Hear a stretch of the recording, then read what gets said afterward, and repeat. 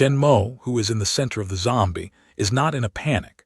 He ignores the numerous zombies climbing up at his feet and the countless ferocious arms stretching out around the car. His eyes cross the corpse sea and fall on the wall. Among the three remaining people on the wall at this time, Luther West and Angel Ortiz are shooting continuously to help Chen Mo eliminate the zombies climbing up around the anchored heavy truck. Bennett is the only one standing beside him, with nothing to do with it. Both Luther West and Angel Ortiz thought Bennett was unarmed, so no one expected him to help kill the zombie. But in fact, Bennett has been hiding a small women's pistol. He never showed the pistol in front of anyone. Even Jin Yang, who had been with him, did not know that there was a pistol hidden in him. This is his trump card. Bennett will not be exposed easily. And now they are trapped in prison by zombies. Not only is their food limited, but also there are not many bullets. He doesn't want to waste his precious bullets for others. As for the others, he would like them to spend all their bullets. Then no one would dare to oppose him. This prison is not the last thing. He has the final say. Chen Mo, standing on the top of the car, has a panoramic view of the performance of the people on the wall, including their every expression and action, as well as all the things hidden in them, which can't escape Chen's sharp eyes and the sense of thinking. In this short period of time, Chen Mo has a very clear understanding of the situation of these 5 people, and then corresponds to the performance of several people in the film. Everything becomes clear at a glance. There's no need to delay any longer. After all, the firepower of Luther West and Angel Ortiz is limited, but there are too many zombies around the front of the car. At this time, some of the zombies around have climbed their upper body to the top of the heavy truck, and they are waving their arms in the direction of Chen Mo. Standing on the top of the car all the time, Chen Mo, who quietly watched the performance of the people on the wall, finally moved. Chen Mo's hands quickly raised to both sides. 2 black pistols slipped out of his cuffs and were caught by him. The muzzle just pointed to the edge of the roof on both sides. Then, in the surprised eyes of all the people on the wall, Chen Mo quickly pulled the trigger. Bang, bang, bang, bang. A series of rapid shots rang out one after another, and a bullet shot out of the muzzle of the gun, accurately hitting the heads of the zombies just sticking out on both sides. All the dead bodies that were hit were shot in the head and fell off the roof one after another. This scene also just fell in the eyes of Christo and Jin Yang, who had just run up the wall with ropes and hooks. The 2 shocked people opened their mouths and stared at the sudden outbreak of Chen Mo for a while. They forgot to give the ropes and hooks to Luther West. Luther West and Angel Ortiz were more surprised than either. Compared with Jin Yang and Christo, who haven't touched the gun very much, Luther West and Angel Ortiz are not bad at shooting. Even, they have strong confidence in the shooting skills they have trained in fighting with the zombie in recent years. But when they saw Chen Mo's shooting skills, they knew what a real master was. Not to mention Chen Mo's magical ability to hide a gun at his cuff, they are amazed by the speed and accuracy of his horrible shooting. Although Chen Mo is close to the zombies on both sides, don't forget that he can shoot 2 pistols at the same time. He had no way to aim at 3 o'clock in one line at all. Instead, he totally relied on the sense of gun to shoot at the zombies in the remaining light on both sides. In this case, even the targets close to him, the hit rate could not be too high. Chen Mo not only shot, but also shot many times faster than they shot in the front. That's about to catch up with the continuous shooting of automatic rifles, almost a continuous shooting sound, as well as the zombies on both sides of the car roof crashing down, all telling them clearly how terrible Chen Mo's shooting speed is. This tall Chinese-American youth in a suit, with 2 pistols, gave birth to the effect of surpassing the automatic rifle. They asked themselves that if they were replaced, even if they were armed with automatic rifles and fired straws, they would have achieved such a horrible killing efficiency as Chen Mo. Originally, because Chen Mo dared to venture into the corpse sea alone, and always looked at Chen Mo differently in the face of the desperate situation, Luther West could not help sighing in her heart. No wonder that the other party's psychological quality was so strong and never feared. Just look at this powerful shooting method. Luther West can conclude that this man's identity is not simple, and before the disaster, he is also the top soldier. Even the soldiers of special forces have no such combat effectiveness. Compared with the speed of Chen mowing wheat, the previous attacks of Luther West and Angel Ortiz are not worth mentioning. Shocked by Chen Mo's shooting, Luther West also remembered her plan. He was worried that Chen Mo could not insist on their rescue, but now Chen Mo has such a strong fighting force, and these zombies obviously do not threaten him for a while, so they can have time to carry out rescue as planned. "Give me something." Luther West stopped shooting, inserted the pistol back into his waist, and then took the rope and hook from the hands of King Yang and Claire, who had come back to God, and quickly tied one end of the rope to the hook. But when he looked up to Chen Mo again, the situation changed again. 2 pistols in his hand kept firing. At the point of the muzzle, the headlong corpse was soon killed. At the same time, Chen Mo's arms were also swinging forward rapidly, drawing 2 long arcs on both sides of his body and finally pointing to the front. In this process, the bullets from 2 pistols also swept through the dense zombies on the edge of the roof, and all the zombies of all probes on both sides and in front of the heavy truck roof were cleared.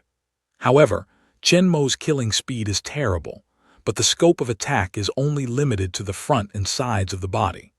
Around the long carriage behind him, there are countless zombies who are continuing to climb madly. And just when the zombies in the front of the carriage are cleared, finally some zombies climb up the top of the carriage and rush towards the front Chen Mo. All the people on the wall are very worried. Chen Mo's shooting skill is even stronger. Once he is bitten by a zombie, he will only have to change. But now Chen Mo is just between these zombies and them. If they shoot at this distance, they may hurt Chen Mo by mistake. Even if they want to help, they have no way. It was too late for Luther West to throw out the rope and hook he had just tied and hurriedly reminded Chen Mo, who was still shooting at the zombie in front of the car. "Be careful behind you." Angel Ortiz, Cristo, and Kim Yang all changed their faces. They shouted a loud reminder. "Be careful." Behind you, however, Chen Mo didn't seem to hear that. He ignored several zombies approaching quickly behind him. He just smiled at several people on the wall. Then, in the shocked eyes of all the people, he suddenly stepped forward and rushed ahead. Finally, he stepped hard on the edge of the car, jumped up and fell into the dense corpses ahead. "What is he doing?" Angel Ortiz exclaimed in disbelief. Bennett, who had been hoping for Chen Mo's quick death, could not help being surprised. Is this guy scared to be stupid? In his opinion, Chen Mo is likely to hear their reminders and know that there is a zombie approaching behind him, so he would jump off the roof in panic. No matter what the people on the wall think, Chen Mo has jumped out of the car roof and fell towards the corpses below. However, Chen Mo didn't jump down directly, but jumped up after rushing forward. Although Chen Mo didn't use all his strength, he also stepped on the iron sheet at the edge of the car roof deeply, forming a clear footprint, and Chen Mo's body also jumped forward nearly 2 meters, crossed a long parabola in the air, and fell down towards the front of the car nearly 10 meters away. While jumping out of the roof, Chen Mo's double guns began to shoot at the front and the bottom continuously, and all the 20 zombies standing at his whereabouts exploded and fell to the ground in a flash. 10 meters in front of the heavy truck was cleared out of a small vacuum in an instant. When Chen Mo fell to the ground, the nearest zombie was a meter away from him. In the face of Chen Mo, who came down from the sky, all the living zombies around rushed towards him, but Chen Mo did not stop and wait for them to surround him. After landing, Chen Mo never stops at his feet.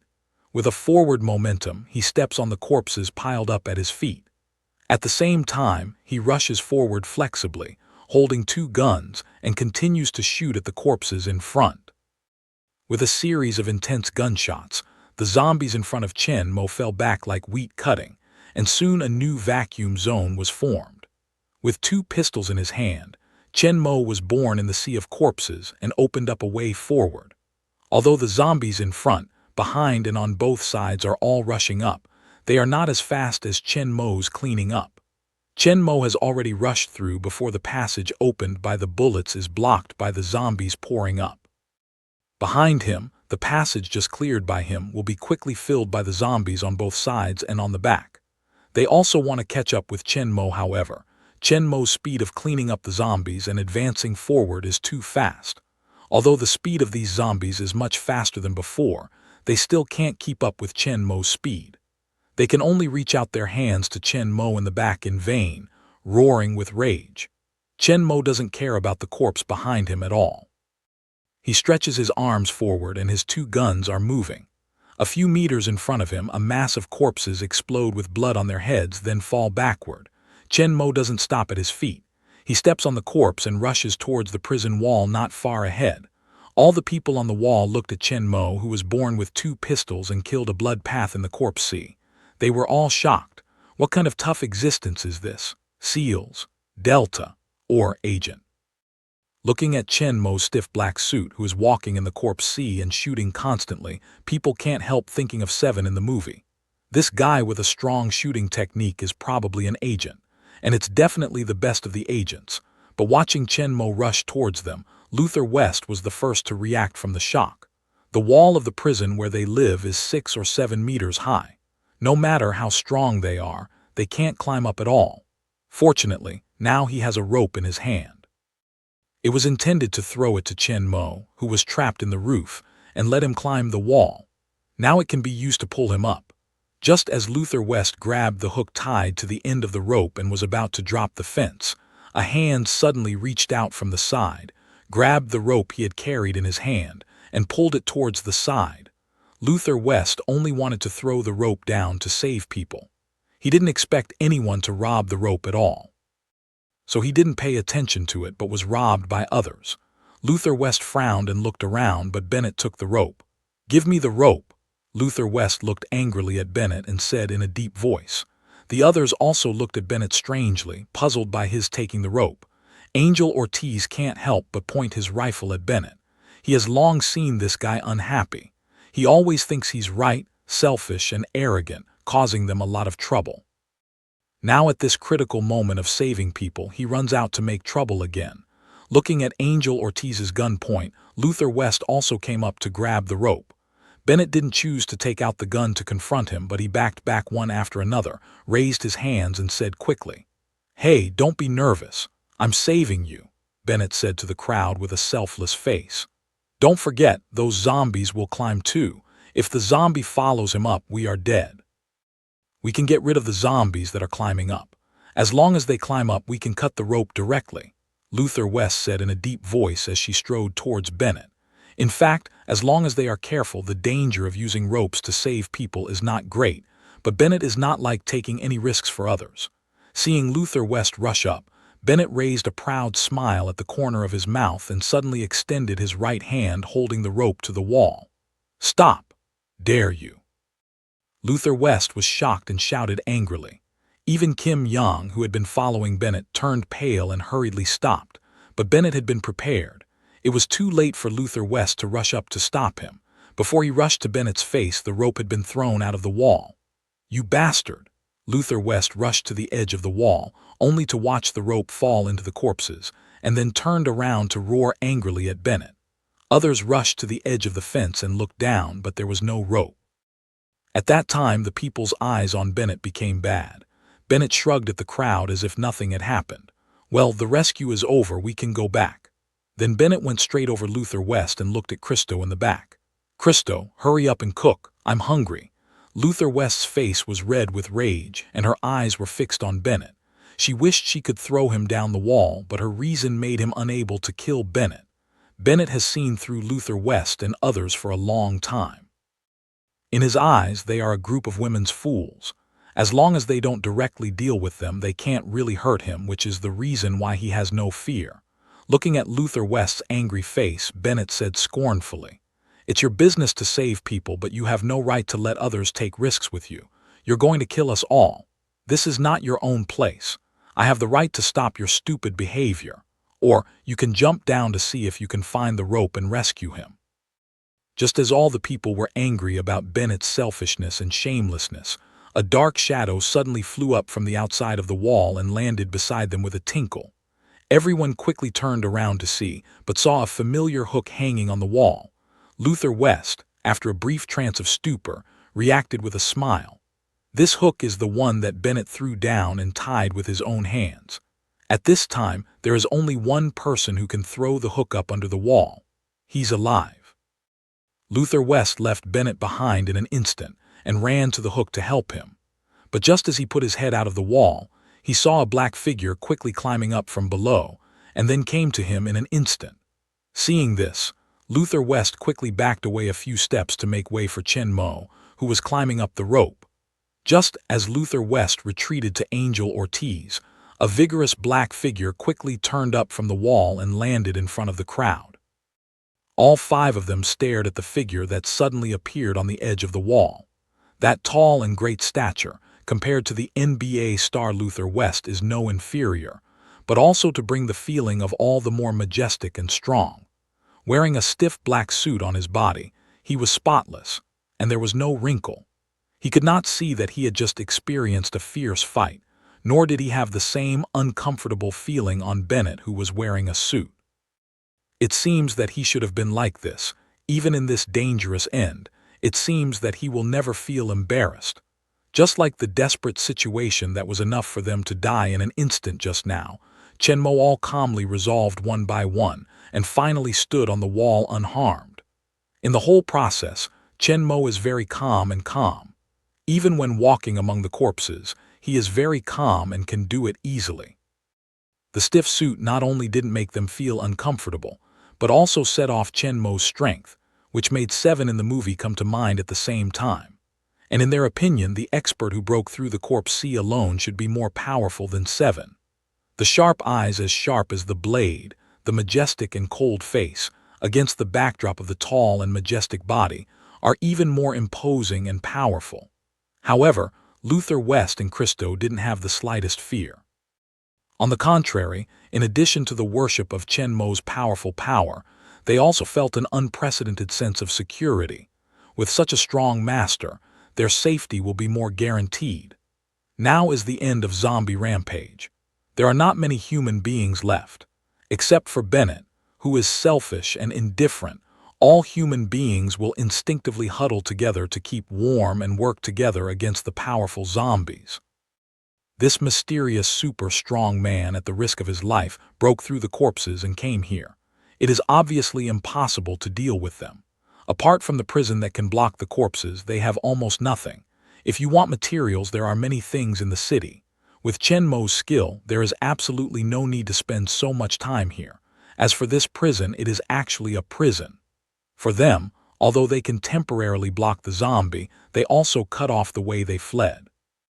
When the food left in the prison is finished, they will only have one way to die. While the whole city's zombies are attracted by them, driving away from the city, hiding in a sparsely populated place is the most sensible choice. Therefore, it's easy for several people to judge that Chen Mo's arrival is absolutely harmless, and it's more likely to save them. So looking at Chen Mo, who is fierce and fierce, Luther West is not afraid but excited. In this dangerous end, the strong represent the hope of survival. There is no reason for them to be unhappy with the presence of Chen Mo. They may even get rid of the prison, rush out of the prison and live in a safer place. However, contrary to the excited people, one of them turned pale after Chen Mo appeared. Bennett was also proud to have stopped Luther West from rescuing Chen Mo. Chen Mo, who was supposed to be killed by him, came to him.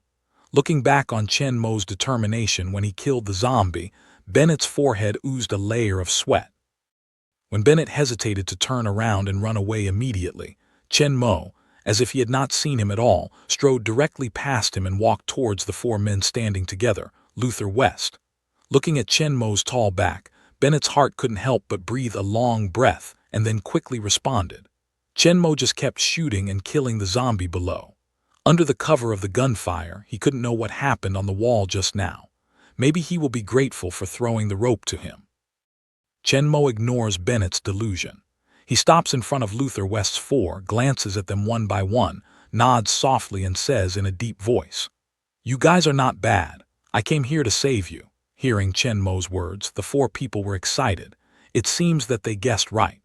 The reason why the expert broke through the corpse group and rushed to the prison at great risk was that he really came to save them. Moreover, Chen Mo's words mean that they helped others before, and they were all looked at by him. They were also very grateful. If they had just listened to Bennett's idea and had stood by from the very beginning, they would not know if Chen Mo would just turn around and give up their rescue. "Are you really here to save us?" "Great!" cried Christo excitedly. She didn't think so much. She only knew that someone came to save them at last. Just now, Christo and Jin Yang found the rope to return to the wall, but they also saw Chen Mo's heroism. Christo had no doubt about his ability to save them. Since he was able to break through the numerous zombies outside alone and come to prison, he was able to escape with them. "Are you from Arcadia?" asked Angel Ortiz, a strong man with a rifle. Hearing this, Luther West and others also reflected it. They could not help looking forward to Chen Mo. A few days ago, a cargo ship Arcadia appeared on the coast, parked down, and they even received a radio broadcast from the Arcadia that they had no infection there and could provide security, food, and shelter. Originally, they also hoped that the other side would send someone to rescue them, but they observed for several days. But the other side did not make any movement, and the ship did not even show a personal image. When Chen Mo first appeared, they also thought it was the rescue team sent by Acadia. However, when they saw through the telescope that only one person and an unmodified heavy truck were coming, their hopes just lit up, could not help but go out again. Obviously, anyone who has sense will not send only one person to drive a truck to hit the huge corpse group to save people.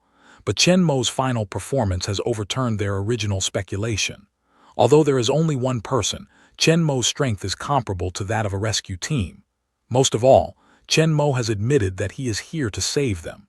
If it's Arcadia, that would be great.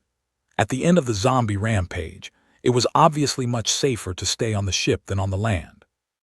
There was no need to worry about being attacked and surrounded by zombies. Besides, there should be more survivors on that ship.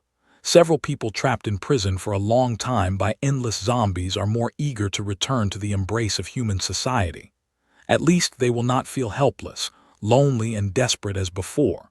Compared with their prison, Arcadia is the real paradise. But in the eyes of several people, Chen Mo slowly shook his head and said in a deep voice, "It seems that you have received Arcadia's broadcast, but what I want to tell you is that there is something wrong with the ship." How could it be? The four of them were incredibly wide-eyed. If other people said this, they would not believe it at all. However, they just conquered Chen Mo with their powerful power. Although they were shocked, they did not immediately deny it in their hearts. Instead, Chi looked at Chen Mo and waited for his explanation. It was Luther West, after Chen Mo had finished, who frowned and thought as if he thought of something. "Apart from that broadcast, did you find any sign of survivors' activity on that ship?" Chen Mo looked at several people and asked in a deep voice. Several people smell the words, cannot help but look at each other, and finally shook their heads at the same time. They arrange people to watch on the top of the building in turn every day. Since the ship appeared, they have been paying attention to it.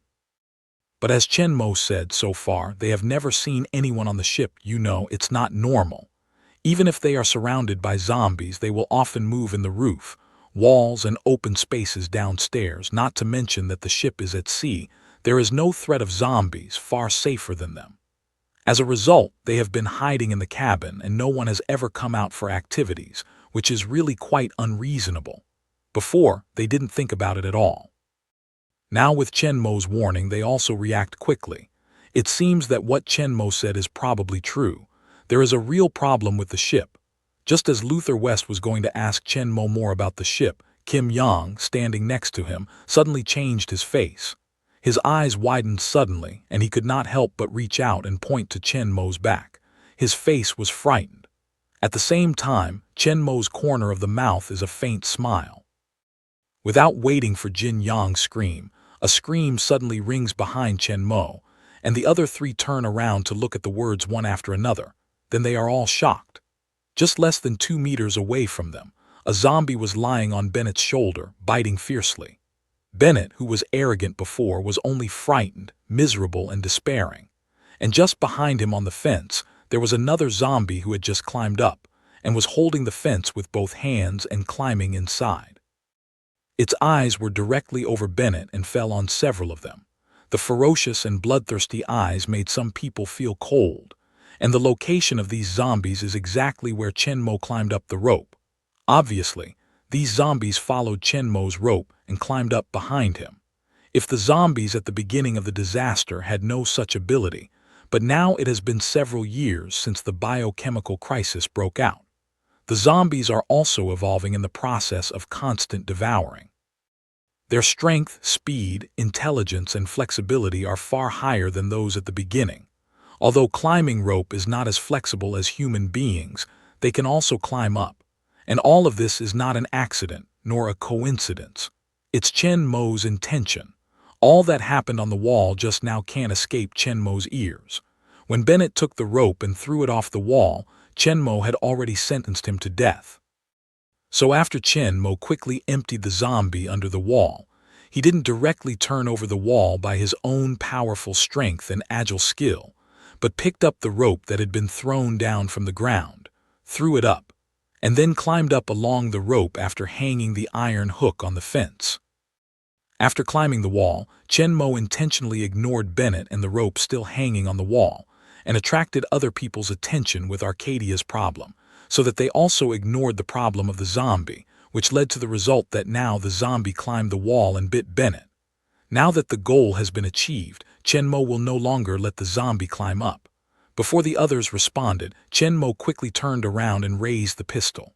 Bang! First, a shot accurately broke the rope.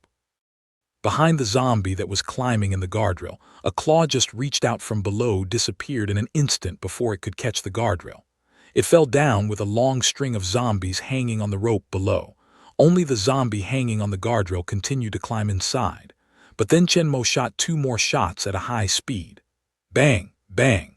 On the guardrail, there was a hole in the head of the zombie who was struggling to climb in. When his claws were loose, they fell down. Bennett's corpse, which was lying on his neck after him, was almost burst at the same time, and a mass of dirty blood splashed on Bennett's face. Under the great impact of the bullet, the body of the zombie suddenly fell back and fell from the waist-high guardrail at the edge of the fence. Just now, Chenmo solved the extremely dangerous situation in an instant. Only the iron hook hanging on the guardrail and Bennett, who was covering his neck and screaming, were still reminding people what happened just now. All this happened in a flash. The other 4 didn't even have time to respond, and the crisis was quickly lifted by Chenmo. And looking at the blood flow in front of the guardrail, Bennett, who is covering his neck and howling, looks very complicated. After living in this eschatology for so many years, they have already known the zombies and viruses very well. They are very clear that as long as they are bitten by the zombies, they will surely die. In a short time, Bennett will mutate into a zombie just like the one outside the wall, only knowing killing and eating. Although Luther West despised Bennett's character and was very angry with him for not saving his life, he was still a little uncomfortable when he saw that Bennett was about to become a zombie. There are not many human beings left in the world. The death of every survivor represents a step closer to extinction. I don't know when it will be their turn. But Christo and Angel Ortiz didn't think as much as Luther West did. Looking at Bennett, they couldn't help but have a flash of joy in their eyes. They've been fed up with Bennett for a long time. Such selfish, indifferent, and arrogant teammates will only kill them. Especially when Bennett robbed the rope and almost killed Chenmo, he even violated their bottom line. Although they will not take the initiative to kill Bennett, but for Bennett's death, they cannot have any sympathy and sad feeling. Kim Yang was the closest to Bennett. Before the disaster, he was an intern under Bennett.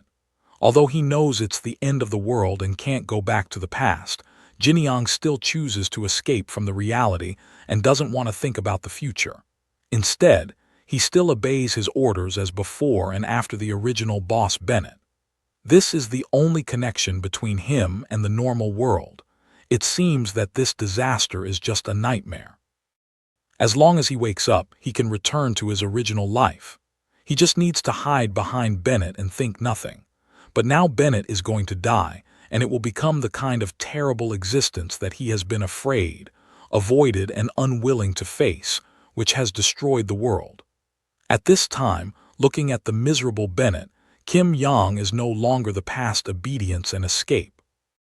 Instead, there's intense anger, not only to Bennett, but also to the zombies who destroyed the world and his original happy life. In fact, Jin Young doesn't know that Bennett has been cheating and using him all the time. As long as he is in danger, Bennett will definitely push him out first without hesitation. He just didn't want to think and face it before, but now his dream has been broken, and he has to wake up and face the reality. The anger over Bennett's years of accumulation also erupted. But Kim Young didn't do anything drastic. He just stood there, his eyes fixed on Bennett, who was still screaming, but his expression was more and more calm. Now that he has accepted the reality, what he has to do is to live well. No longer rely on others, but on themselves. Chen's senses and the ability of mental scanning make him pay attention to the change of Jin Yang, even though he is facing the crowd. Chen Mo is not too surprised by the change of Jin Yang. Originally in the movie, Kim Yang is a person who has little idea, even some cowardly existence. But when Bennett is ready to fly away in a small plane with Alice parked on the top of the building, he does not choose to leave other people with Bennett, but tries to stop him. This shows that he has his own principle and bottom line. In Chen Mo's view, this is actually the most important thing for a person. Strength and courage can be acquired through training, but it is difficult to change one's principle and bottom line. Jin Yang had been avoiding reality before, so he was never willing to face the zombie, and would not have the courage to fight with the zombie, so in the years after the outbreak of the crisis, his courage and strength did not improve at all. And the easiest way to wake up an escapist is to break the last barrier in his heart. Bennett's fact that he is going to become a zombie clearly makes him fully awake.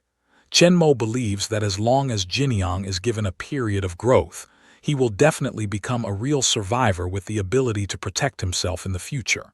At that time, he is really qualified to live in the end of the world. Apart from Chen Mo, other people didn't notice the change of Jin Yang. Their attention was all on Bennett. After screaming for a while, Bennett gradually recovered a little sense from the pain, but then he realized what happened to him. He was bitten by a zombie. This is not the time when the biochemical crisis just broke out. Everyone who can live to the present has witnessed the situation that human beings become zombies after being bitten by zombies for countless times. Now, it's his turn. Bennett just recovered a little sense of the moment, was overwhelmed by panic and despair. No. I don't want to die, I'm not willing to.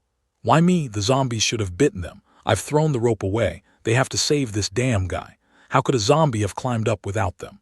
I couldn't have been bitten. A bit of craziness gradually occupied Bennett's face. Looking at the 5 Chenmo people standing in front of him, Bennett's eyes suddenly showed a thick hatred and ferocity. He stopped the meaningless scream and looked at the 5 people in the opposite direction with red eyes, hissing and roaring. Because of you, I can't live, and you don't want to. Go to hell. At this time, the people have found out the mistake, but before they can respond, Bennett is shouting the last sentence at the same time, suddenly reached out from the inside pocket of the suit and took out a silver lady pistol, pointing at the people.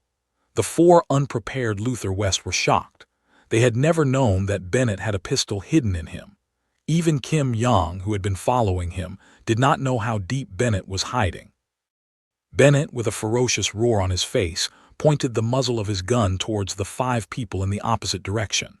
As a result of the incident, Luther West and others had not thought that Bennett had hidden a pistol, and even wanted to pull them back after being bitten by the zombie. When they saw Bennett's pistol and thought of raising it to fight back or dodge, it was too late. Bennett's pistol had pointed at them first. At this moment, in addition to panic, people are more furious with Bennett. They shouldn't have left this selfish, cold, paranoid, and crazy guy. When he took the rope and threw it down the wall, he should have been killed. Luther West can't help but reflect on whether he was too kind before. At the end of the collapse of human nature, he was still treating Bennett with the conservative human rights thought before. It's his own fault that he was killed by Bennett today. Just as the people were angry, frightened, and remorseful, a gunshot finally sounded. But Luther West 4 soon found out that none of them had been shot. Angel Ortiz and Luther West had no time to think about anything else. They both aimed their guns at Bennett and pulled the trigger without hesitation. It's enough to make one mistake. Bennett is going to kill them. Angel Ortiz and Luther West don't have any worries anymore. Bennett must be killed immediately, whether for their own sake or to save others. Angry, the two did not care about saving bullets, biting his teeth and angrily pulling the trigger towards Bennett. Die, asshole! Bang, bang, bang, bang, bang. More than a dozen bullets were fired from the pistols and rifles in the hands of the two men, pouring towards Bennett and bursting with blood on him. When the bullets in the two men's guns were gone, Bennett fell to the ground with a hole in his body. There was no sound. The lady's pistol in his hand fell out of his hand and fell to one side. After a brief silence, Luther West and Angel Ortiz took a look at each other.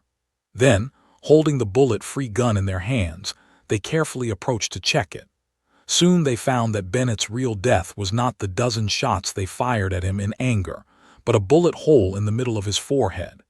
It may not be difficult to hit the head with their two shooting methods, but such a precise hit on the eyebrow is obviously not what they can do. The two men turned around and looked at Chen Mo, but saw that he was holding a black pistol which was one size larger than the ordinary pistol, with a very handsome appearance. After careful observation, we could see that there were traces of white smoke at the muzzle of the pistol was slowly disappearing. Obviously, it wasn't because Bennett missed the shot that they were okay just now. In fact, he didn't have time to shoot at all. Just then, Chen Mo shot first. He killed Bennett before he pulled the trigger. Otherwise, there might be casualties among them. Looking at Bennett, who was lying on the ground with a complicated look, Luther West immediately came to Chen Mo and said thank you solemnly. Thank you for saving us. The reason why he was bitten also has something to do with me. Chen Mo said, holding the pistol in his hand, but the black pistol slipped back into his sleeve and disappeared. This is not the ability to store things in space, but a skill in gun fighting, hiding gun. Although surprised by Chen Mo's strange way of holding up the pistol, Luther West shook his head hard and said in hate, "No, it's his fault."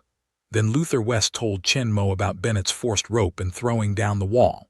Luther West didn't know that, although he was under the wall and shooting the zombie, everything on the wall didn't escape his perception.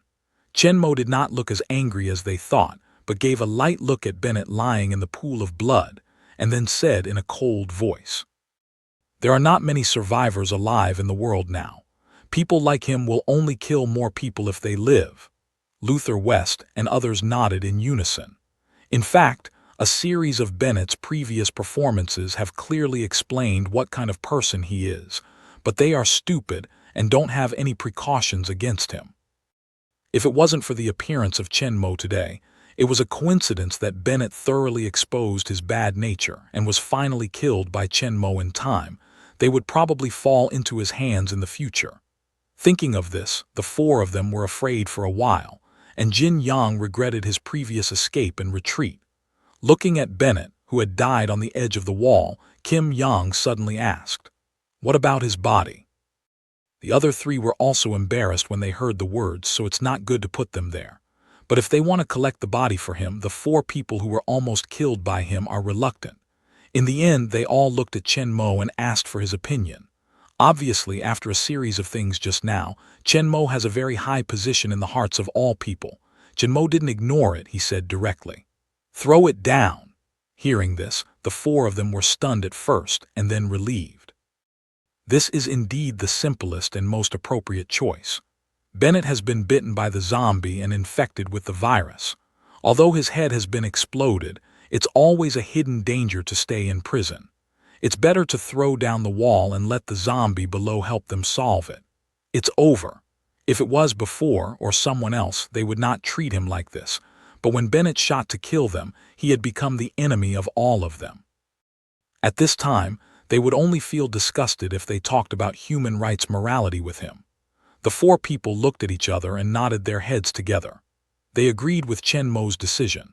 Then Luther West and Angel Ortiz put away their bullet-free guns and headed for Bennett's body on the edge of the wall. But to everyone's surprise, Jin Yang, who has been timid and cowardly, has also followed in addition to the only female Christo standing still and not moving. Luther West and Angel Ortiz looked at each other and saw a little surprise in each other's eyes. But looking at the firm look in Jin Yang's eyes, they nodded at Jin Yang at the same time. Then the three started together, lifted Bennett's body, and threw it out of the wall. The three did not come back immediately, but stood by the guardrail and looked down at the corpses below.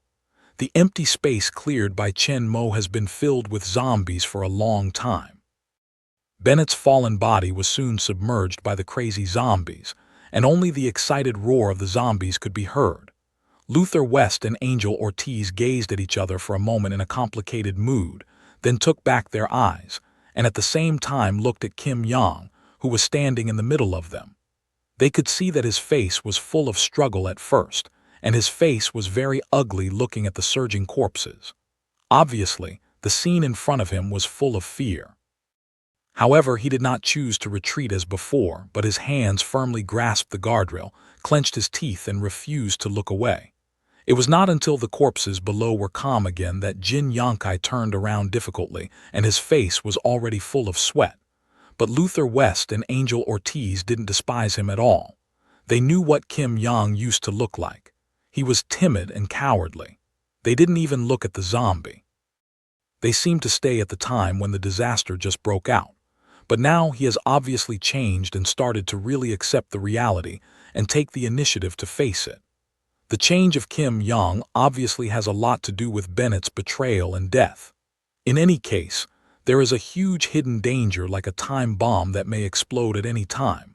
But at the same time, there are more powerful Chen Mo and Jin Yang, who are starting to develop in a good direction. This is undoubtedly very beneficial for their team. And without Bennett, Jin Yang has also changed, and the cohesion of their survivors' team has become much stronger, and the atmosphere of the team has become more harmonious. After a betrayal and crisis, everyone's condition has become better. After solving Bennett's problem, Luther West recalled what Chenmo had told them before and asked Chenmo, "You said before, what's wrong with that boat?" Listen to Luther West again mention this matter. Christo, several people also came to the spirit, a serious look at Chenmo. Chenmo also did not sell off, directly said the prepared words. As a matter of fact, I came with that ship. Not long ago, I also received the broadcast from this ship in San Francisco. Because my location is far from the seaside, when I arrived, the speedboat they sent to the shore had left. But through the telescope I saw them on board. Speaking of this, Chenmo glanced at the four curious people and said in a deep voice, "The survivors were tied up by a group of armed soldiers and taken aboard." "What?" Christo exclaimed in disbelief. But Luther West and Angel Ortiz frowned, and there was a problem. Since then, I have been following them in secret. After capturing the San Francisco survivors, they drove all the way south along the west coast, and they have been using that radio to attract survivors, but there are so few survivors alive so far. I only found you. After hearing Chen Mo's words, all of them couldn't help but rejoice. Fortunately, they were surrounded by zombies and couldn't leave. Otherwise, as early as the day that the ship appeared, they would have taken the initiative to send them to the door to catch themselves. Why do they want survivors? Jin Yang asked with a puzzled face. Chenmo looks at Jin Yang and shakes his head. I haven't figured it out yet. Maybe I can only know it when I arrive at the ship. However, according to my observation, the other side is not an ordinary survivor team, but a strong formal force. Luther West listened attentively with a face. The soldiers they sent ashore are very well equipped and obviously have received formal military training. It is not normal for such a regular armed force to appear in this end, and it's just the power they've shown. Hearing Chenmo's story, Luther West's faces became more and more dignified. When the disaster broke out, you all knew that even the army collapsed completely in a short period of time, but they were able to save as organized armed forces. There is only one explanation for this. They seem to have been prepared for the disaster. When Chenmo finished, everyone's faces changed. How could it be? Luther West couldn't help exclaiming. As the survivors of the biochemical crisis, they experienced the initial crazy, cruel, and bloody period. Many normal people suddenly go crazy for no reason. They attack and bite other people around them crazily. The people who are bitten by them will soon become like them. They will go crazy and continue to attack the people around them. In the first very short time, more than half of the people will be bitten and mutated. As more and more people become zombies, there are crazy zombies everywhere. The rest of the normal people are unable to resist, and the police have failed to play a role. The normal order collapses rapidly, and there is chaos everywhere. All cities fall rapidly in a very short time. Even the army didn't realize the horror of the virus and didn't control the spread of the virus in the first place. Many soldiers were accidentally bitten by their comrades, and a large number of mutations began quickly among the soldiers. In the face of the corpses that could not be killed by bullets, the army soon fell into a mess. Many troops failed to survive the initial outbreak of the virus and completely fell under the rapid internal attack of the corpses. A few of the surviving troops have been completely destroyed, and most of them have lost their command, equipment, and ammunition. In the face of the corpse army that has completely erupted, their final outcome is basically swallowed up by the corpse sea, and the whole army is destroyed. According to Chen Mo, if the mysterious forces on the ship really keep a considerable number of regular armed forces, they may have been prepared in advance when the virus broke out, as Chen Mo speculated. In fact, the vast majority of people are bitten by the mutated infected people and infected with the virus. The number of the first infected people who are actually infected with the mutated T virus in the air is not too much. If the power and transmission mode of the virus are very clear in advance, and the infected can be treated in time when they are ill, isolated, or directly disposed of, then at the beginning of the outbreak of the virus, it is easy to control the spread of the virus in a small range and save most of the living power. After the initial shock of Luther West, they soon understood that what Chen Mo said was probably true. Although it's hard to accept that someone knew the outbreak of the virus in advance, it's the only way to make sense. The whole Los Angeles fight left a few of them, hiding in the prison to survive. More cities are completely reduced to a death. A survivor did not survive. All died in the hands of the zombie. The whole world does not know how many people can survive. It is very difficult for human beings to survive in front of the zombies who occupy an absolute number of advantages. At this time, there is a ship leisurely down the coastline, collecting survivors, claiming to be able to provide security, food, and shelter. Now, I think the emergence of this ship is very problematic. Under normal circumstances, when the virus breaks out, there will be mutation on board, but without preparation, in such a closed environment, the spread of the virus will only be faster. Every ship will eventually become the world of zombies. In a complex environment like a ship, it's not possible for a general survivor team to take control of the zombies and clean up all the zombies on board. In the past, they only wanted to escape the prison and get rid of the siege of the zombies. They never doubted the truth of Arcadia. Now, thinking carefully, the ship is full of doubts and there are many unreasonable places.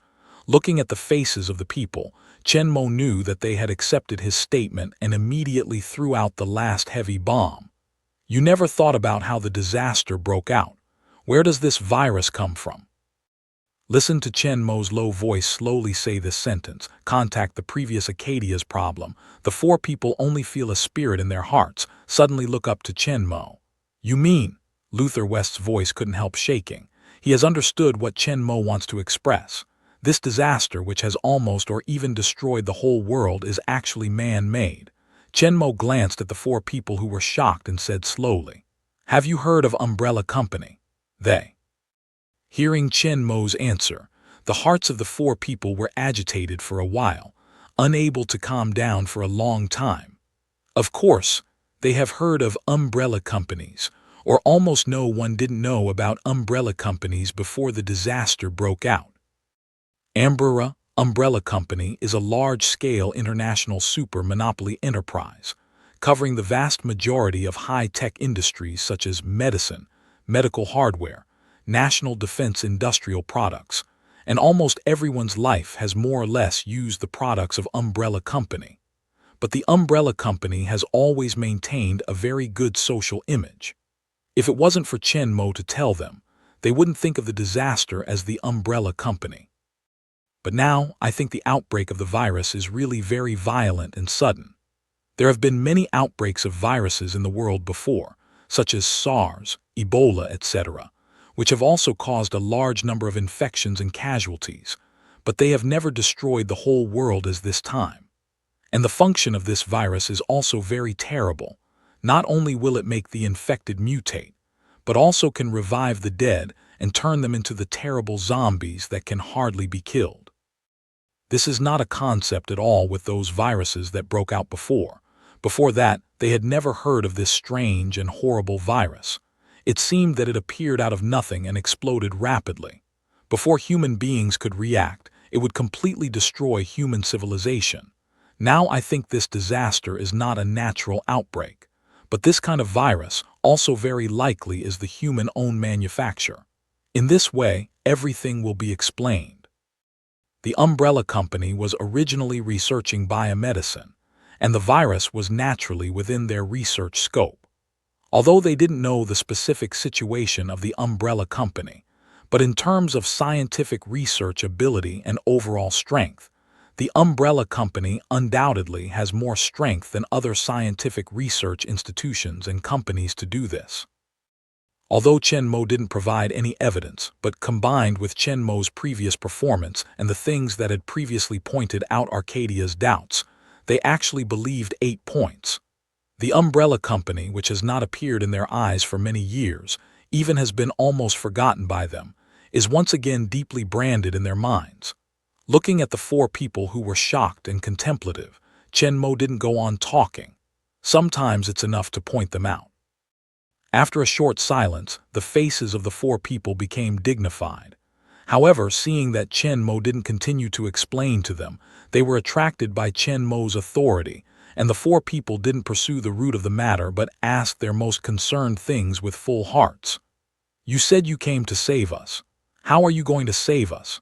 asked Luther West, looking expectant. Arcadia obviously has a problem. It is likely that it is the conspiracy of Umbrella Company that caused the end of the world, so the only thing they can rely on now is Chen Mo. The other 3 also came to their senses at the moment when they heard the words. They temporarily put down the affairs of Arcadia and Umbrella Company in their minds, and looked at Chen Mo with the same look of expectation. Since Chen Mo dares to break through the corpses alone to save them, he must have a way to save them. In the eyes of private expectation, Chen Mo said in a serious voice, "Now there are 2 ways. First, go straight out." Hearing the words, the 4 of them could not help but think of the scene where Chen Mo had just cut through the corpses with 2 pistols. They know that Chen Mo is not bragging, but that Chen Mo can do it doesn't mean they can. Just now, when Chen Mo rushed over, they saw all of them. The space he cleared was just enough for him to walk safely. It's hard for even one more person not to be caught by the zombie. Just relying on Chen Mo's own way, they will easily be caught by the zombies pouring up around them. There is no estimate that they can finally escape with Chen Mo. But if you can have a car as powerful and strong as the heavy truck Chen Mo drove before, if it's their own way, of course, this method can't work. The final result must be the same as that before Chen Mo, trapped by the huge number of corpses. But if they drive with Chen Mo shooting in the car for cover, it will definitely be much less difficult than Chen Mo's attack on the corpses alone just now. There is basically no big problem to rush out. Unfortunately, there is only one police car here that has been parked for a long time. I don't know if they can drive it. I don't know if I can sit down all of them. It's just the weak defense and weak horsepower that can't do it. If they really dare to drive this car to attack the corpse group, they will sink into the corpse group within a short distance, and finally they will be smashed into the window and devoured alive. This plan is obviously not working. It can't be said that Chen Mo's method is not good.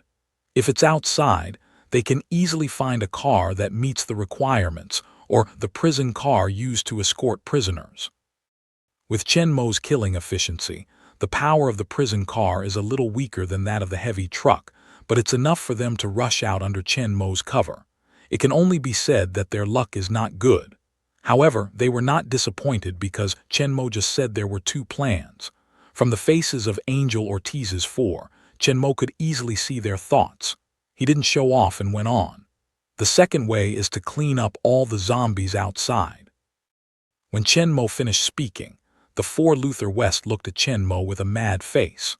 Although they don't know the specific number of the zombies out there, in terms of the population of nearly 4 million people in Los Angeles, there are at least hundreds of thousands of zombies gathered outside the prison, even those who are far away from the downtown area and not attracted by them, who are eaten by the zombies and can't survive or mutate, and who wander away from Los Angeles.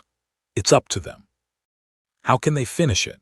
And they don't have enough ammunition. If there are enough bullets, we can take a period of time to clean up the zombies slowly, but we don't have many bullets.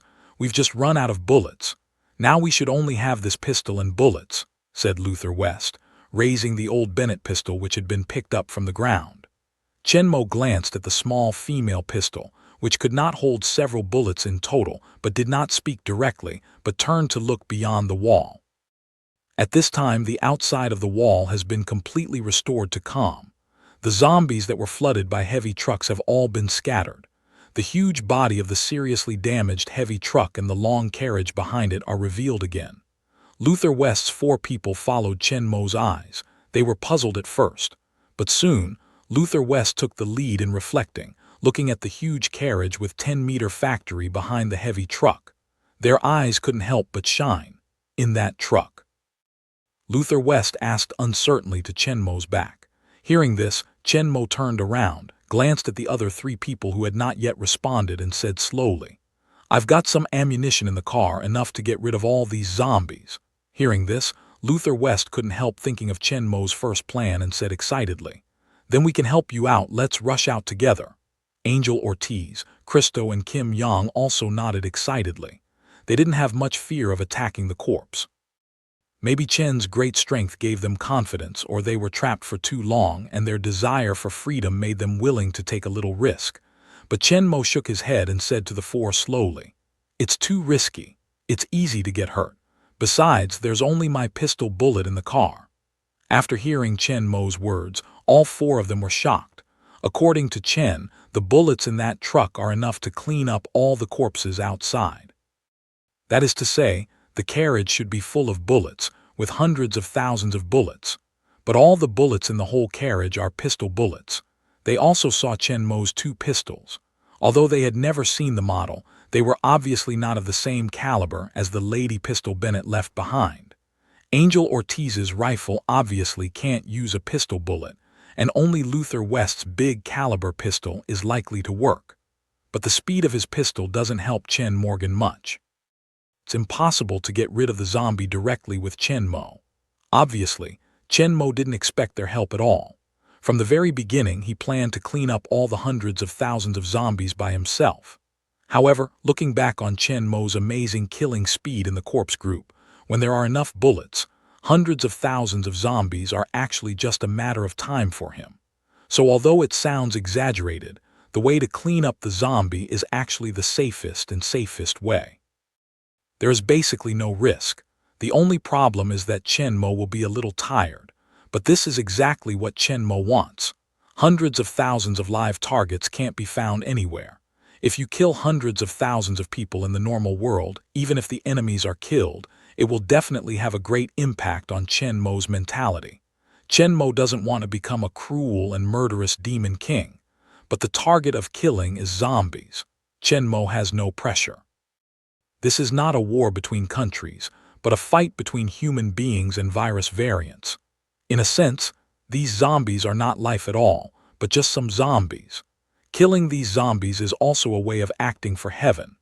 Finally, the 4 had to accept Chenmo's second plan, waiting for Chenmo to slowly clean up all the hundreds of thousands of zombies outside, and then they could leave the prison to protect them and imprison them for several years. Seeing that the 4 have accepted the reality and have not raised any objection to his plan, Chenmo turns to ask other questions. There are only 4 of you in this prison.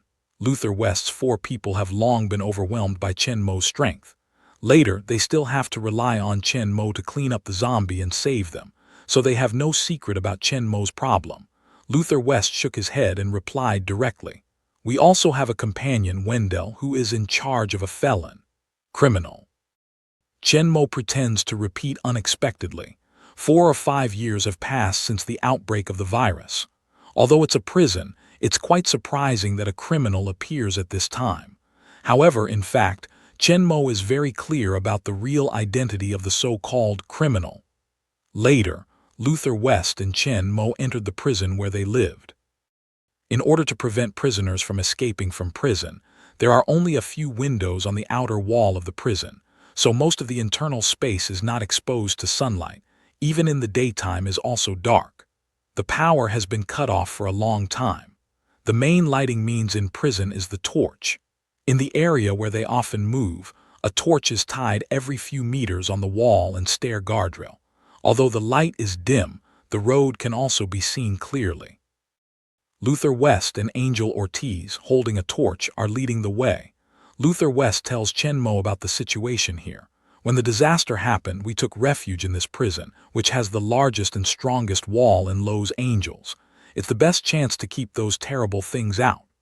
By the time we get here, the guards and prisoners in the prison will have run away. I guess when the virus breaks out and people start to eat people, it doesn't make sense to lock them up again. With the story of Luther West, a group of 5 people stopped at the end of the dark prison corridor. Luther West and Angel Ortiz pushed open a heavy iron door in front of them. With the two, they turned down a flight of stairs behind the door and came to a very open and closed space. At first, we thought this place had been abandoned completely, and there was no one left until we found this. Luther West, who was the first to go down the stairs, dodged to one side and waited for the others to come down, while his eyes crossed the dark space ahead and fell more than 10 meters away. The area of this space is not small, enough to have 200 or 300 square meters, but in addition to a dozen iron tins and oil barrels placed against the wall with a torch, there is only a small container-sized steel cage in the middle. Made entirely of steel and high-strength bulletproof glass, this cage is the highest level of security for extremely dangerous prisoners.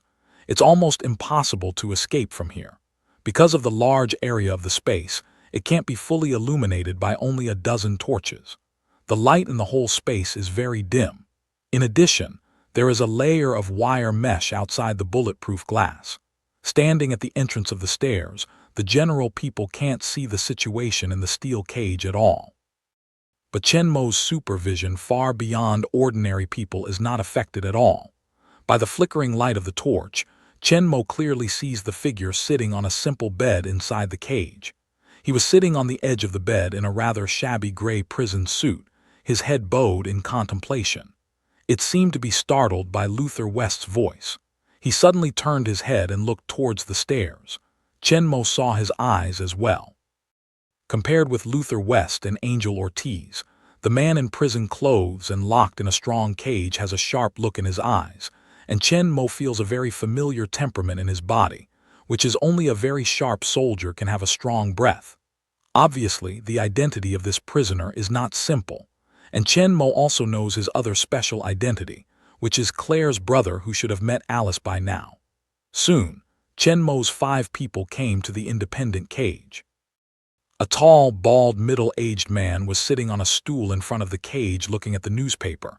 He didn't find out until Chen Mo and them came to him. It was Luther West who called for him, and he didn't notice the arrival of the people.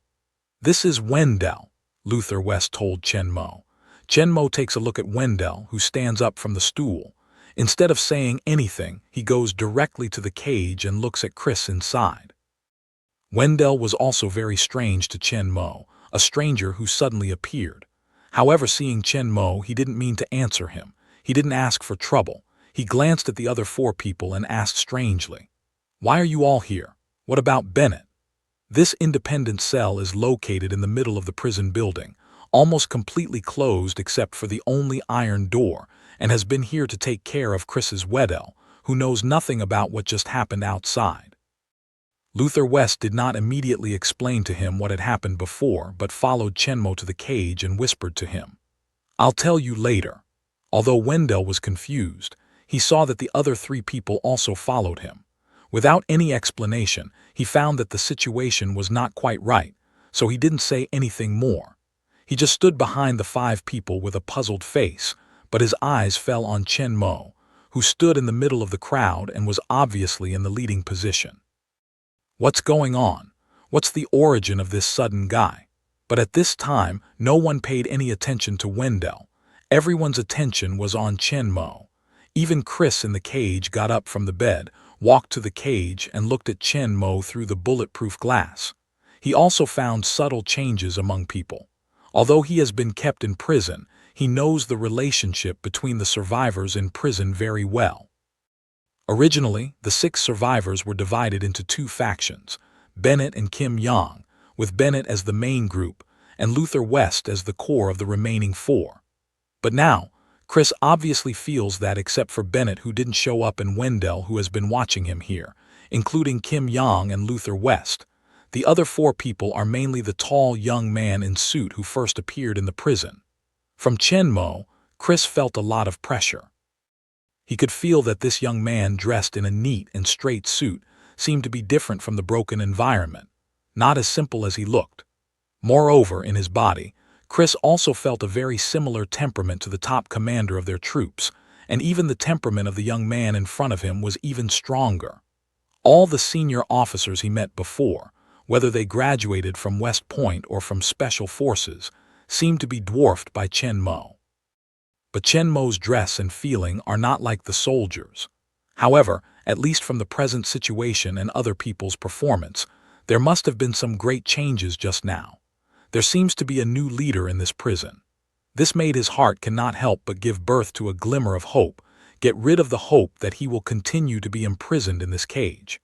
And all of this must fall on the young man with strong and dignified temperament in front of him.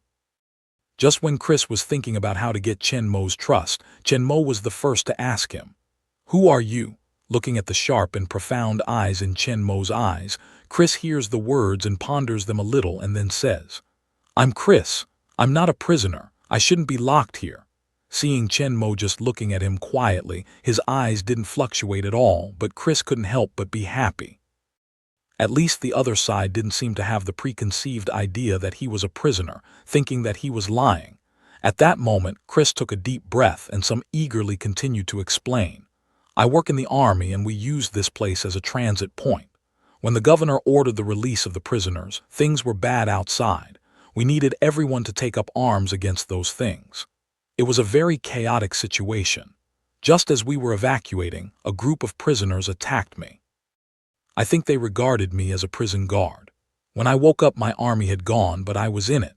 When Chris finished speaking, he found that Chen Mo's eyes still did not fluctuate, neither doubting nor believing, which made Chris worried. Chen Mo is his only chance now. If he can't be persuaded to let him out, he may be locked in this cage forever. At that time, Chris directly threw out his trump card. "I know how to get out of here. Let me out and I'll tell you." Chris finished and looked at Chen Mo with great apprehension. If Chen Mo still didn't believe him like other people, he would have no chance at all. In Chris's expectant eyes, Chen Mo stared at him for a moment, then turned to Luther West, who was standing beside him, and said in a deep voice, "Open the door." Luther West was in a bit of a dilemma when she heard what she said, looking at Chen Mo and saying in a hurry, "But he is a murderer." Chen Mo didn't get angry, just asked lightly, "How do you know?" Seeing that Chen Mo was not angry, Luther West took a breath of relief and quickly explained, "I can see it in his eyes. I know human nature." Chen Mo can't help laughing at his words. Generally speaking, Luther West is pretty good. He is not bad in character and courage. However, he may have been hiding in this prison since the beginning of the disaster. In many places, he still retains the idea before the end of the world. Because Chris's murderous spirit is preconceived and takes him as a murderer, it's hard to change his view of him. Chen Mo immediately looked at Luther West and said thoughtfully, "And what do you see in my eyes?" Luther West can't help but look into Chen Mo's eyes when he hears the words, and a fierce killing intention like a blade breaks out from Chen Mo's eyes like the essence, which makes Luther West feel a shock in his heart, as if he was stared at by some horrible monster. The whole body has to move, and a cold sweat appears behind him. In Chen Mo's eyes, the murderous spirit flashed away, while Luther West felt suffocating as if he had passed through the edge of death once. In retrospect, Luther West felt a sense of fear. Quickly turned his head, Luther West was afraid to look into Chen Mo's eyes for a while, but his heart couldn't help exclaiming, "What kind of existence is this? There is such a powerful murderous spirit. Murderous chi seems to be a vague feeling or a special temperament. What he felt from Chris before was actually a faint feeling, not very strong. However, the murderous spirit of terror that just broke out immediately by Chen Mo is just like the essence, which directly affects his heart and body, which is completely beyond his cognition of murderous spirit. It turns out that murderous spirit can be so powerful. How many people has he killed? In terms of zombies, he and Angel Ortiz actually killed a lot, but they didn't feel the sense of killing at all, and they didn't feel the slightest sense of killing from each other. So Luther West thinks that only those who have actually killed people will have murderous spirit. That's why he always thought Chris was a murderer. But it's hard for Luther West to accept that Chen Mo is also a murderer. Would a murderer risk his life to rush into the sea of corpses? Moreover, Chen Mo's strong strength and special temperament make them unable to connect Chen Mo with the murderer. They prefer to believe that Chen Mo is a top 8. It's no surprise that a top-secret agent has killed many enemies when completing a mission. But in this way, Chris could be a soldier. Maybe he really made a mistake. He believes that Chen Mo's eyes are absolutely more accurate than his. And even if it's wrong, it doesn't matter. Before, they regarded Chris as a dangerous murderer and didn't dare to let him out at all. But with Chen Mo, they didn't need to worry at all. With Chen Mo's strong strength, even if Chris was really a serial killer, he couldn't turn over any waves. On the contrary, it is very likely to be shot by Chen Mo directly. Luther West quickly figured everything out. After recovering from Chen Mo's murderous shock, she went straight to the front door of the cage, took out a key from her pocket, and opened the iron lock on the cage. In Chris's excited eyes, the door of the prison which had imprisoned him for several years finally opened. Trying to control his excited and complex emotions, Chris slowly stepped out of the cage. Without the barrier of bulletproof glass, Chris looked at Chen Mo standing in front of him again, and there was a thick gratitude in his eyes. If it wasn't for Chen Mo, he didn't know when he would be locked up. Seeing Chris coming out, Chen Mo said directly to him, "Take us to see what you said about leaving, and let them know if you lied." Chris could not help but look at the other people present. From their eyes, Chris felt fear, vigilance, and doubt.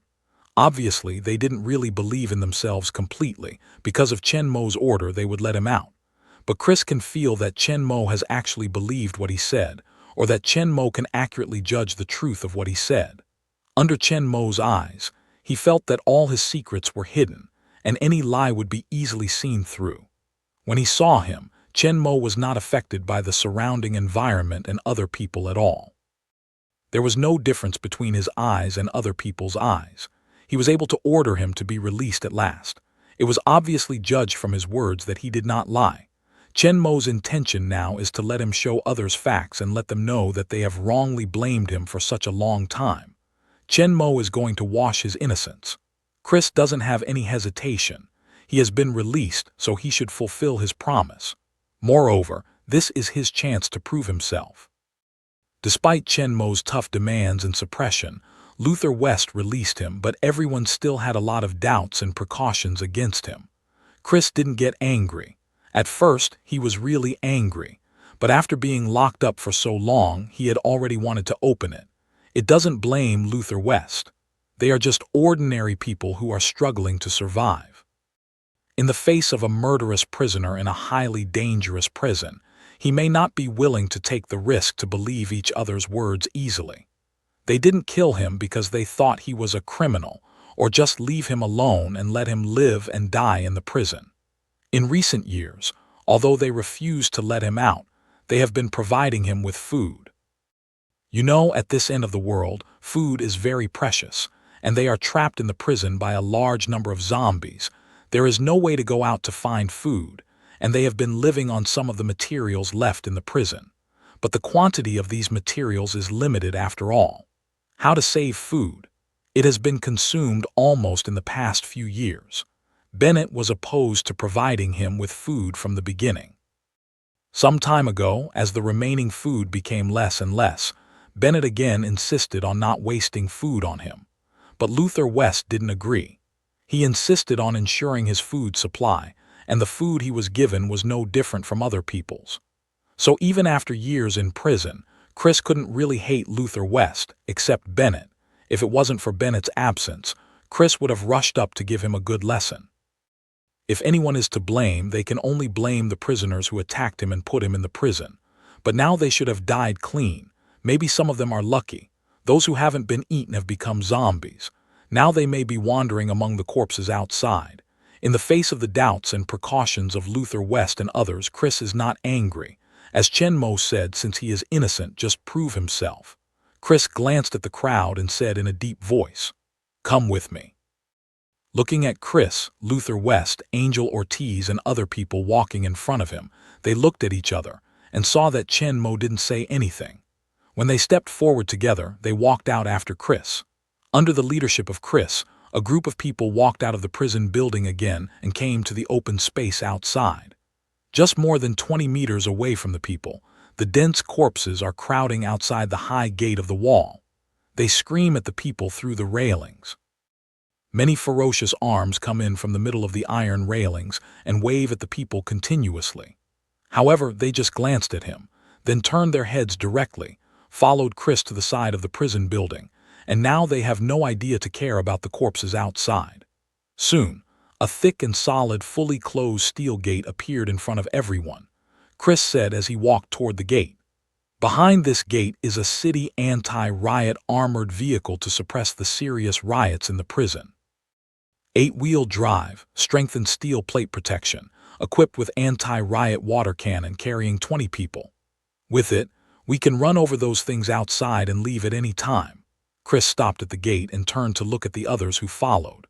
Luther West and Angel Ortiz stepped forward to check. The prison is very large in area and more than 10 floors in height. In addition to the cells, there are a large number of rooms that are not used. But they only have a few people, so in addition to the kitchen and material warehouse and other important places they have carefully searched, there are many more remote or seemingly unimportant places they have not checked. Chris brought them to this warehouse. There were a lot of maintenance tools and sundries outside. They didn't pay much attention to it before, just thought it was a maintenance room or a sundry room. "The lock is stuck," said Luther West, frowning a little after the examination. Next to Angel Ortiz, however, she glanced at the maintenance tools and equipment stacked around her and said, "Maybe we can cut it."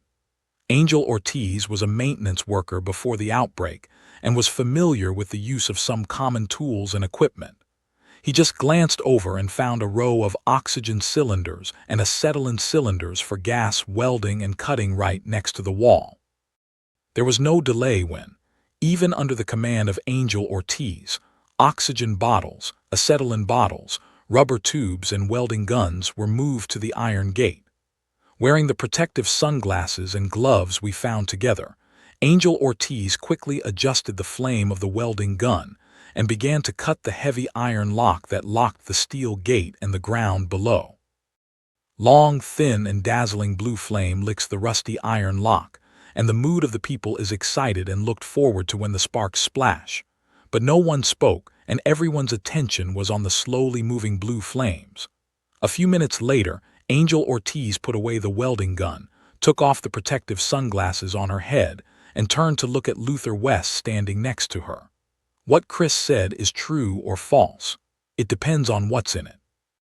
The iron lock of the card owner has been cut by gas welding. Angel Ortiz and Luther West immediately pushed the steel frame of the ground lock hanging on the door to the ground. Then they pulled the handle under the iron door together and pulled it up. First, there was a sharp creak that had not been opened for a long time. With the efforts of the two people, the heavy iron door slowly rose up and finally opened with a bang. A gray-green painting of the anti-riot armored vehicles will appear in front of them. There are really armored cars. They have been in prison for so long, but they never know that there is an armored car just beside them. And it's all because they didn't believe Chris. If they had let him out earlier, wouldn't they have left here already? With excitement and complexity, Luther West and Angel Ortiz stepped into the dusty garage. Christo, Wendell, and Jinyang followed in. Only Chenmo and Chris were not in a hurry and walked in the back. Chris is full of self-confidence, but Chenmo has known what's in it for a long time. Just as the crowd entered the garage, Angel Ortiz's voice suddenly sounded in the garage. Damn it! What's the matter? Luther West looked at Angel Ortiz, who was suddenly depressed, puzzled, and asked. Angel Ortiz went straight to a huge metal object hanging in the air beside the armored car. Although it was much bigger than those he had seen before, Luther West quickly recognized what it was. Don't tell me this is the engine of that armored car. At this time, Luther West's mood was also extremely depressed. He finally found a way to leave here safely, but he made a mistake again. Is this God's punishment for them wronging Chris? When Chris walked in, he was shocked to see the engine hanging in the air.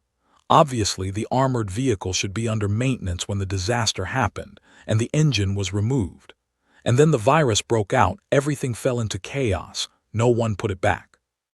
Kim Yang, also aware of the problems they are facing, immediately asked Angel Ortiz, "Can you replace it?"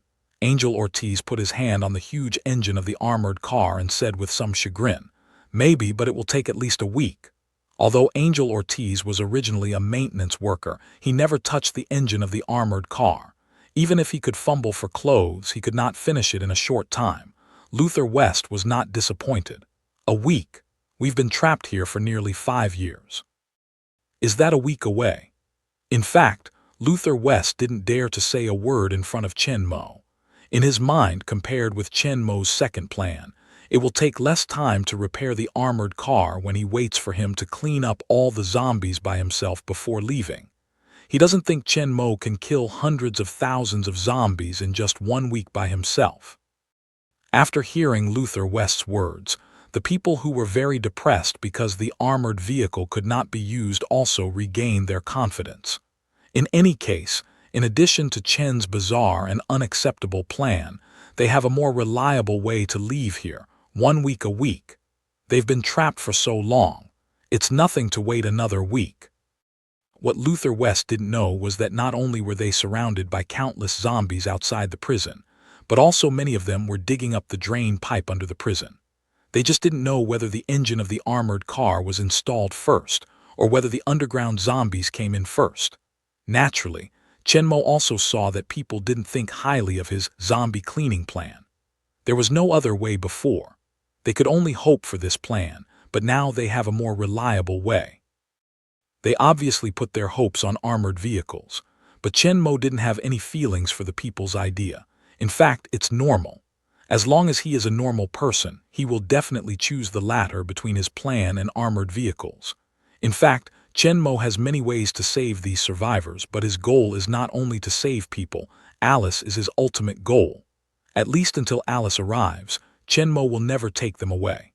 As for the armored car, it had no effect on his plan at all.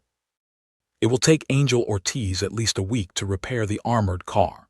According to the information Chen Mo has, Alice will arrive in a few days. And the reason why he put forward the seemingly exaggerated cleaning plan is not only to delay time, but also to use the time waiting for Alice to practice shooting. So Chen Mo still has no plan to change his original plan when people are ready to give up cleaning up the zombies and wait for Angel Ortiz to repair the armored car. When the armored car was finalized, Cristo asked another question. We can't have been hiding in an armored car since we went out, and there must be other zombies outside. When they were on the wall, the 2 zombies were only a few meters away from them.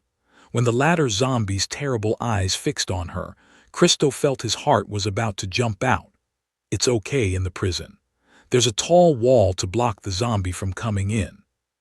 But after they leave, although they get rid of the zombies' encirclement, they don't have the protection of the wall. They are bound to encounter the zombies' attack like when they were on the wall. She doesn't want to experience that fear and weakness again. Luther West nodded in response. He and Angel Ortiz have run out of bullets. Only Bennett's lady's pistol has a few bullets left. It's not enough to deal with the corpse that will be met outside in the future. Although Chen Mo's marksmanship is strong, there is only one person after all, and they can't always take into account the whole team, and they can't always rely on Chen Mo's protection. We need weapons and ammunition, said Luther West in a deep voice, but where to get it is a big problem. Chen Mo has only his own pistol bullet. It's really not good. They have to wait until they rush out of the body group and find a way to search in the city. Just then Chris, who had been standing by, suddenly said, I have what you need. Hearing this, they all turned their heads and looked at Chris. Although there was a little mistake in Chris's information about armored vehicles, it was still enough to prove his identity.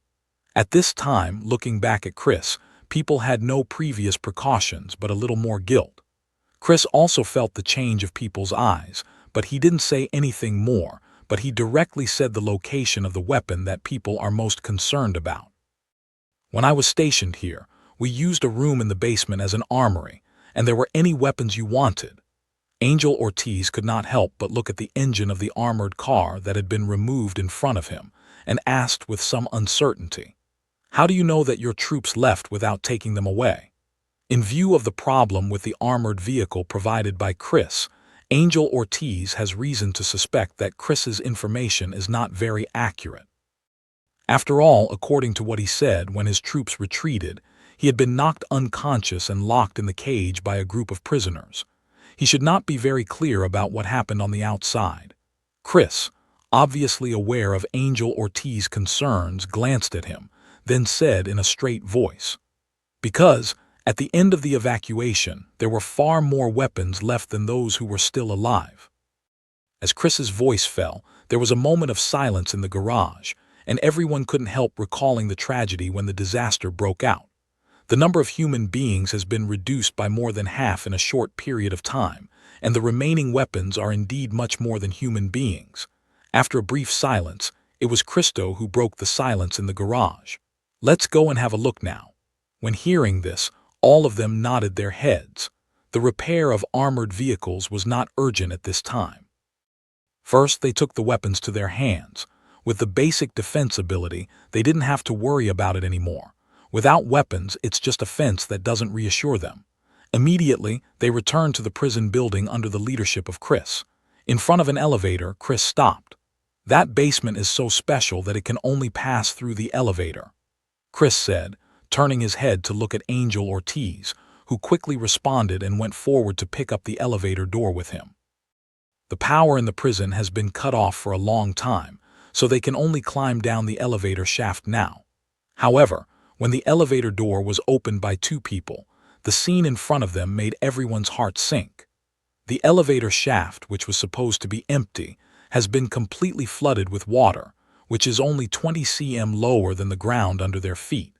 This shows that the basement has been completely submerged, and Chris said that the weapon room cannot be spared." Is Chris going to play with them again? In the eyes of the crowd, Chris quickly explained, "That armory is at the end of the basement. It needs to go up another step. It should be almost as high as where we are now. The water can't reach there." When they heard the words, they were relieved. But there's another question before them. How can we get there? Prison used to have water pumps to drain out, keeping the basement free of water, but after the power was cut off, the water gradually flooded the whole basement. When they first came to the prison, the water below was not serious. They had also checked it from other places. According to their memory, the area of the basement below was almost the same as that on the ground. If Chris said that the armory was too far away, they would not have been able to reach it at all. "How far is the armory from here?" asked Luther West. Chris frowned for a moment, then looked up and replied, "It's about 60 meters. If I dive, it will take at least 2 minutes. I will lead the way." When Luther West heard it, he turned to look at the others. As an NBA star, Luther West has no problem in physical stamina. Although he is not a professional swimmer, his swimming skills are not bad. He can swim for more than 60 meters and hold his breath for 2 minutes. It's just that he and Chris can't get many weapons at a time. It's better to be able to help more people together, which is more efficient. Angel Ortiz nodded first and said roughly, "I can." Jin Yang would like to help, but considering his own situation, he shook his head and said with regret, "I can't swim." Luther West then looked at Wendell. Wendell shook his head as soon as he saw it. "I can't either. I can't hold it for such a long time." Luther West looked at Wendell and said nothing. At this moment, Crystal suddenly took the initiative to stand out, said loudly, "Count me." Luther West, Chris, and others can't help but look at her suspiciously. Crystal felt the suspicions of others and quickly explained, "When I was in high school, I was the school's swimming champion. There was no problem holding my breath for 3 minutes. Luther West nodded at the words. "It's in prison. There's no danger. Now that Christo can do it, he doesn't have to refuse. In fact, it is also true that now the underground zombies have not dug through the sewer to enter the prison, and the underwater is still safe. As for Chenmo, no one dared to ask if he would like to go into the water. As a strong man with amazing strength, Chenmo is entitled to enjoy privileges, and these hard work can be done by them. Besides, Chenmo has his own weapons. There is a full load of ammunition outside the wall. There is no lack of weapons at all. Naturally, there is no need to go down with them. But when the four were ready to go into the water, Chenmo suddenly called them. Wait! Hearing this, the four of Chris couldn't help turning around and looking at Chenmo. Luther West thought Chenmo was going to go down with them and was about to stop them, but he heard Chenmo ask Chris, "You say that basement is actually on the ground?" Chris heard that, although he didn't understand Chenmo's meaning, he nodded quickly and replied, "That's right. Can you find it directly on this floor?" When Chenmo finished speaking, all the people in the room were stunned. Yeah, since the actual location of the armory is above the ground and the basement is only a transitional passage, there is no need for them to dive underwater and come up again. As long as you can find the hidden position of the armory, you can go in if you break the wall directly. In this way, we don't need to dive or waste time to move all the weapons out. As long as a door is opened on the wall, the weapon can be placed in it. It can be taken and used at will, which is much simpler and more convenient than their diving in the past. But then, everyone felt a burst of shame. How could they not have thought of such a simple way? If it wasn't for Chenmo's suggestion, they would just dive back and forth to transport them according to their original plan. I don't know when to move. It's very difficult to swim underwater in a closed atmosphere. You can't bring too many things at a time. Although it's not necessary to empty the whole armory, considering the future use, at least all the ammunition must be brought, and everyone should prepare several spare weapons, which is not an easy thing. A bad one may even drown. The four people who were going to go into the water had to come back, and their eyes fell on Chris. In fact, even if Chris can't find it, it doesn't matter. The area of the first floor is so large, and many places are still empty. They check one by one. With careful attention, a completely closed hidden room can still be found. Chris blushed a little for one of his tendons. Under the gaze of the crowd, he recalled the route to the armory in his memory, and then nodded to Chenmo. No problem. Then, under the leadership of Chris, a group of survivors who began to doubt their IQ began to look for them on the first floor, and they could not help but show a little admiration when they looked at Chenmo from time to time. It's worthy of being a super agent who can walk freely in the end of the zombie. It's not only powerful and amazing, but also much more powerful than the ordinary people like them. It's much better to say away casually than they don't know. However, deep doubts arose in the hearts of all the people. How could Chenmo, who is so wise, come up with the wonderful plan to clean up all the zombies by himself? With a very complex mood, the crowd finally stopped in front of a wall. This is the back of the main staircase from the first floor to the second floor. The internal space of the prison is very huge. The height of the first floor is 4 or 5 meters. The main staircase from the first floor to the second floor is similar to the layout of some hall auditoriums. The width of the lower half is more than 20 meters. There is a very spacious platform in the middle. Then 2 narrow stairs are separated from both sides of the platform to the second floor. Just now, they have turned around here and found that the lower part of the stairs is completely closed. Except for the wide staircase in front, there are cement walls on both sides and behind. That is to say, there is a large space more than 2 meters high hidden under this large staircase. This should be the armory they are looking for. Everyone immediately looked at each other, and there was a touch of excitement in their eyes. After recalling the structure of the hidden arsenal and judging its location, Chris walked a few steps along the wall, then raised his finger to the concrete wall in front of him and said to the people, "Open it from here." Then there was pure physical labor. Luther West and Angel Ortiz, with a big hammer in their hands, stood on both sides of the position pointed out by Chris and began to swing the hammer. Can be selected as an armory. This chamber is not only hidden location, structure is also very strong. Just like the cement color of the whole staircase, This wall is completely poured by cement, very hard. Rao is that Luther West and Angel Otis are both strong and powerful. Heavy hammers hit the wall, only a few pieces can be smashed each time. However, under the great temptation of weapons and ammunition, Luther West and Angel Ortiz are both full of energy. In the swing of the hammer, a watermelon-sized hole was smashed in the wall before long. When they saw it, they stopped. Angel Ortiz put down his hammer, took out a flashlight from his body, turned it on, and then shot it into the hole in the wall. Luther West and Cristo were all eager to join in, peering into the hole from behind Angel Ortiz. The back of the wall was a dark space. After the flashlight shone in, the scene inside was revealed. A row of shelves first came into the public's eyes.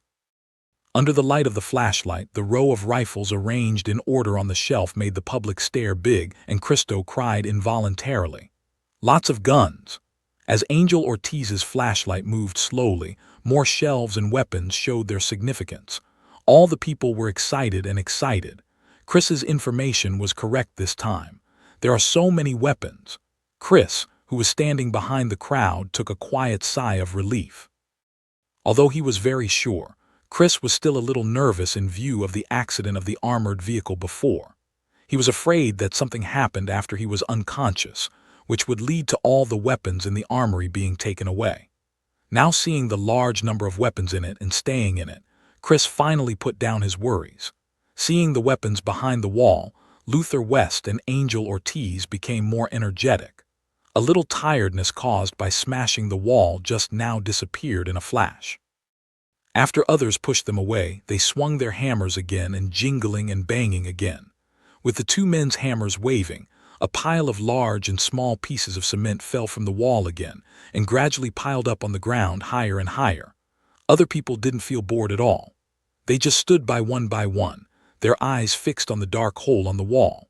Their eyes were more and more bright. Chris, Kim Young, and Wendell all took turns to smash the hole for a while.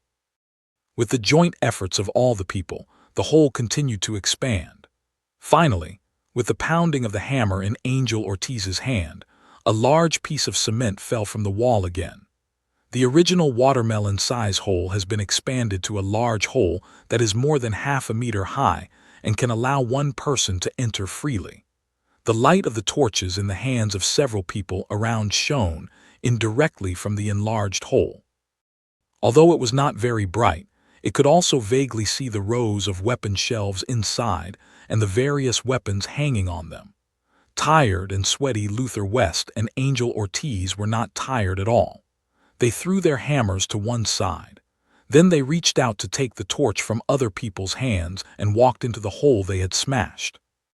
They didn't worry that there might be a zombie lurking inside because, with their knowledge of zombies for so many years, if there was a zombie inside, they would have been attracted by the sound when they smashed the wall and could not wait until now. Jin Yang and Cristo also followed closely behind them and walked in excitedly. Chen Mo stood outside, shaking his head in secret. The vigilance of these guys is really poor. Although according to common sense, there should be no zombies in it, but the most basic vigilance and preventive measures are still needed. Accidents usually happen when you think you are safe. How many survivors were bitten by a sudden zombie because they thought their environment was safe and there was no zombie? That is to say, the corpses under the ground haven't dug through the sewer and entered the prison. Otherwise, they really don't know how many people will die. In the movie, when Chris and Alice swim from the basement into the armory, they are attacked by a large number of zombies, and the survivors think that the absolutely safe prison is also infiltrated by the zombies, and one will be infected and killed accidentally. It can only be said that these survivors have been trapped in prison for too long, and the tall wall has blocked the zombies outside. Apart from the high wall and steel gate, they can feel the existence of the zombies at any time. In fact, they don't have much chance to fight with the zombies, compared with the outside survivors such as Alice and Claire who have fought with the zombies for a long time. Combat experience is very limited. Chris's vigilance has obviously decreased because of his years in prison. However, at least now, the prison is relatively safe. Chen Mo didn't destroy the excitement of the public at this time. Before the zombies sneaked in from the ground, he reminded them in advance. Seeing that all the people had entered the armory, Chenmo did not stay outside alone but walked in at last. The area of this armory is not large. It's only about 20 or 30 square meters. In addition to the 2 rows of shelves in the middle, the walls around it are also full of all kinds of weapons. The place near the wall is full of boxes of bullets. Everyone looked at the room full of weapons and ammunition. They were all excited. With these weapons, the zombies outside seemed not so terrible. When Chenmo came in, Angel Ortiz couldn't wait to take off a brand new black M4A1 automatic rifle from the weapon rack in front of him and play it excitedly. Luther West, on the other hand, raised a M249 class machine gun on the wall and was excited. With the pistol that has been used for so long, now it's finally possible to change guns. Immediately after the 2 men, other people who went into the armory took up all kinds of weapons in front of them. But soon, Luther West woke up from the excitement of getting weapons and hurriedly beckoned the people to put down their weapons and began to count them. Although it is an armory, the quantity of weapons and ammunition in it is not too much. After a general inventory, they found that there were more than 100 weapons in total. After all, the number of troops stationed here was only a few hundred. After deducting the weapons distributed to prisoners later, there were so many left. For Luther West, there are more than enough weapons here, enough for them to choose and use freely. The weapons in the armory are basically the standard equipment of the army, with the largest number of rifles, dozens of rifles, submachine guns and pistols, dozens of each, and only a few machine guns and sniper guns, respectively. There are so many weapons that few of them can't use, but no one has too many bullets. The enemy they are facing is the zombies that often appear in groups, usually hundreds of them. Moreover, these monsters infected by T-virus have very strong vitality.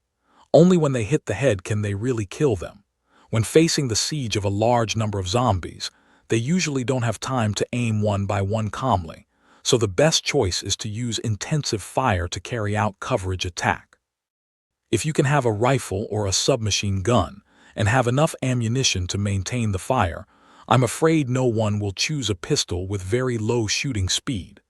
This kind of combat mode of covering attack with intensive firepower naturally consumes a lot of bullets.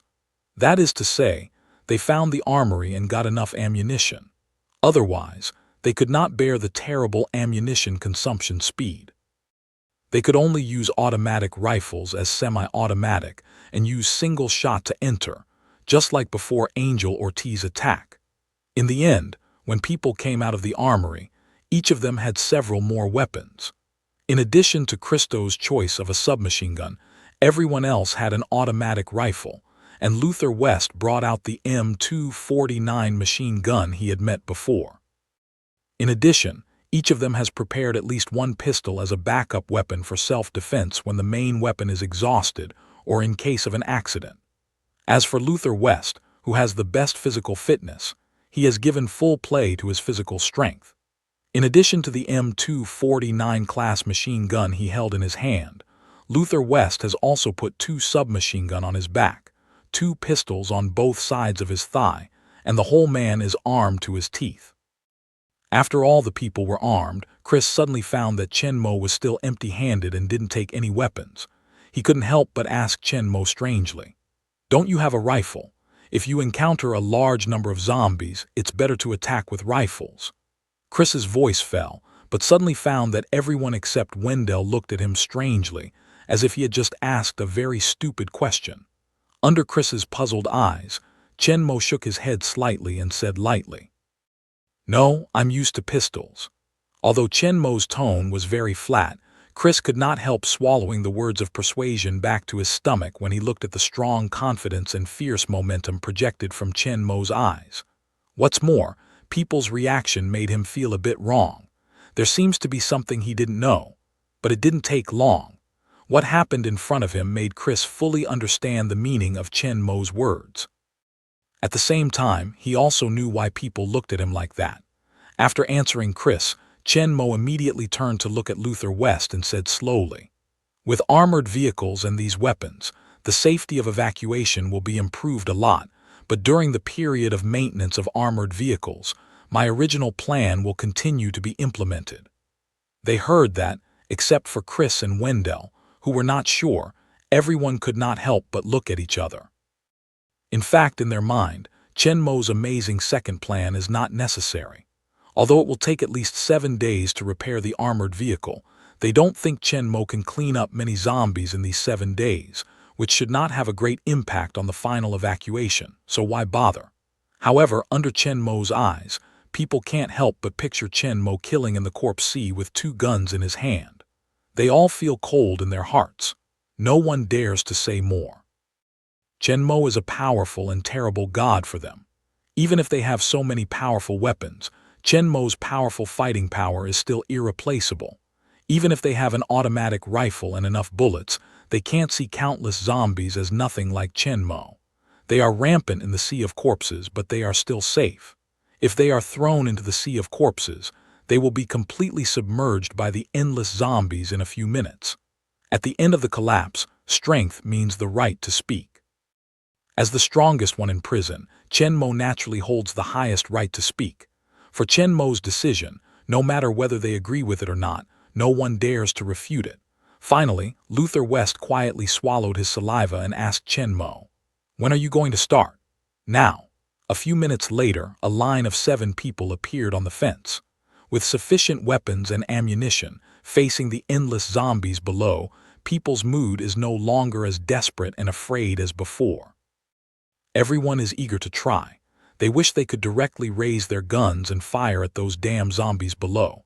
But even though they have enough bullets now, they can't waste them at will. There are hundreds of thousands of zombies out there. Even if they use up all the ammunition in the armory, there are not many zombies left. So despite some itching, Luther West didn't shoot them. Soon, everyone's eyes came back from the corpse outside and fell on Chen Mo. Chen Mo looks at Angel Ortiz, who is standing beside him. Angel Ortiz nods and slowly lowers a newly found rope towards the outside of the wall. 3 meters from the ground, Angel Ortiz stopped dropping and tied the rope to the guardrail. When it was ready, Angel Ortiz nodded to Chen Mo, then stepped back and gave Chen Mo the place. Chris and Wendell looked at Chen Mo with puzzled faces. They didn't know what he was going to do. It's Luther West and others, who are all looking forward to Chen Mo and don't want to miss any details. Although he was puzzled about Chen Mo's insistence on the original plan, it was undeniable that the picture of Chen Mo's fighting was still very powerful. In the eyes of different people, Chen Mo finally moved. Standing by the guardrail, Chen Mo's hands suddenly raised, 2 black pistols slipped out of his sleeve, fell into his hands accurately, and the sound of the thundering gun rang immediately. Bang, bang, bang, bang.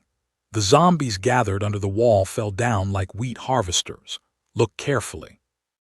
Each one was shot in the middle of the forehead. It was killed in one blow. Compared with the excited faces of Luther West and Angel Ortiz, the faces of Chris and Wendell are much more wonderful. One of them was in the cage and the other was guarding outside the cage. They didn't witness Chen Mo's attempt to break into the corpses. Just now, they were looking for armored vehicles, smashing walls and looking for armory. They didn't have time at all, so no one told them what happened before. At this time, standing at the side of the guardrail, watching the corpse falling rapidly under the fence, they were shocked. What kind of shooting is this? It's just 2 pistols that can cause such a powerful killing power. Wendell is better, but Chris, who fought with the army in the zombie war, knows how strong Chen Mo is. Even if all the other people in the field are carrying their rifles and machine guns together to attack at this time, although the bullet density must be higher than Chen Mo, the final killing effect is not better than Chen Mo, because they can't achieve the same horrible accuracy as Chen Mo. Most of the bullets will hit the bodies of the zombies. Even if they are knocked down temporarily, they will soon stand up again. In Chris's view, Chen Mo's killing power of 2 guns has surpassed that of an elite combat team. He finally understood why Chen Mo didn't choose an automatic rifle or machine gun like others, because there is no need. The way Chen Mo's 2 pistols appeared also gave Chris a new guess about Chen Mo's identity. As far as he knows, only those top-secret agents and killers are good at hiding weapons, not being found, and can quickly take out guns and launch attacks when needed. Although Chen Mo's momentum is very intimidating and seems to have experienced countless battles, but Chen Mo's body is not cold, so Chris and Luther West have reached the same conclusion. Chen Mo is likely to be a top agent. Chen Mo's neat and straight suit also proves this. In Chris's impression, only agents like to wear suits, while killers usually dress as ordinary as possible in order to hide. Just when Chris had just come back from Chen Mo's fierce shooting, Chen Mo's next move was to make his eyes wide open and his face full of horror. After Chen Mo quickly emptied a circle of zombies under the wall, he suddenly put away the pistol of his left hand, and then his body suddenly jumped up and stepped on the fence and jumped outside the wall.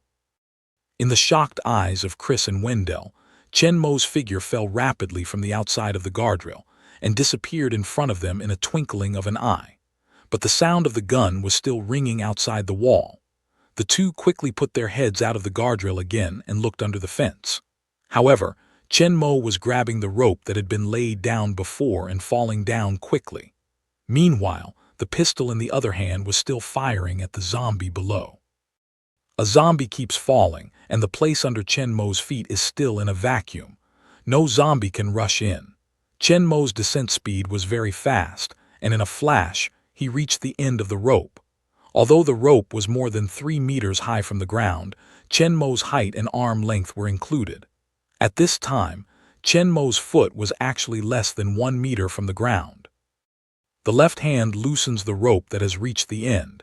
Chen Mo takes out another pistol again while falling towards the ground at the same time, and does not stop shooting at the same time.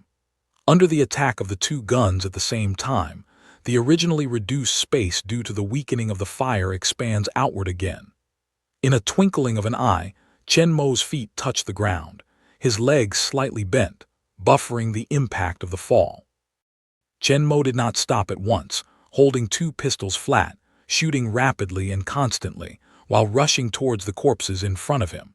In Chris and Wendell's incredible eyes, Chen Mo actually killed a blood path from the corpses and rushed to the distance. In this process, no zombie can get close to Chen Mo within 1 meter. However, they can roar wildly and stretch their arms hard, but they can't even reach a corner of Chen Mo's clothes. Instead, they are shot in the middle of the eyebrow by one of the head-on bullets and fall to the ground. After a deep shock, Chris can't help but turn his head and look at the fence, which is lying on the guardrail like him, and his eyes are shining at Luther West and others who are killing Chen Mo. He finally knew why Chen Mo, a stranger who had never met before, was apparently a stranger who had just come to the prison. Why he conquered all people in a flash and became the leader of the whole prison. Although Chen Mo didn't interfere with the actions of Luther West and others, Chris clearly felt that Luther West and Angel Ortiz attached great importance to Chen Mo. Even before making every decision, Luther West would look at Chen Mo consciously or unconsciously and ask for his opinions. It is just because of this that Chen Mo, who has been locked for a long time, can be released in a sentence of Chen Mo. Obviously, it's nothing else that conquers people. It's Chen Mo's incredible power. Even if it is him, at this time to look at Chen Mo's eyes cannot help but emerge a strong feeling of worship. As an elite fighter, Chris knows more about the horror of Chen Mo's strength at this time. Even the best marksmanship of their troops is far from Chen Mo's level.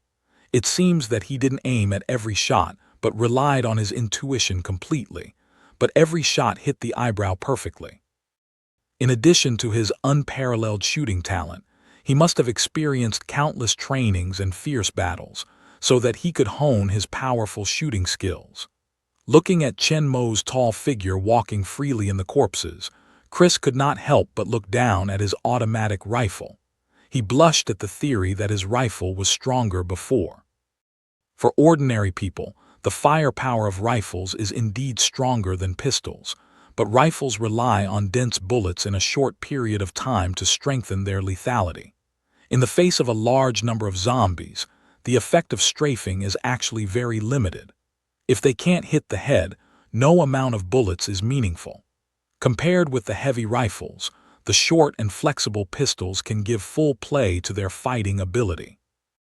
Especially in the case of near encounter with zombies, Pistols are more flexible and quick to attack in complex environment, while rifles are more suitable for medium and long-distance fire suppression and short-distance impact on flexible mobility.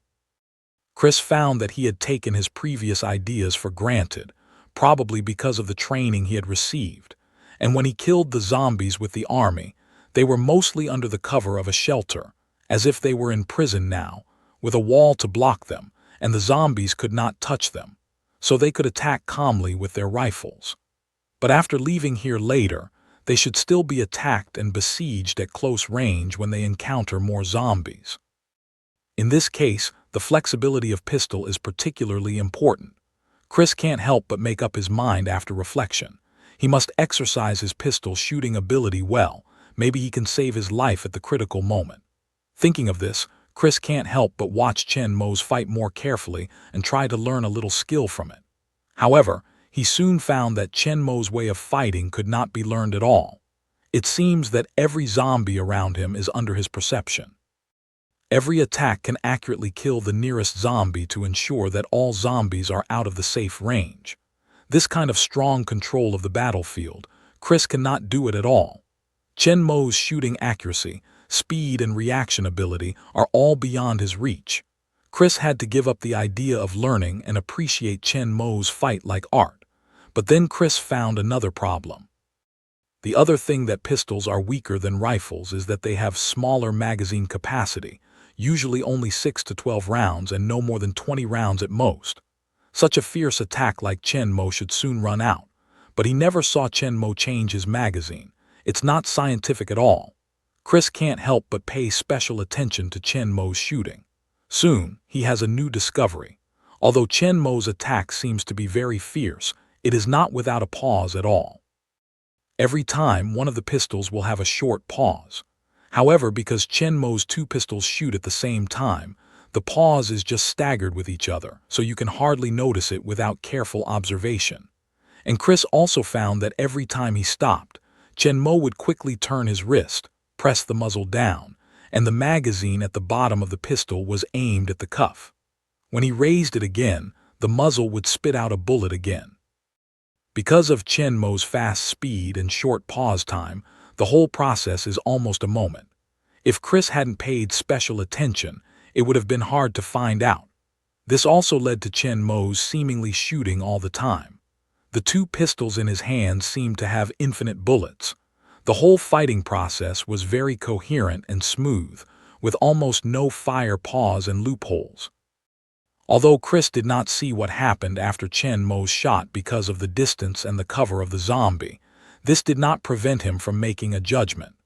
Obviously, Chen Mo didn't really have a pistol with unlimited bullets, but he created the illusion of unlimited bullets by quickly changing the cartridge clip. Chris suspects that there are only two possibilities. Maybe it's some kind of agent's high-tech combat equipment, which can help him complete the replacement of the magazine in a very short time, or some kind of special clip-changing skill, which can quickly change bullets from the cuff, as if he had hidden the gun in the cuff. In fact, Chris's guess is absolutely right. Although Chen Mo can use the ability of space storage to change the cartridge clips instantly, without wasting any time, and truly achieve the continuous shooting of infinite bullets, after all, there are other survivors. Chen Mo still needs to pay a little attention. So when he was close to people and could be seen clearly by them, Chen Mo deliberately concealed his space ability, and instead used the skill of changing the cartridge clip in gun fighting to change the cartridge clip quickly. In fact, with his reaction and speed, even with the skill of gun fighting, the whole process of replacing the clip can be completed in an instant, which makes people completely unaware. However, in order to give the survivors a reasonable explanation, Chen Mo deliberately controlled the speed. Sure enough, Chris was the first to find out the problem of replacing the clip, and soon found out the way for Chen Mo to replace the clip law. And Jin Yang is the second one among them to find out. Doesn't seem to have changed the magazine. Hearing Jin Yang's question, Luther West and others also reacted abruptly. They were all attracted by Chen's great strength and swift attack, and they didn't consider other issues until now. When Jin Yang reminded them, they found out that it was wrong. But Chris was quick to say what he found. After careful observation, they also found a short pause for Chen Mo to change the magazine clip and confirm the identity of Chen Mo's super agent in their hearts. Only those mysterious super agents can master this supernatural fighting skill. In the eyes of all the people, Chen Mo didn't stop all the way and rush straight to the heavy truck that had been anchored in the corpse group. Although the distance of 30 meters is very short, it is a gap that ordinary survivors cannot cross in the sea of corpses. But for Chen Mo, it's a lot easier. In the incessant gunfire, Chen Mo cleans up a passage for the dense corpses, and before long he rushes to the heavy truck. Chen Mo's 2 guns fired at one side of the cab and soon cleared the zombie near the door. Then Chen Mo rushed to the door and quickly put the pistol away. With his feet on the door pedal and the tire, and his hands on the top of the car, Chen Mo climbed to the top of the car and jumped to the back of the car. Chen Mo stopped in the middle of the carriage and then bent over to open a skylight on the top of the car and jumped down. "What is he doing?" Chris asked Luther West, puzzled. Luther West took a look at Chris at the words and replied with a strange look. "He drove that car. He drove that car." Chris can't help but look at the merciless and endless corpses in the distance. He can't help but admire Chen Mo's courage. If he doesn't dare to drive a heavy truck to attack such a large-scale corpse group. However, Chris was relieved to think of Chen Mo's powerful shooting method. That's the courage of the expert. Even if the car is trapped in the corpse, he can kill a blood path with 2 pistols and leave safely. But Luther West's next words really opened his eyes as if he had heard something incredible. There's his ammunition store in the car. He's going to clean up all the zombies outside. Until then, Chris finally knew what Chen Mo had said about the plan in the armory. Get rid of all the zombies outside. Looking at the endless corpses outside, Chris could not help but feel a sense of absurdity. Is this plan really possible? In the face of so many zombies, shouldn't all they have to do is run away? Someone would want to clean them up. I have to say, this plan is crazy, but is it feasible? Chris couldn't help but calculate in his mind.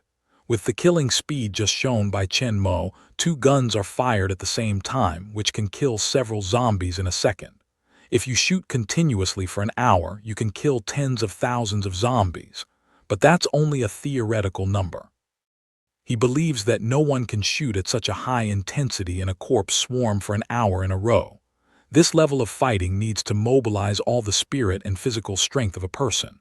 The spirit is always in a state of high tension and concentration. The body can't relax for a moment. The consumption of physical strength is terrible. Let alone an hour, even 10 minutes is enough for a person to collapse. In this way, we can only kill thousands of zombies at a time. Even if we clean up tens of thousands of zombies several times a day, it will take at least a month to clean up all the hundreds of thousands of zombies surrounded by the prison. In this way, Chen Mo's plan is actually highly feasible, but now there is the armored car.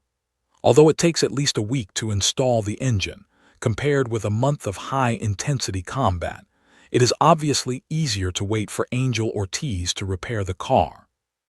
Others obviously think the same, but in the face of Chen Mo, who has made up his mind and is powerful, it is clear that no one dares to object. Moreover, it is obviously beneficial for their evacuation to clean up more zombies. No one wants to be surrounded by the zombies at the end of the day. Like the heavy truck, they are stuck in the corpse swarm. After all, although the armored car has a strong defense in terms of power alone, it is not much stronger or even weaker than Chen Mo's heavy truck. Although it won't break and blow out as soon as that heavy truck, it's not 100% safe. Just as people were still thinking about Chen Mo's amazing plan, the skylight on the top of the carriage was suddenly opened again, and Chen Mo's figure turned up in a flash. However, even though they found that Chen Mo did not come out with a full bag of ammunition as they imagined, his hands were empty, and there was no shadow of the backpack behind him. Isn't he going to get ammunition? Where is the ammunition? When Chen Mo took out his double guns and jumped into the corpse group from the top of the car again, they couldn't help but stare again. Chen Mo, who seemed to have no change from before, shot a lot faster. The fire became fiercer. The dense gunfire almost joined together. The zombies in front of him fell to the ground faster than before. If Chen Mo killed the zombie like a sickle cutting wheat before, then he obviously turned into a human harvester at this time. The people on the wall couldn't see Chen Mo's movements at all. They could only see his extended arm, the muzzle of the gun that kept spitting out the flame during the movement, and the fallen corpses in front of him. The answer to Chen Mo's change before and after entering the carriage, and the way he changed the spring clip before, is obvious. They obviously underestimated the power of a super agent. Chen Mo did replenish the ammunition, but the ammunition was obviously not inserted in the waist or carried in the bag like them, but hidden in the body like a pistol. And judging from Chen Mo's suddenly more fierce firepower, Chen Mo probably didn't attack with all his strength before because of the lack of ammunition on his body, just to ensure that the zombie wouldn't get close to him. At this time, after adding enough bullets, Chen Mo really played out all the strength. Under the more violent fire cleaning, the safety distance between the original and the zombie was only 1 meter, which directly doubled. No zombie can stand within 2 meters around Chen Mo. Among the dense corpses, there is a vacuum zone with a diameter of 4 meters. In fact, Chen Mo intended to do it. In order to avoid scaring people and causing unnecessary doubts when he came down from the heavy truck, Chen Mo did not use all his strength, but tried to suppress the strength within the acceptable limits of these survivors. Now that he has gained the trust of all people, Chen Mo will no longer hide his strength and give full play to the power of gun fighting. Even if we have seen Chen Mo's fierce shooting method before, at this time, in the face of Chen Mo's surging combat effectiveness, people are still shocked. Until now, people understand why Chen Mo proposed that seemingly bizarre plan of the corpse cleaning. It's not a fever at all. It's a plan. With his horrible killing speed, there are not enough zombies to kill. It's only because they don't know enough about Chen Mo's strength that they doubt his plan, thinking it will take a long time. Chris's previous calculation of a month's time is obviously not correct. According to the current situation, it is likely that the armored vehicle has not been repaired, and the zombie outside has been cleaned by Chen Mo. Now, Chen Mo's shooting speed with 2 pistols is comparable to that of machine gun, but the accuracy is comparable to that of sniper gun. The speed of killing zombies is much faster than that of a group of soldiers. There is no problem in cleaning up zombies. Chen Mo didn't pay any attention to the survivors on the wall, but started his own shooting training. In the face of countless zombies from all directions, Chen Mo's gun fighting technique has been fully developed. Unlike the limited number of enemies in the past, Chen Mo is usually able to end the battle in a few seconds. Surrounded by countless zombies, Chen Mo can make full use of his power to attack continuously.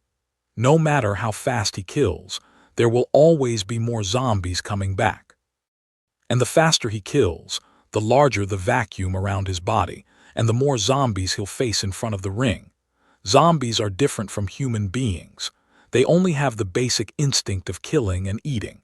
They have no fear of death at all. No matter how many of their companions die under Chen Mo's gun, they will not flinch. They will only attack Chen Mo more crazily and become the living target for him to hone his gun skills. With the battle going on, Chen can feel that his gun fighting skills are improving a little bit.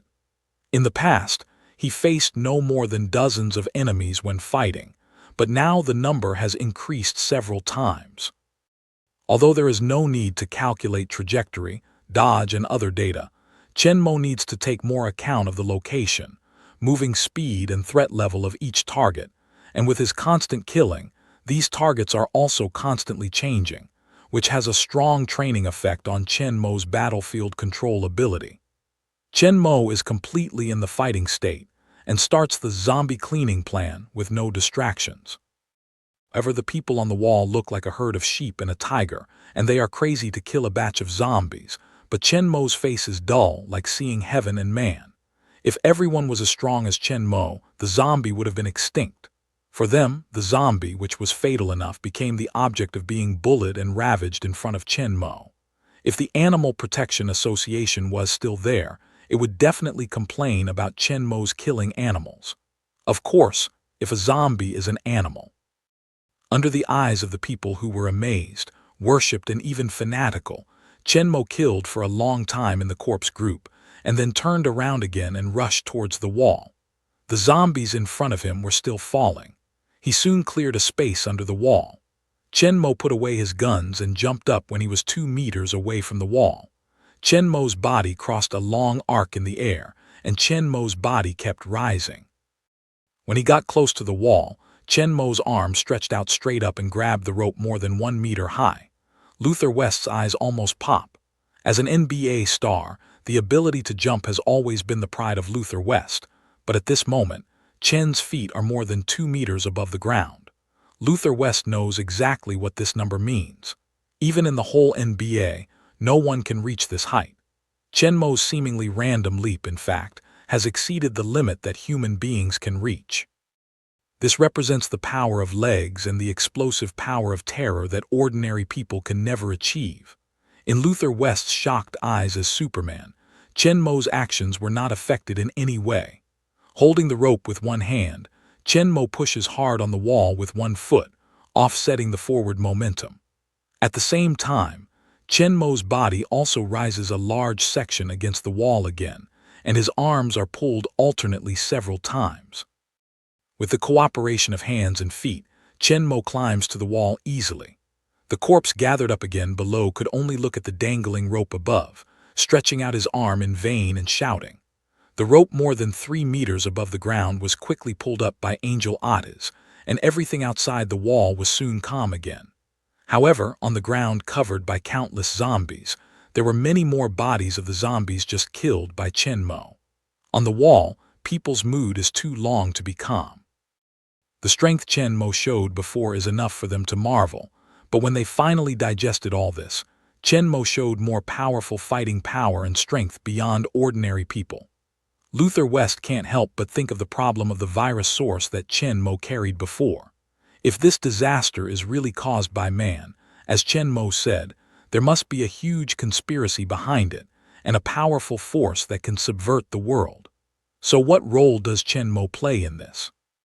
Chen Mo not only knows the secrets that ordinary people can't touch at all, but also seems to be trying to fight against the mysterious forces behind.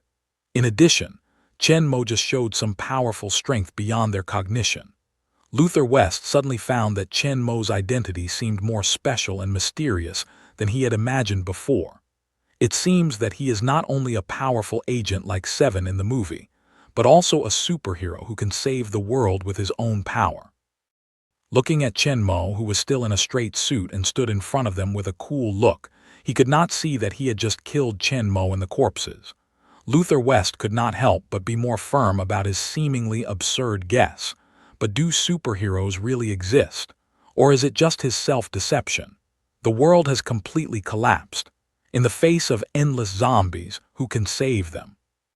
Even if Chen Mo's shooting technique is powerful enough to kill hundreds of thousands of zombies, there are still billions of zombies in the world.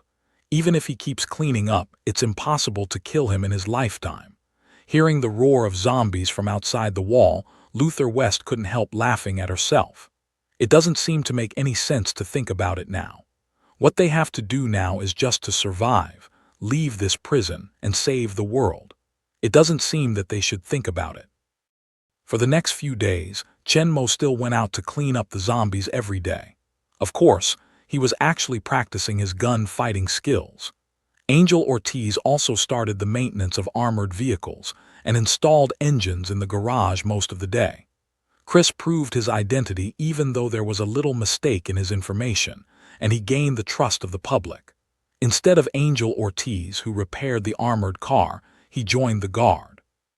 Just a few days later, the density of the zombies gathered outside the prison decreased a lot.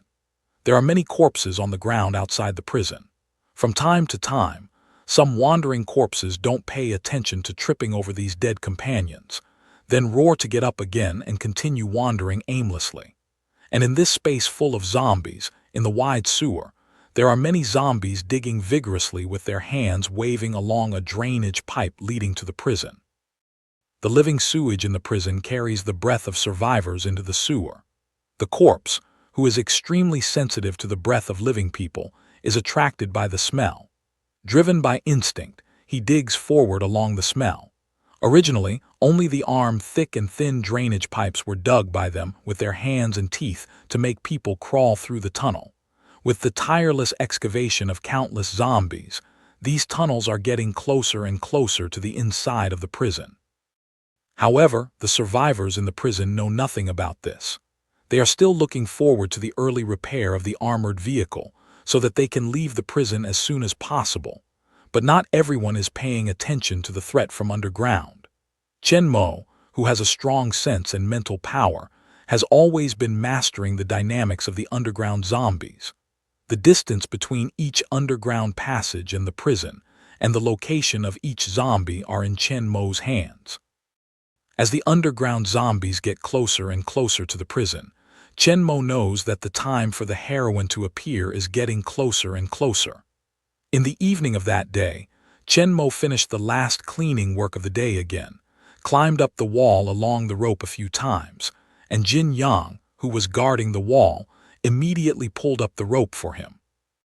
In order to avoid the reoccurrence of Bennett's last bite, although the end of the rope is more than 3 meters from the ground, for the sake of safety, only when Chen Mo goes out and returns, the guard on the wall will put down the rope, and other times will be put away to prevent the zombies from gathering and form a human wall to climb up.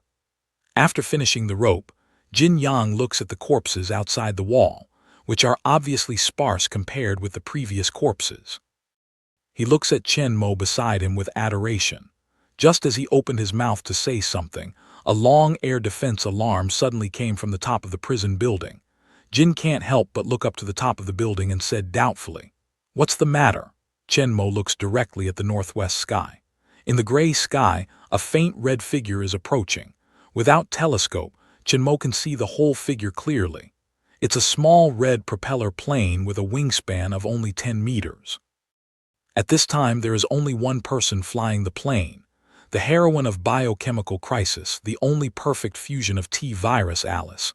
"There are guests coming. Let's go. Let's go to the roof." After Chen Mo finished, he quickly went down the wall with Jin Yang and headed for the prison building. At the gate of the building, they happened to meet Angel Ortiz, who had heard the air defense alarm coming back from the armored garage, and Wendell, who had dealt with him. There was no delay after the two sides joined, and they rushed directly to the top floor. When the four arrived at the rooftop, the others were all there. They were on duty at the top of the building. Chris, who first found the plane, was standing in the middle of the rooftop with Luther West and Christo, looking towards the northwest sky. At this time, the tiny red figure has become very obvious. People can see the whole picture without telescope. "It's a plane!" cried Christo excitedly. Other people were excited to see the plane flying in the air.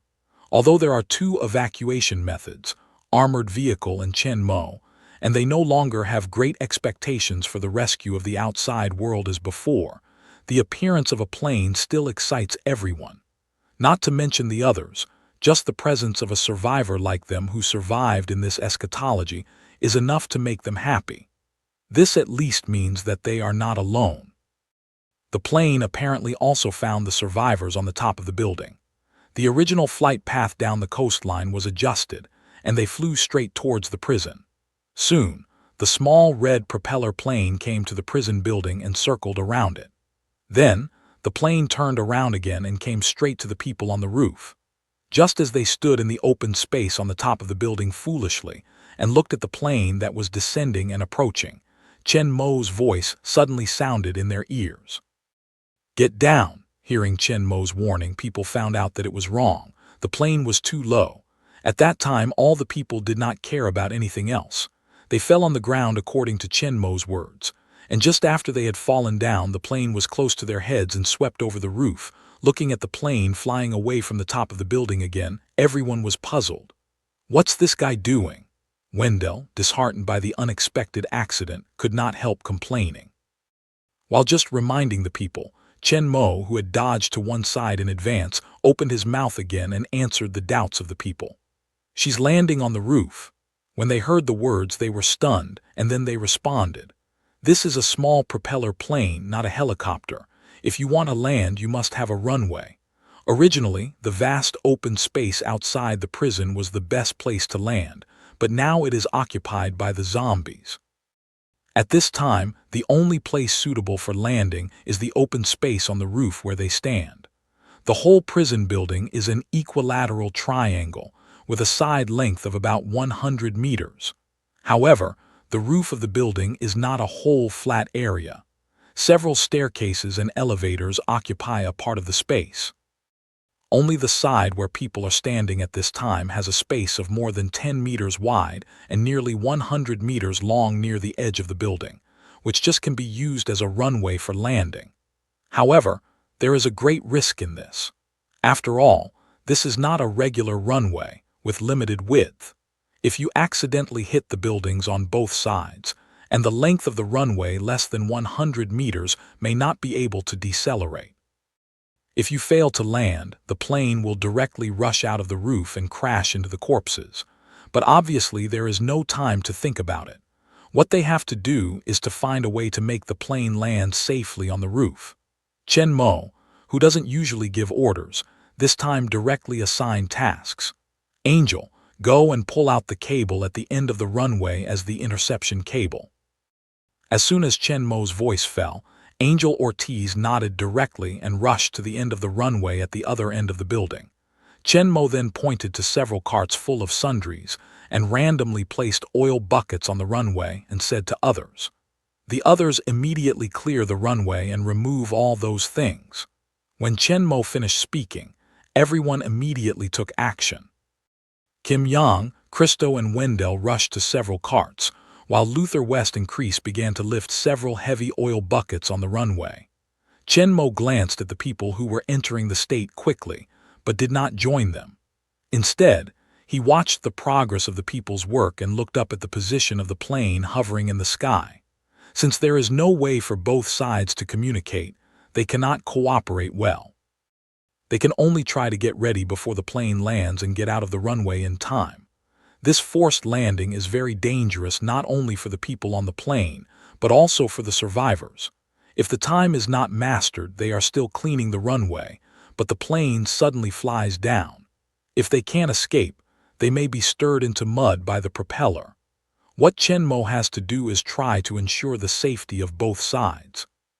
Seeing that the plane has been circling around the prison again for a week and has returned to the direction when it came, Chen Mo reconfirmed the progress of the crowd. Angel Ortiz was quick to pull the cable out of the rubble and around the two flagpoles on the wall. Jin Yangsen has pushed most of the carts in the way to one side, and now they are pushing the last two carts to the side. Luther West and Chris are struggling to move the two oil tanks at the front of the runway, near the edge of the building. Seeing that the plane has turned around and dived towards the roof again, Chen Mo immediately shouted, "The plane's coming, everyone get out of here." Hearing this, Luther West, Kim Yang and others quickly turned to the direction of the plane and found that the plane was getting closer and closer to the building and was about to land on the roof. Fortunately, Chen Mo reminded us in time that people had enough time to react, but they didn't have to lie on the ground as flustered as before. They immediately put down their work and immediately flashed to the side to let the runway out. Chen Mo took advantage of this time and quickly came to Angel Ortiz at the end of the runway. Fearing that the impact of the plane was too strong for him, Angel Ortiz once again wound the cable around the flagpole around a steel pipe fixed on the ground to increase friction. After Chen Mo comes over, he grabs the remaining cable with him and tenses it to intercept the plane. Everything is ready, and the small propeller plane is close to the edge of the building. However, the pilot may try to reduce the speed to reduce the taxiing distance and avoid rushing out of the runway. As a result, the lift of the aircraft is not well controlled. When there is still tens of meters to the edge of the building, the swooping aircraft suddenly shakes and sinks down, which directly loses sight of the people on the roof. Just when people thought that the plane had failed to land and crashed, but they were in a complex mood, the next moment, the red plane suddenly came out again from below, close to the wall pier on the edge of the building, flew into the runway, and rushed towards the other end of the building at a very high speed. Because of the buildings on both sides, the width of this runway is very limited, just like the wingspan of an aircraft is about 2 meters wide.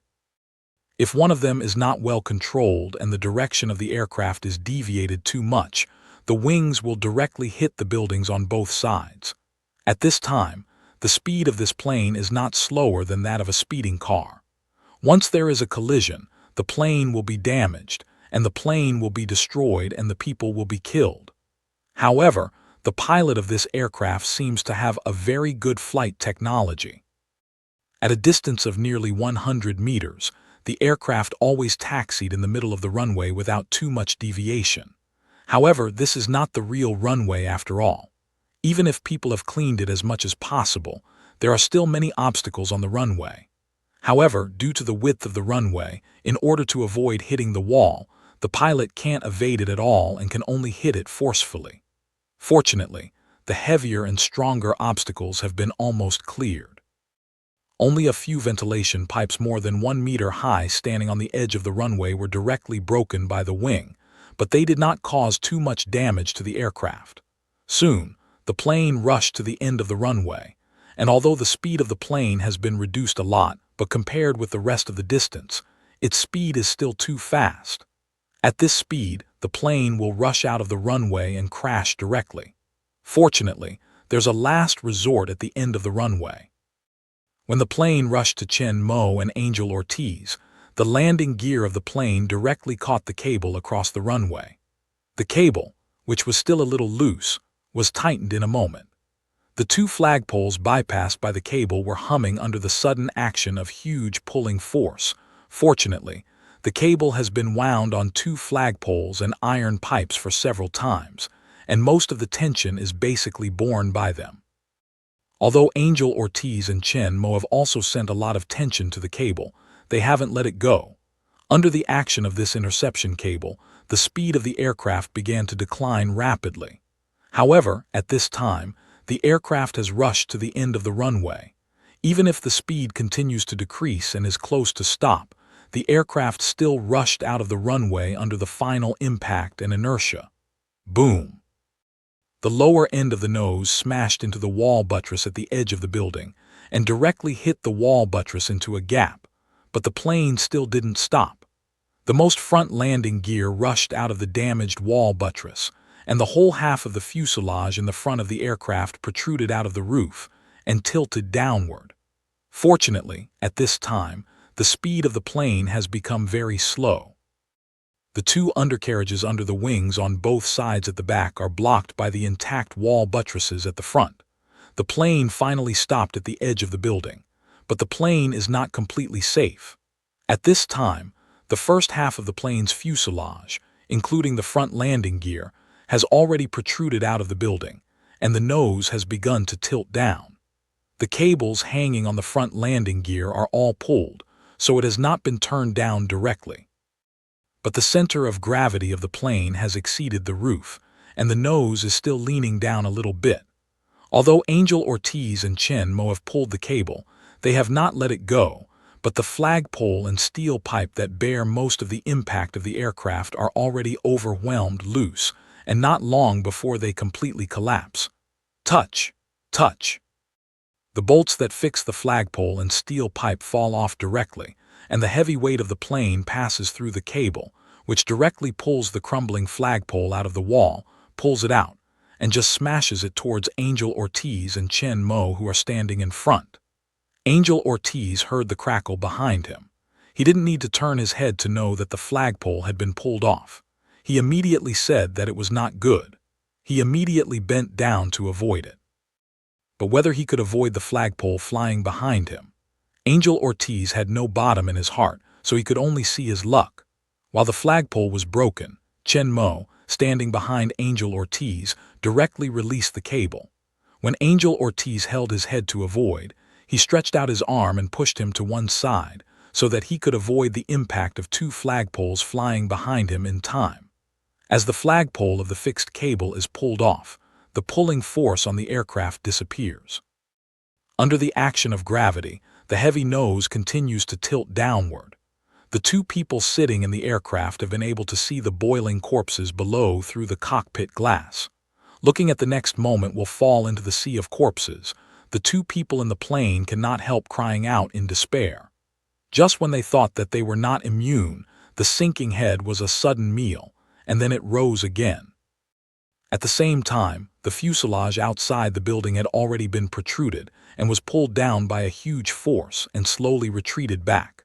The two people in the plane can't help but turn around and look at the side rear. When the plane just rushed over, their remaining lights seemed to see two figures. The plane that should have rushed out of the roof directly could stop and was pulled back at this time, which should be their credit. Then they saw the tall figure standing on the edge of the runway. A thick cable was in his hand, and the direction of the cable extension was exactly where they were. After the flagpole of the fixed cable was pulled off, Chen Mo pushed away Angel Ortiz while avoiding the impact of the flying flagpole. At the same time, he reached out and directly grasped the cable of the landing gear. Relying on his own powerful force, he stopped the plane from falling. Under the eyes of two people in the plane, Chen Mo's arms alternately pulled.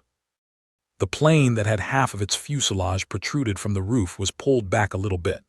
Angel Ortiz felt that after the flagpole broke, he was instinctively holding his head to avoid, but he felt a huge and soft force suddenly acting on him, pushing him to one side, and then he heard bang, bang.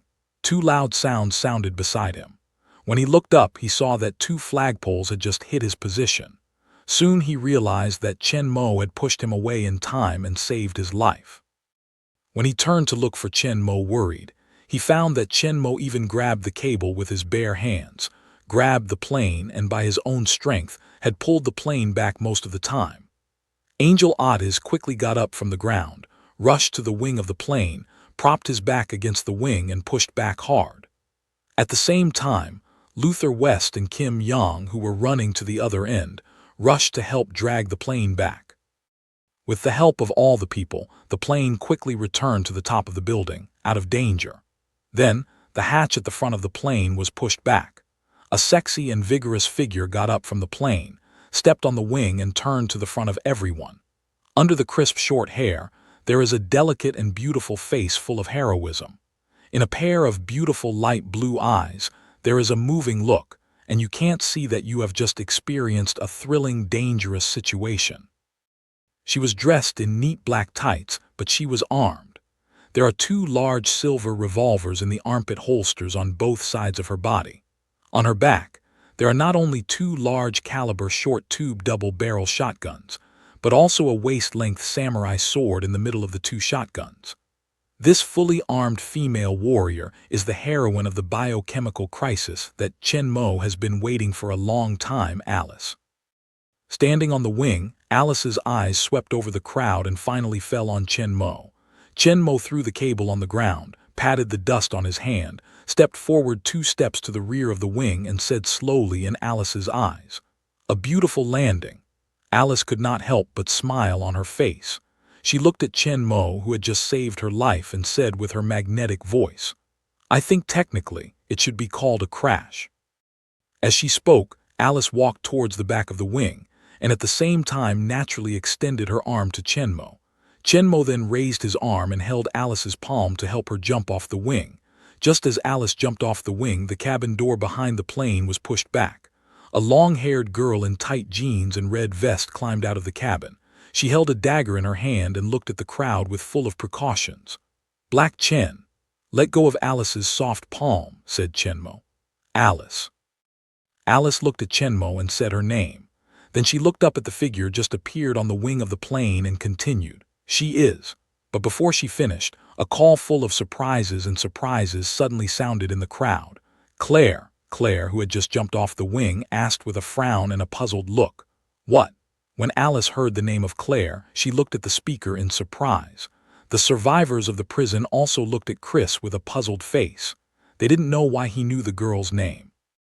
In the eyes of the crowd, Chris came out of the crowd with a surprise and disbelief and walked towards Claire. "I'm Chris." Standing in front of Claire, Chris couldn't help but reach out to touch Claire's face. However, Claire is not an ordinary character, and his fighting ability is also very good. Chris lost his mind, but Claire grabbed the palm of his hand and suddenly twisted his arm to the back and imprisoned him. "I don't know you." Claire took Chris's palm in one hand, clasped his shoulder in the other, and whispered in his ear, Claire, I'm your brother, remember." All of them were surprised at what they heard. Alice, who had known Claire for a long time, was even more surprised. Some of the survivors they met accidentally here were Claire's brother. It's an incredible coincidence.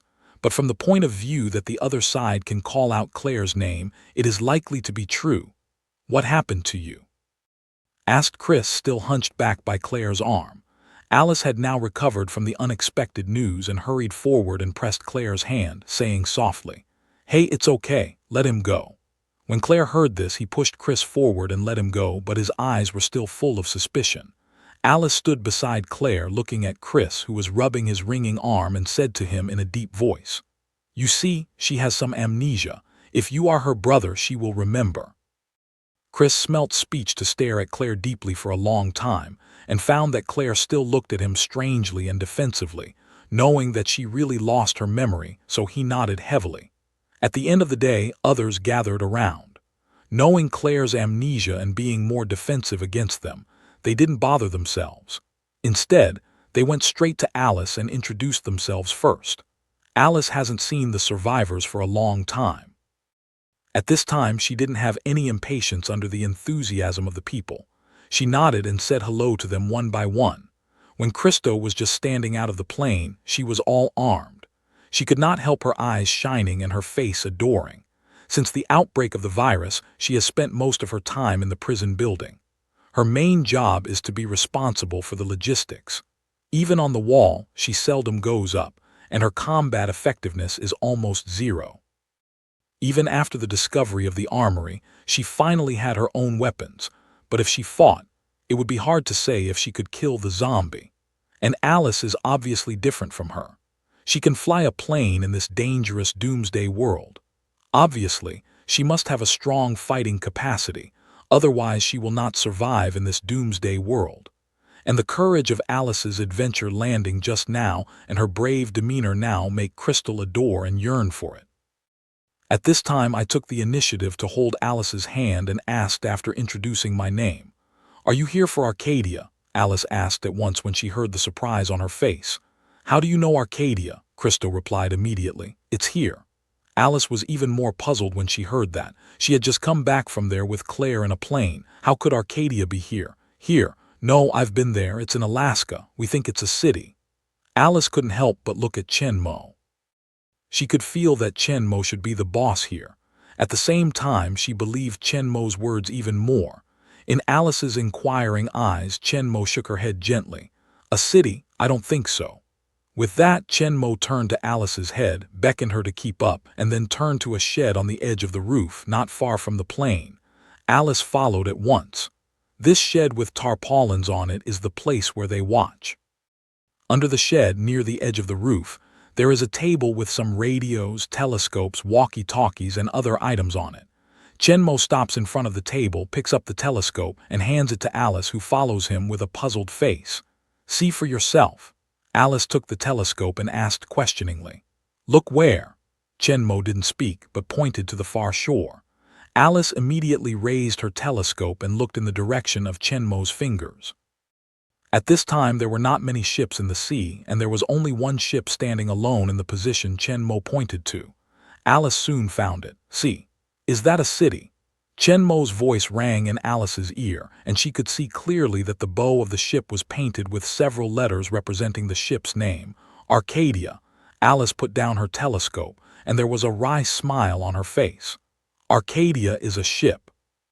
Chen Mo then gave a sign to Angel Ortiz, who nodded, then said as he operated a recorder on the table, "I recorded the broadcast." With Angel Ortiz finished, there was a sound on the radio. "This is Arcadia. Send the emergency radio. There are no infections here. We provide security, food, and shelter." Alice listened to the recorded broadcast and thought, "That's the same message we heard. They must have been sailing along the coast, searching for survivors." But Angel Ortiz added, "But the signal stopped suddenly 2 days ago, and we haven't received it since then." Alice raised her telescope again and looked at the ship without any sign of human activity.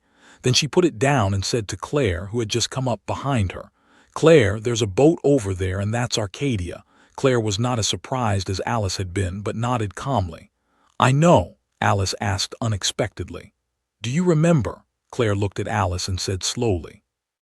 I only remember when our helicopter just landed on the beach. Some people came to pick us up from that ship by speedboat. Alice couldn't help asking, what happened? Why didn't you go with the others?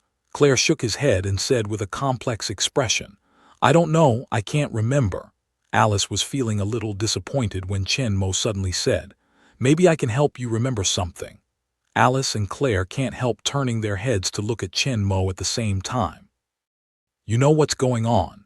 Chen Mo's eyes swept over the two faces, then said slowly, I've seen people on that ship take survivors before. Take it? Asked Alice with a frown. Yes, Chen Mo nodded and looked at Alice and said in a deep voice, a group of fully armed soldiers captured the survivors from the shore. I think the ship has something to do with Umbrella Company. When Alice heard Chen Mo say the name of Umbrella Company, her pupil shrank and her face became very serious. When Claire heard Chen Mo's words, he frowned tightly and raised his hand to cover his forehead. Umbrella Company, I remember. Claire's eyes flickered and then suddenly exclaimed with excitement. That's a trap, said Claire, turning abruptly to take Alice's arm and exclaiming excitedly. The others have been taken, only I have escaped. When Alice heard this, she turned and looked again at the ship moored at the shore in the distance. Her eyes were filled with anger and she said coldly, word by word. The whole thing, Arcadia, the previous broadcast, was all lies. Luther West and Angel Ortiz, who were standing nearby, couldn't help but look at each other when they heard Claire and Alice. It seems that what Chen Mo said before is not wrong. There's something wrong with the ship.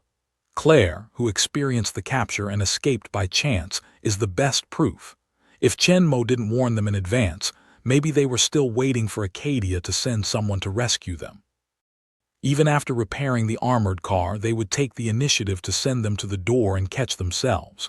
At the same time, Claire, who had figured everything out, said angrily, no wonder they have never looked for us before. They have already set up a trap and wait for us to send them to us. Alice looked coldly at the ship in the distance, and suddenly she said decidedly, we must go to that ship. Claire asked at the smell. How can I get there? Alice turned, and once again her eyes fell on the small propeller plane that had stopped at the edge of the roof. Obviously, Alice is going to continue to fly the plane and make another thrilling roof takeoff and deck landing. Claire followed Alice's eyes and soon understood her idea, but her response was to nod her head, and she agreed to Alice's very risky idea. But just then, Chen Mo suddenly began to dissuade. It's too risky to fly. The length of the runway on the roof is too short. It's very dangerous to take off, and there's no landing place on that ship. However, Alice and Claire were totally unmoved by Chen Mo's persuasion. They were firm on their faces. Obviously, they were willing to take risks to save their friends who were caught on the ship. Just as Alice shook her head, she heard Chen Mo continue. Or you can wait. We'll leave here in a few days. You can go out with us. Alice could not help but be surprised at what she heard. She looked up at Chen Mo and asked eagerly, how can you get out of here? Of course. With Chen Mo's voice falling, the eyes of the prison were all on Angel Ortiz. Alice and Carlyle saw it, and they both looked at Angel Ortiz in confusion. When Angel Ortiz saw everyone looking at him, he immediately explained, we have a riot armored vehicle that Chris found. Alice and Carlyle couldn't help turning their heads to look at Chris, but they saw that he just shrugged his shoulders and didn't speak. Then they listened to Angel Ortiz. But the engine of the armored car was removed before, and I am repairing it. It will take about 3 days to finish. After figuring out Chen Mo's evacuation plan, Alice thought about it a little and made a decision. Now that there is a safer way, they don't need to take another chance to fly the plane and take off by force. It's only 3 days. They can just make some repairs. But though she had made up her mind, Alice turned to Claire and asked for her ideas. Claire did not speak but nodded to her. Alice immediately turned to look at Chen Mo and said, let's go with you.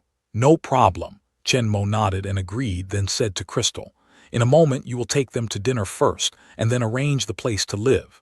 Crystal nodded happily. Later, Chen Mo looked at everyone with a serious face and solemnly reminded him, recently, I found that there has been a strange sound in the underground of the prison. It is likely that there are zombies moving underground. Everyone should always be vigilant and try to stay with other people instead of acting alone. As for Chen Mo's warning, both the survivors in the prison and the new Alice attach great importance to it. They believe that Chen Mo will not say anything casually. There must be a real situation. Anyway, it's always right to be careful. Immediately, all but Chris was going to stay and watch, and the others were going downstairs together. But Claire did not move but turned to Alice. "I'm not hungry." "Go ahead." Seeing that she was worried about being caught, Alice nodded to her and left with the others. Soon there was only Claire and Chris on the roof. Just now, with Chen Mo's reminder, she has recovered some memories, not only of her companions being captured, but also of other fragmentary things. It seems that she really has a brother. Although still not fully remember Chris, but for Chris, Claire in fact has believed 7 points, so for Chris, she also did not have the resistance and prevention at the beginning. Naturally, Chris would not hate that his sister had just beaten him. Chris was very happy about the slight change of Claire's attitude. Standing at the edge of the building side by side, Claire held up a telescope and carefully watched the situation on the Arcadia, refusing to let go of any details. "No one on deck." As he watched, Claire muttered. Then she turned her eyes to the bridge again and began to observe it layer by layer. Chris, standing beside Claire, felt the worry in her heart and couldn't help asking, "Which ship are your friends on?" In the face of Chris's sudden question, Claire hesitated for a moment, nodded, and answered somewhat unnaturally, "I think so." Chris looked at Claire and asked softly, "Do you remember anything?" Carlyle nodded directly this time and said slowly in a low mood, "It started a little bit, but it was slow and not very clear." Claire finished, raised his telescope again and looked up. Chris stared at Claire for a long time, then said, "You're going to the boat to save your friend." Claire didn't put down his telescope and he said casually, but Chris could feel the firmness of his tone. "Count me." Hearing Chris's words, Claire couldn't help but put down the telescope and looked at Chris in surprise. "It's the umbrella company's territory and it's the trap they set. Will be very dangerous this time." Chris nodded with a smile. "I know, but I can't let my sister take risks on her own." Claire took a deep look at Chris, didn't speak anymore, and then raised the telescope again to continue to observe. On the other side, in the prison building, Alice and the others had a simple dinner prepared by Crystal. The others had their own tasks. After eating, they left very soon. Finally, only Crystal and Alice were left in the restaurant. After finishing the dishes with Crystal, Alice did not hurry to leave, but took out a roll of canvas package from behind. In Crystal's curious eyes, Alice rolled the canvas around the round table and began to shake. With a sound of metal collision, all kinds of equipment on the stretched long canvas came into Crystal's eyes. Machete, swing stick, axe, dart, dagger, claw blade, and other cold weapons, flashlight, burning rod, and other tools, as well as her shotgun and large caliber left wheel supporting bullets and grenades. A wide range of weapons and equipment and ammunition are arranged in a neat way, which makes Crystal's eyes shining. Can't help but exclaim, "Oh my God!" Although Crystal now has her own weapon. In terms of firepower, it's not under Alice's equipment, but she's an absolute novice. She hasn't fired a gun several times. What's more, the equipment they get from the armory is only limited to guns and ammunition. Compared with Alice's carry-on and full-featured weapon bag, they are more like a group of upstarts, and Alice is the real elite fighter who has been fighting for a long time. Alice said with a smile, looking at Crystal, who was full of wonder and envy. "Girls are always ready." With that, Alice took out a small cloth bag from her waist and lifted her hand to pour the contents on the round table. Tinkle! Hundreds of coins fell from the bag and spread on the table. Crystal looked at the coins that had lost their value in the end of the world. He could not help turning his head to look at Alice and asked with a puzzled face, "What do you do with these coins?" Alice said as she sat at the round table, sorting out the coins. "It's my hobby." Hobbies. Crystal was still puzzled, but seeing Alice carefully arranging the coins into piles and putting them aside, Crystal didn't say anything more and asked about Alice's situation outside. Alice was sorting out the gold coins and chatting with Crystal. From Crystal's words, Alice also learned more about the prison situation, including Chen Mo's information that she was most interested in. Alice was also unbelievable when she learned that Chen Mo had a powerful and terrifying shooting technique. was able to walk freely among the dense corpses outside, and planned to clean up all the corpses outside. Even when her superpower was not eliminated by the immune serum injected by Wesk, and her physical fitness was at its peak under the reinforcement of T-virus, she dared not walk through such a dense corpse swarm with only 2 pistols. That was to die. Alice wanted to say that it was impossible, but from Christo's look, Alice could tell that she was not lying. Does that guy really have such horrible power? Or, like her, is he the perfect enhancer of T-virus? Chen-mo used to hold the cable on the top of the building, and the picture of the plane pulling back from the outside of the building could not help but reappear in her mind. Although the aircraft had stopped at that time, but the nose has been tilted down at least 45 degrees. Even if it is only a small propeller aircraft, the power needed to pull its nose back by the cable hanging on the landing gear is very huge. There is also Chen-mo's implicit momentum. Alice didn't think much about it before, but now in retrospect, it seems to be more powerful than Wesk. But Chen-mo's momentum is more calm and introverted, not as bright as Wesk's, which makes her almost ignore. So it seems that he is more than just an ordinary survivor. However, Alice did not doubt Chen-mo. If Chen-mo is really hostile, she could choose to stand by and ignore them when she was on the top of the building. She could even add a force to push the plane down directly. It doesn't need such trouble at all. And if Chen-mo's strength is really as horrible as Crystal said, she and Claire can't be Chen-mo's opponents at all. Chen-mo wants to kill them very easily. In addition, Alice has her own judgment. Alice has been fighting with Umbrella Company for many years. She has a deep understanding of Umbrella Company. She has contacted many senior managers of Umbrella Company, including Wesk. Alice has found a common ground in them. No matter how humble their appearance, in their eyes they all have a kind of arrogance, like the savior, contempt for everything. But in Chen-mo's eyes, Alice didn't feel it at all. She believed that Chen-mo should not be from Umbrella Company. In the flickering yellow light of the torch, the 2 men were sorting out the coins and chatting. When the coins were all sorted out and stacked neatly on the table, Alice took off the 2 double-barrel shotguns at the back and put the stacked coins on the table into the gun in Christo's surprised eyes. The diameter of these coins is just the same as that of the shotgun, and they will not be stuck or fall out too loose after being loaded. After putting the shotgun bullet close to the coin, Alice closed the gun and put it back on her back. Christo looked at the remaining stacks of coins on the table and asked with a little twitch from the corner of his mouth, "This is your hobby?" Alice nodded and said with a smile to Christo, "Yes, it can help me kill more zombies." In Christo's mind, he can't help but imagine the scene when the shotgun shot after Alice's hobby feeding.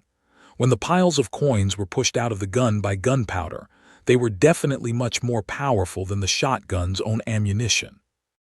It was a big weapon to deal with the zombie. Just the scene seems a little too bloody. For Christo, who hasn't even killed a zombie, Alice's hobby is too much. After handling the 2 shotguns, Alice checked the bullets of the 2 large-caliber revolvers. At last, she wiped the samurai knife on her back carefully, which gathered all the equipment and led her to the room belonging to her and Claire. Put the torch on the shelf next to the door. Christo pushed open the rusty iron door and turned to introduce Alice. "This is the original CO dormitory. All of us live here," Christo said, reaching for a room next to him. "My room is next to yours. You can call me whenever you want." Alice, who was standing next to Crystal, did not find that behind the door behind her, there was a pair of eyes watching her quietly through the window in the dark. Then they said good night to each other and went back to their rooms.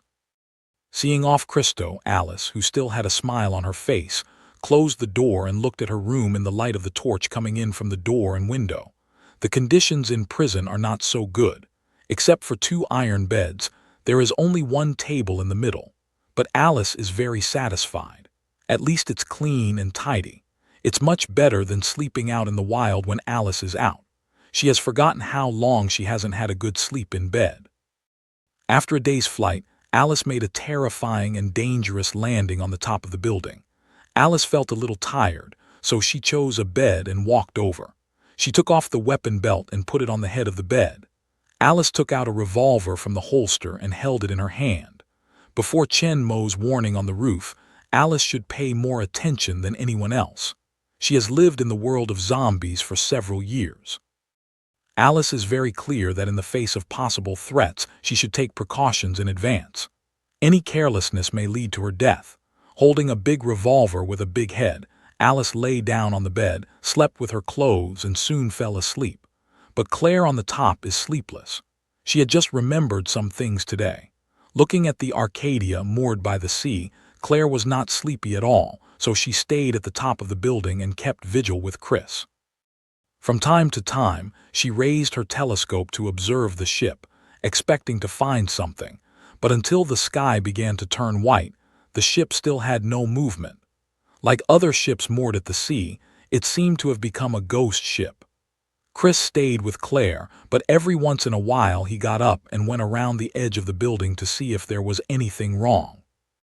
However, Chris didn't see that on a dilapidated street not far from the prison, which was full of car wreckage and debris ashes. A huge figure, like a giant, was dragging a heavy axe which was more than 3 meters long and covered with blood, and striding towards the prison. In the prison, the survivors woke up one after another, and Alice opened her eyes suddenly in the small sound of others getting up. Holding the revolver tightly in her hand, Alice suddenly sat up from the bed. Her sharp eyes swept across the room. When she saw the situation in the room, she suddenly remembered that she was in prison. This night, she slept very comfortably. Since the outbreak of T-virus, she has not slept so peacefully for a long time. After relaxing again, Alice put the pistol back into the holster, then got up to grab the arm belt at the head of the bed and re-equipped it, and soon went out with all her arms open the door. At the door, Alice happened to meet Christo, who had just come out. "How did you sleep last night?" Christo asked with a smile when he saw Alice coming. Alice smiled and nodded. "Very well. By the way, can you take a bath here?" Although it was at the end of the collapse of civilization that almost all modern facilities had been destroyed, Alice did not let herself become a slovenly woman. Even when she was outside, she was always on guard against zombies and enemy attacks, but she would still find a way to take care of her personal hygiene. Even if she could not take a bath, she would scrub. It's a long time since she took a bath last time. It's not easy to get to this relatively safe prison. For the moment, there's no need to worry about the threat of zombies. Of course, Alice wants to take a good bath. In Alice's expectant eyes, Christo smiled and nodded, a little proud. "Of course. In addition to the solid walls, the best thing we have here is tap water." "Great!"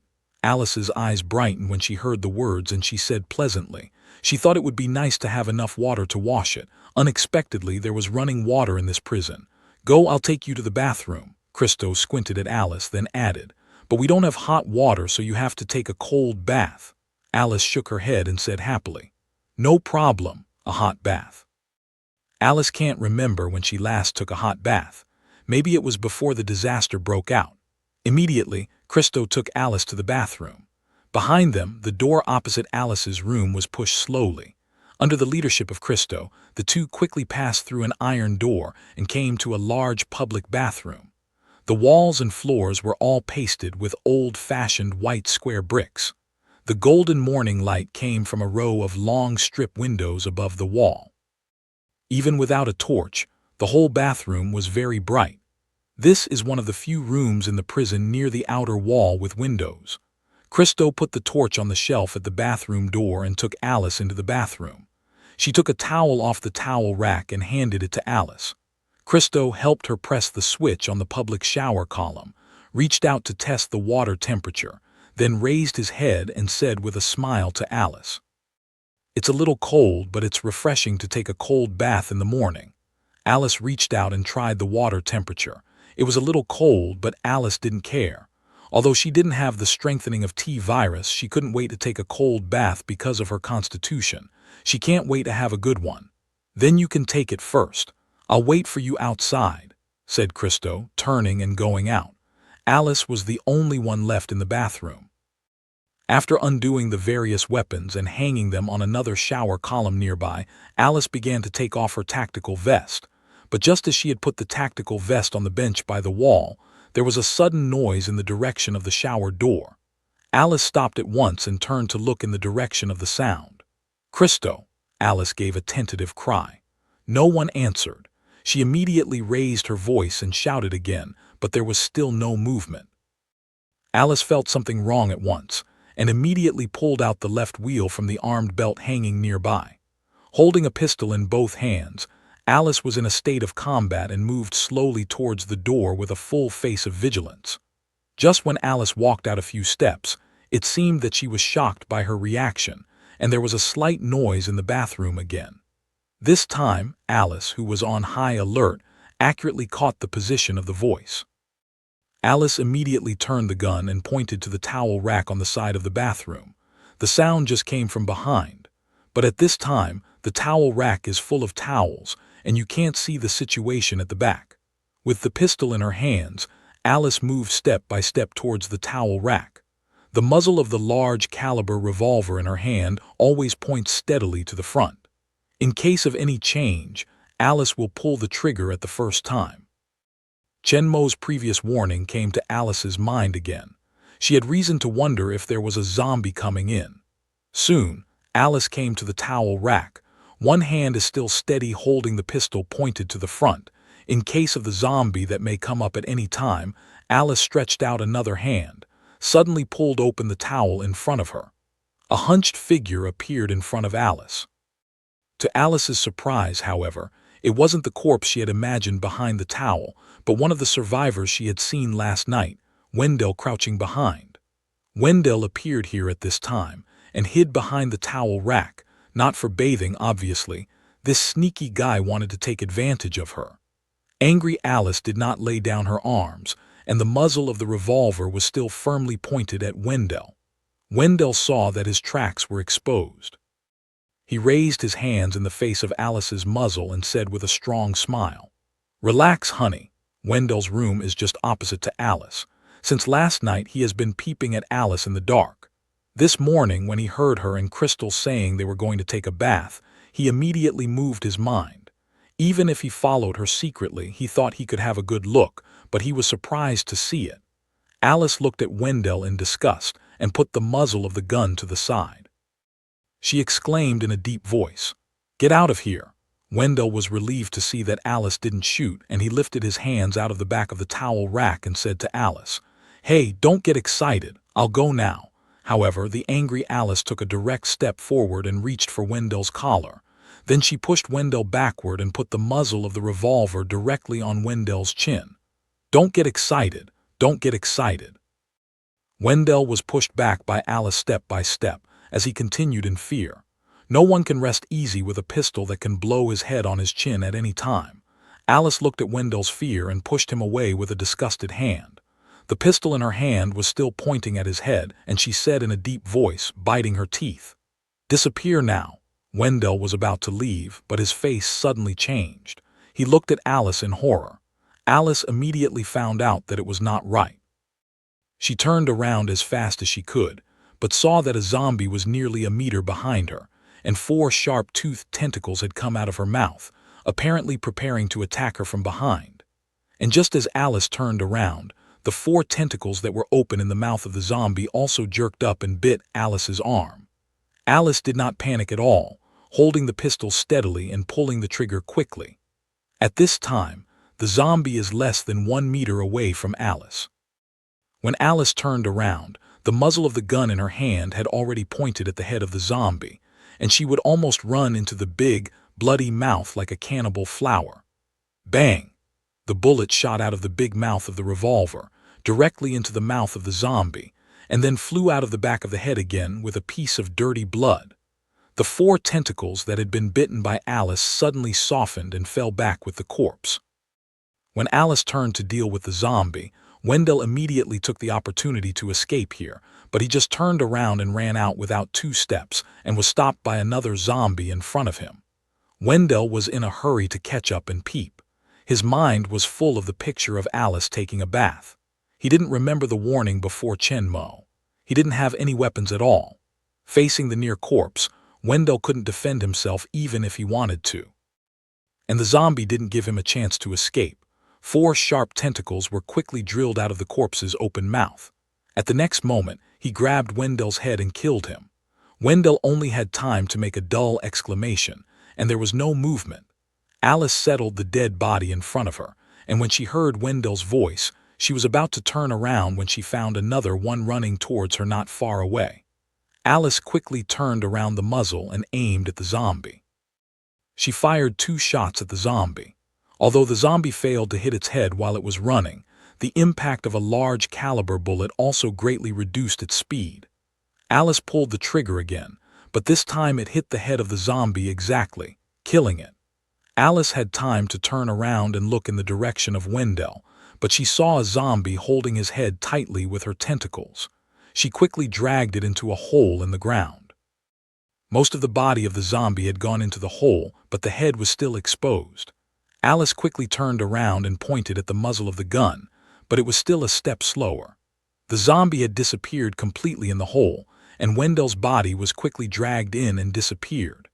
Alice looked at the wide hole in the bathroom floor, and her face was shocked and complicated. Slowly put down the revolver in her hand, Alice couldn't help but think of the warning before Chen Mo. Unexpectedly, Chen Mo said it was true. There was a zombie digging a tunnel under it. Alice couldn't help but secretly rejoice that she remembered his warning and didn't relax her vigilance because she came to a safe place. But obviously Wendell didn't listen as well as she did, and in the end he paid a heavy price for it. What happened? I heard the shots. Just as Alice was distracted by the hole where the zombie had escaped, Christo's flustered voice woke her up. Alice turned to look at the door of the bathroom, but she saw Christo with a pistol in her hand. She looked nervous and walked in carefully. Obviously she heard the gunshot just now, so she rushed over at once. Alice gestured towards the big hole in the ground and said in a solemn voice, "The zombie is in." When Christo heard this, he immediately looked in the direction indicated by Alice. At the next moment her face suddenly changed color and turned white. The zombie really came in. It wasn't just Christo. The huge gunfire in the bathroom soon alarmed everyone in the prison.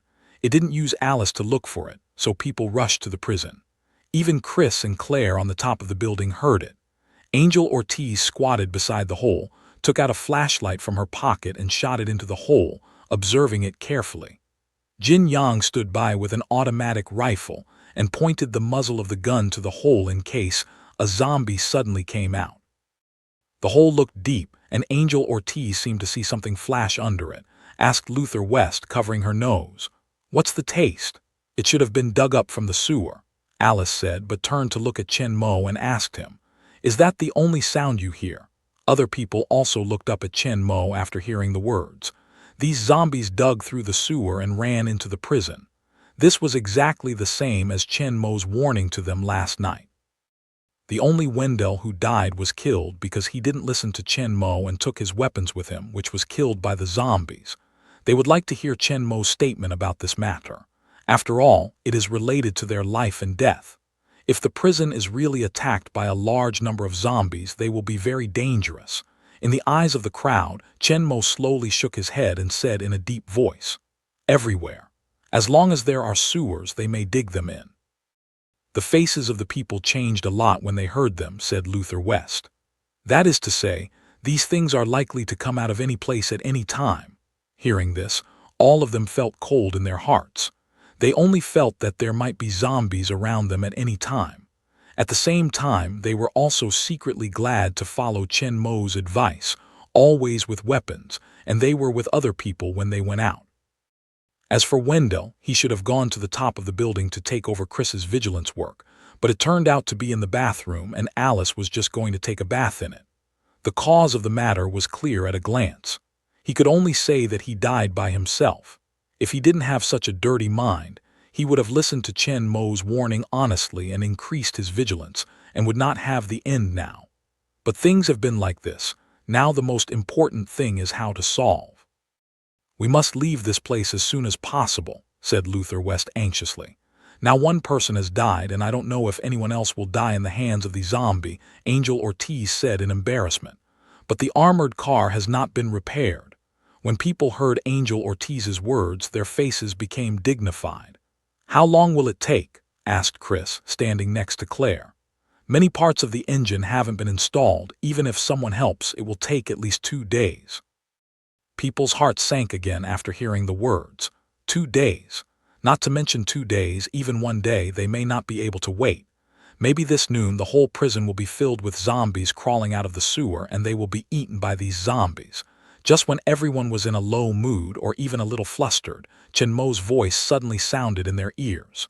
Give me the armored car. Go to the armory and move all the weapons and ammunition you can use to the garage. Watch out. A zombie may appear at any time. Hearing that, although they were puzzled, they were in need of a backbone. Chen Mo's performance proved his ability. There was no other way. They could only do what Chen Mo said, and Alice and Claire couldn't help looking at each other. They didn't expect that there was an armory in this prison. No wonder these guys are all fully armed. Even Christo and Kim Yang, who obviously have not much combat experience, carry automatic rifles on their backs and have 2 pistols on both sides of their thighs. On the strength of the weapon, these 2 rookies are even above her. And Alice also found that, although there are some differences in weapons like Luther West, in addition to a machine gun, there are 2 submachine guns hanging around her waist. But all of them have one thing in common, that is, each of them is equipped with 2 pistols. Including Luther West, who was armed to the teeth, still had 2 pistols tied to both sides of her thighs. It made Alice wonder if these guys had any quirks. They are not the same as her. Although her 2 shotguns are powerful, they can only fire 4 bullets in a battle. Usually, there is no chance to reload, so she needs 2 pistols to make up for the lack of firepower. And the rifles, submachine guns, and even light machine guns of all the people in the prison have enough firepower. Even if we want to prepare the auxiliary weapons for emergency, we don't need to prepare 2 pistols. Without special training, people with ordinary shooting skills can't use 2 pistols at the same time. If they are distracted and use 2 pistols at the same time, the hit rate will only be greatly reduced. Even when she was not in a particularly urgent situation, she used only 1 pistol. So Alice felt very strange because of all the guns in her hands. She didn't know because of the influence of Chen Mo. After seeing the scene of Chen Mo killing the 4 sides with 2 pistols, people have a new understanding of the power of pistols and can't help imitating them. Some people didn't hold pistols at all. After seeing the powerful performance of Chen Mo killing the zombies, they all carried 2 more pistols on their bodies. Compared with their rifles, machine guns, and submachine guns, the weight of the 2 pistols is nothing, and they also found problems after a long time. The submachine gun is better, but the rifle and machine gun are really heavy. It's just enough to carry them when sentry. It's really tiring to carry them all day. Even the most powerful Luther West has been carrying the machine gun for a long time, and it doesn't take long to get tired. So later, the people simply put down the heavy weapons. Usually they only carry 2 pistols with them. Only when they are on guard outside the building or when there is a situation they will be fully armed. After Chen Mo finished the task, he turned to Alice and Claire and said to them, "You 2 go to help and add weapons by the way. There may be a fierce battle today." Naturally, Alice and Claire did not refuse. They are likely to face a huge number of zombies. Alice's original weapons and ammunition are not enough to deal with the firepower, while Claire has only 1 dagger given by Alice. Even if she has good fighting ability, she can't resist a large number of zombies. Under the command of Chen Mo, the people soon began to move. Alice and Claire went to the armory with them, ready to carry weapons and ammunition. Before, I didn't expect that the zombie would come in from the underground excavation tunnel. In addition, the armored vehicle hasn't been repaired, so people didn't rush to load weapons and ammunition into the armored vehicle. Fortunately, there are many of them now, and they have opened the door of the armory. It's not a problem to move them. They don't need to empty the entire armory, just load some of the weapons and all the ammunition they need. As for armored vehicles, they can only choose to believe Chen Mo. It's really not good. They can only try to break through by fire. With Chen Mo, they didn't despair. Although the risk of direct breakthrough is certainly high, Chen Mo, who has extremely strong shooting skills, starts with them, and now they have enough weapons and ammunition, so the firepower of all people is not weak. Even if there is damage, I believe most people still have a chance to escape and ascend to the sky. At this time, people did not have the heart to think about it. A group of people soon arrived at the armory. Looking at the obvious door, on the wall that was chiseled out later, Alice knew that there must be a story behind the armory, but now it's not the time to ask these questions. They immediately followed people through the big hole in the wall and entered the armory. In the light of the torch, the situation in the armory was clearly displayed in front of Alice and Claire, looking at the rows of various firearms hanging on the wall and shelf, and their eyes could not help but shine. The others had begun to pack their ammunition, and Chris introduced the two men who looked up and around. These are the weapons left by my former troops. In addition to pistols, submachine guns, rifles, and machine guns, there are also several shotguns and sniper guns. As he spoke, Chris took them to the front of the innermost wall. The weapons Chris just said can be found here. You two pick up the weapons first. The bullets and the magazines are all underneath. Chris finished and together with the others loaded the bag with ammunition. Alice and Claire didn't spend too much time either. Both of them are experienced fighters who have lived in the last world for many years. They naturally know what weapons are most suitable for them. Neither of them chose the sniper guns. Their next battle is to break through. The sniper guns are not very useful. Alice didn't change her shotgun either. She just added some bullets. Although the shotgun on the wall is more powerful and has more ammunition storage, its barrel is too long and inflexible than her double-barrel shotgun, which does not conform to her fighting style. She didn't change the two large-caliber revolvers under her arm. Although the cartridge capacity was a little lower than that of the pistol, it was more powerful. Alice used it easily and didn't plan to change it. However, in order to make up for her lack of firepower, Alice still chose two submachine guns tied to both sides of her thighs, and then filled her waistband with magazines. With her shooting skills, she was able to cope with a fierce battle. Claire, who had no gun, didn't have the same back as others. She just took a pistol and tied it to her right thigh, but she took a lot of clips. What Claire is good at all the time is the pistol. Compared with holding an automatic rifle, which is not easy to handle, Claire is more willing to choose the pistol he is good at. Alice didn't say much at first. Anyway, they didn't act alone. With Luther West and Angel Ortiz, they were enough to provide oppressive firepower. Claire could use a pistol to play the most powerful role, and to some extent make up for the lack of flexibility of the people. With the equipment in place, Alice and Claire joined the crowd and began to move their weapons out. Those sniper guns have not been let go. If they are not used now, they will not be used in the future. In addition to the largest number of automatic rifles and pistols with only a part of them as a spare, other weapons with a smaller number are all taken. At the end of the collapse of civilization, these well-preserved weapons are very valuable. If it wasn't for the limited space in the armored car and the urgency of time, they would have emptied all the things in the armory, leaving nothing. When the people began to carry weapons and equipment, Chen Mo also came to the parking garage of armored vehicles alone.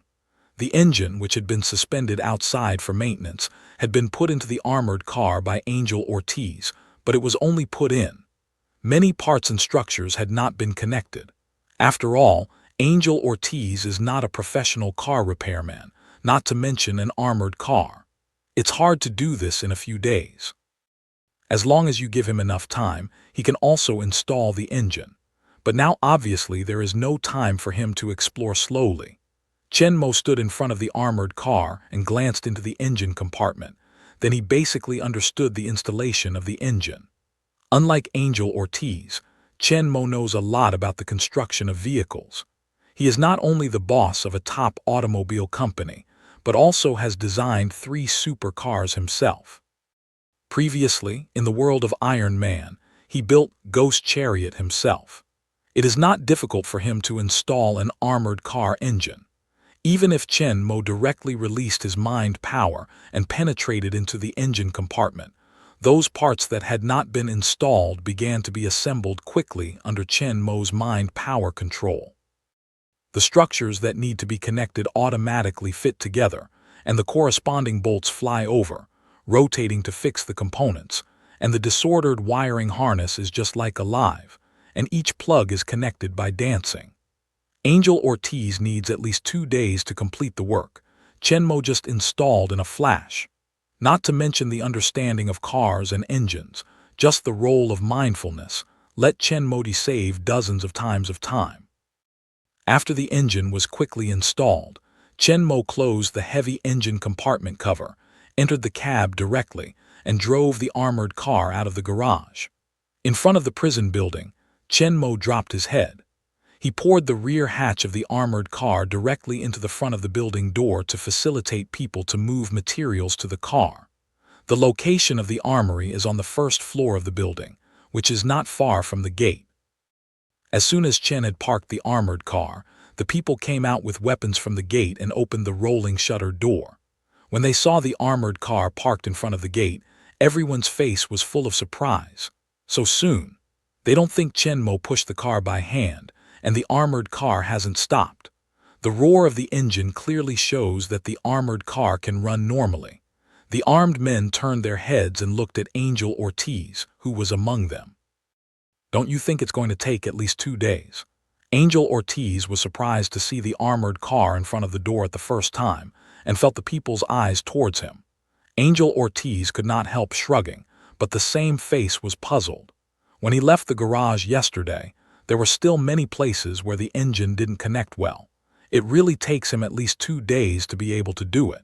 Even professional maintenance personnel can't complete the installation in such a short time. However, it's obviously not the time to discuss this. The fact is in front of them. The armored car has been repaired by Chen Mo. When they were surprised, the back hatch of the armored car suddenly opened from the inside, and Chen Mo jumped out of the car and stood in front of them. People couldn't help looking at Chen Mo's hands, but they found that his hands were still as clean as before, and there was no grease on his hands after Angel Ortiz repaired the armored car every day. How did he do it? Is there another good armored car here? Chen Mo didn't give people a chance to ask questions. He glanced at the weapons and loaded backpacks in their hands, then waved to the hatch behind him and said, "What are you doing? Put it in the car and hurry up." The crowd immediately responded that Angel Ortiz saw that the hatch of the armored car was narrow enough for only one person to enter and exit. So he jumped on the armored car directly, put a bag of ammunition in his hand, and even turned around to pick up the materials in their hands. Angel Ortiz took over at the door of the cabin, and all the weapons in the hands of the people were soon put into the armored car. Angel Ortiz was also slightly sorting out to make sure that he would not block the road, so he immediately jumped out of the car and prepared to return to continue to carry the remaining ammunition. But just before Angel Ortiz could walk into the roller shutter door when his feet just landed, there was a huge crash at the gate of the wall behind him. Touch! Even the people who had stepped into the building first heard the loud noise clearly. This obviously abnormal situation made them stop together. Touch! Another loud noise came again. This time, without any hesitation, they turned around and ran back towards the door. Angel Ortiz had now turned to the side of the armored car and looked towards the gate. At the next moment, his eyes were wide and his face was shocked. Just outside the gate of the wall covered with zombies, a giant with a height of more than 3 meters is wielding a huge battle axe which is the same as his height and constantly smashing the gate. His body is extremely strong, and the heavy axe is like a toy in his hand, which is waved at will. His head is covered with a linen headdress, covering the whole head completely, unable to see his appearance, but in his body is filled with countless black and rusty spikes, like the devil resurrected from hell. Just after Angel Ortiz, Luther West and Alice ran out and stood by him, watching the giant outside who was still wielding a huge axe to attack the gate of the wall. Everyone's expression was the same as that of Angel Ortiz, although they have known for a long time that the zombies have evolved. Compared with the beginning of the disaster, the zombies have become more powerful in power, speed, and even intelligence, and they have seen the 4 tentacles evolved from these zombies. But the 3-meter-tall tomahawk giant outside the gate still makes them a little difficult to accept. And Alice looked at the giant's dress and the 3-meter-long huge battle axe in his hand, but her face became dignified, and a deep sense of anger and hatred also appeared in her eyes. This huge size beyond the limit of human beings, as well as the attitude of the zombies around him, all show the identity of the giant. Obviously, it should be a new type of enhanced zombie, but the weapons and costumes in its hands can't be naturally evolved. Alice can conclude that this giant must be a new biological weapon developed by Umbrella Company, just like the Licker and the Stalker she'd met before, and it seems that the giant is even more powerful and difficult. The huge axe in the giant's hand has a thick and sharp axe blade on one side and a huge hammer 1/2 meter square and full of edges and corners on the other side. The solid steel gate shakes violently under the constant impact of the heavy hammer. On the wall of the fixed gate on both sides, dust is constantly falling down. Although the steel gate is solid, if it continues to smash like this, it will be smashed down soon. Angel Ortiz, the first to see this huge zombie, first responded by taking down the automatic rifle directly from behind and pulling the trigger towards the huge figure outside the gate. Others were awakened by the sound of gunfire. They were shocked to see the huge corpse that could use weapons. Then they took out their weapons and attacked the huge corpse. The position of the armored vehicle is only 20 or 30 meters away from the gate. As the crowd opened fire one after another, a string or two of blood burst out on the body of the corpse of the huge axe outside the gate. The front gate railing was also hit by many bullets, and many sparks burst out in a dang-ding-dang sound. However, although he was hit by many bullets, and even some bullets hit his head, the movement in the hand of the huge zombie did not stop at all. Those bullets did not seem to cause any harm to him at all. The axe in his hand was still falling towards the iron gate in front of him. Touch! Touch! The huge sound of the heavy hammer hitting the iron door still rings again and again according to the original frequency.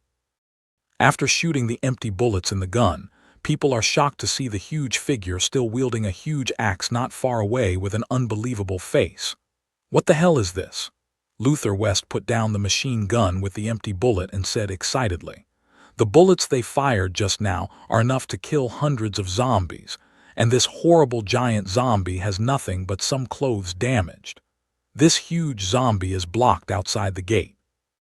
If we don't get rid of it, sooner or later it will break through the gate and rush in with countless zombies. They will have to pass him when they evacuate. Although the armored vehicle is solid, it may not be able to withstand the attack of the giant zombie. At least it is not difficult for it to destroy the tire. By then, they will be stuck in the car waiting to die." Just when people were terrified of the corpse of this immortal axe, Chen Mo's quiet voice sounded beside them. "Don't waste your time. Move on." "Give it to me here." Alice, Luther West, and others looked at the still calm silence, but they were affected by his calmness and soon calmed down. Although I don't know what Chen Mo can do to deal with this powerful giant zombie, Alice still chooses to believe Chen Mo. "Let's go." Alice took the lead in running towards the building. Claire followed. The other survivors finally took a look at the corpse of the axe still attacking the gate outside the gate. They also chose to believe in Chen Mo and rushed towards the armory together with Alice. After the people left, Chen turned around and looked at the corpse of the axe, or the executioner of the axe. According to Chen Mo's observation, the strength of the new biological weapons manufactured by the Umbrella Company is still very strong. The metal giant axe with a length of 3 meters weighs at least several hundred kg. The executioner of the giant axe does not have much difficulty in waving it. Obviously, the strength is very strong. Chen Mo's estimation is not much worse than 6 times that of ordinary people. That is to say, the power of this axe executioner is equal to that of Wade and Agent Zero. But in terms of real strength, it is far from being compared with Wade, because its speed is a fatal weakness. Even if the power is very strong, but the speed of the axe executioner is not much faster than that of the ordinary people, which makes its power unable to play its maximum combat effectiveness. It's like the tomahawk in its hand. What's the use if it can't hit people, if it's sharp, if it's heavy? Although just now, under the attack of the public, the executioner of this huge axe also showed strong vitality and self-healing ability. Even if his head was hit by a bullet, he would not die easily. But for Chen Mo, it still has no attraction. When it comes to sandbags, it's not as good as the steel Decepticon in body size or defense. Moreover, the T-virus on him will also pose a certain threat to Chen Mo, so Chen Morgan was not interested in practicing with it. But Chen Mo can't let it continue to destroy the gate there. When he strode to the gate, Chen Mo looked up at the huge axe executioner who was still beating the door tirelessly and took out his pistol directly. With Chen Mo's tall stature, standing in front of the executioner of the axe is still very small, so Chen Mo has to raise the muzzle of his gun and point to the front and top. Bang! Chen Mo shot at the beholder of the axe executioner, and a blood hole was made on the brown linen head cover. A little blood was dense on the head cover, and behind his head, a blood flower was directly ejected. However, Chen Mo's axe executioner just tilted his head back a little, but his movements did not stop at all. Chen Mo was not surprised by this but nodded with satisfaction. As in the movie, the self-healing ability of the executioner is very strong.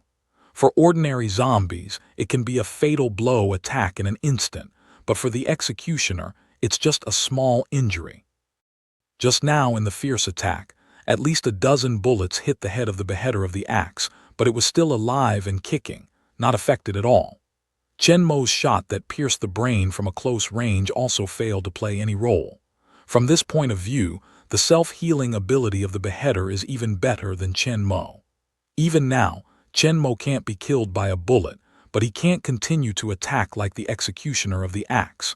This shows the power of T-virus. If operated properly, Chen Mo's strength is likely to have a great improvement or even a leap forward growth. But Chen Mo doesn't want to be a monster like the axe executioner in front of him. The first thing he needs to ensure is enhanced security, which falls on Alice. It's too early to say these things now. It's a priority to solve the guy in front of you first. After confirming the self-healing ability of the beheader and the strengthening effect of T-virus, Chen Mo did not delay anymore, moved the muzzle of the gun directly, and started shooting towards the neck of the beheader. Bang!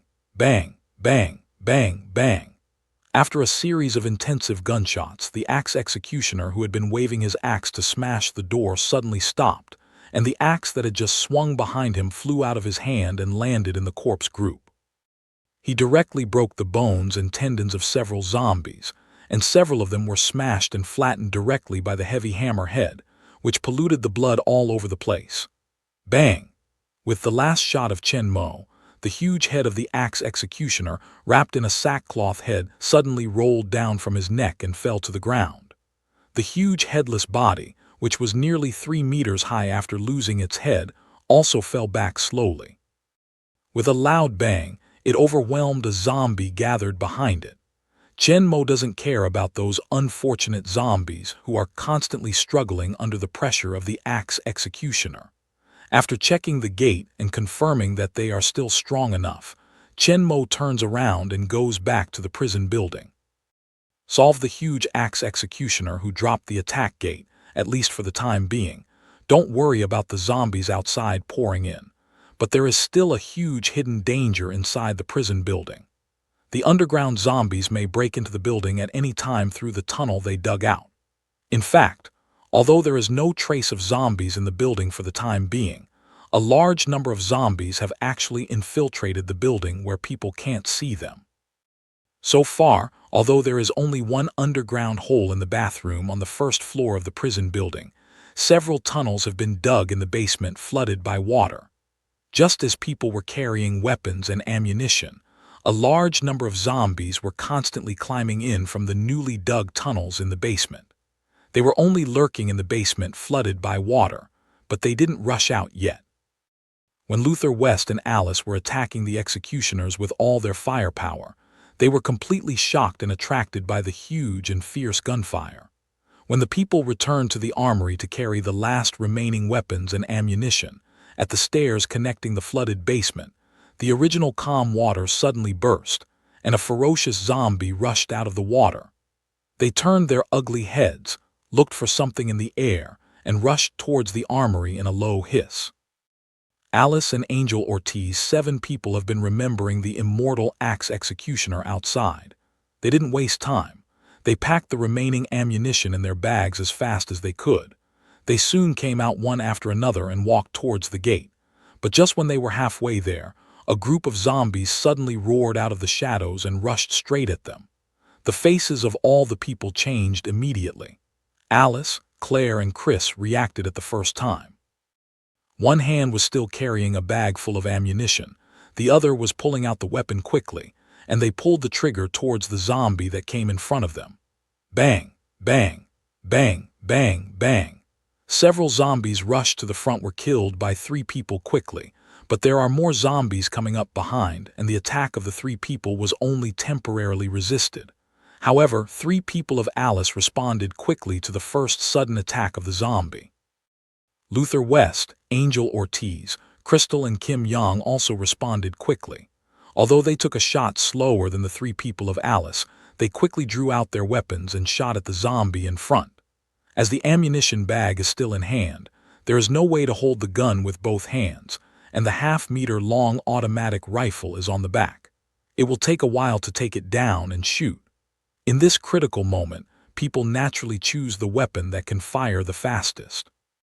So in the end, all 7 of them took out their pistols and started shooting at the zombie. Although there are only 7 pistols, most of them are good at shooting. Alice and Claire are shot at the head, so the 7 people temporarily resist the zombies and don't let them rush in front of them, but they are also blocked there and can't move on. Soon things changed again. Alice, who was raising her gun and shooting at the zombie in front, had just shot one of the zombies in the head with the last bullet in the pistol. When she put the revolver with the empty bullet back into the holster and was about to pull out another pistol, her eyebrows suddenly wrinkled, and then she turned around suddenly. At the next moment, her eyes were twinkling, only to see another group of zombies coming from behind them. "Be careful behind you," Alice reminded the crowd loudly, releasing the weapon bag in her hand, pulling out the newly equipped submachine gun from both sides of her thigh, turning around and pouring a bullet towards the group of zombies coming from behind. Duh, duh, duh. The zombies fell down one by one, but the speed of their coming up was much faster than that of Alice alone.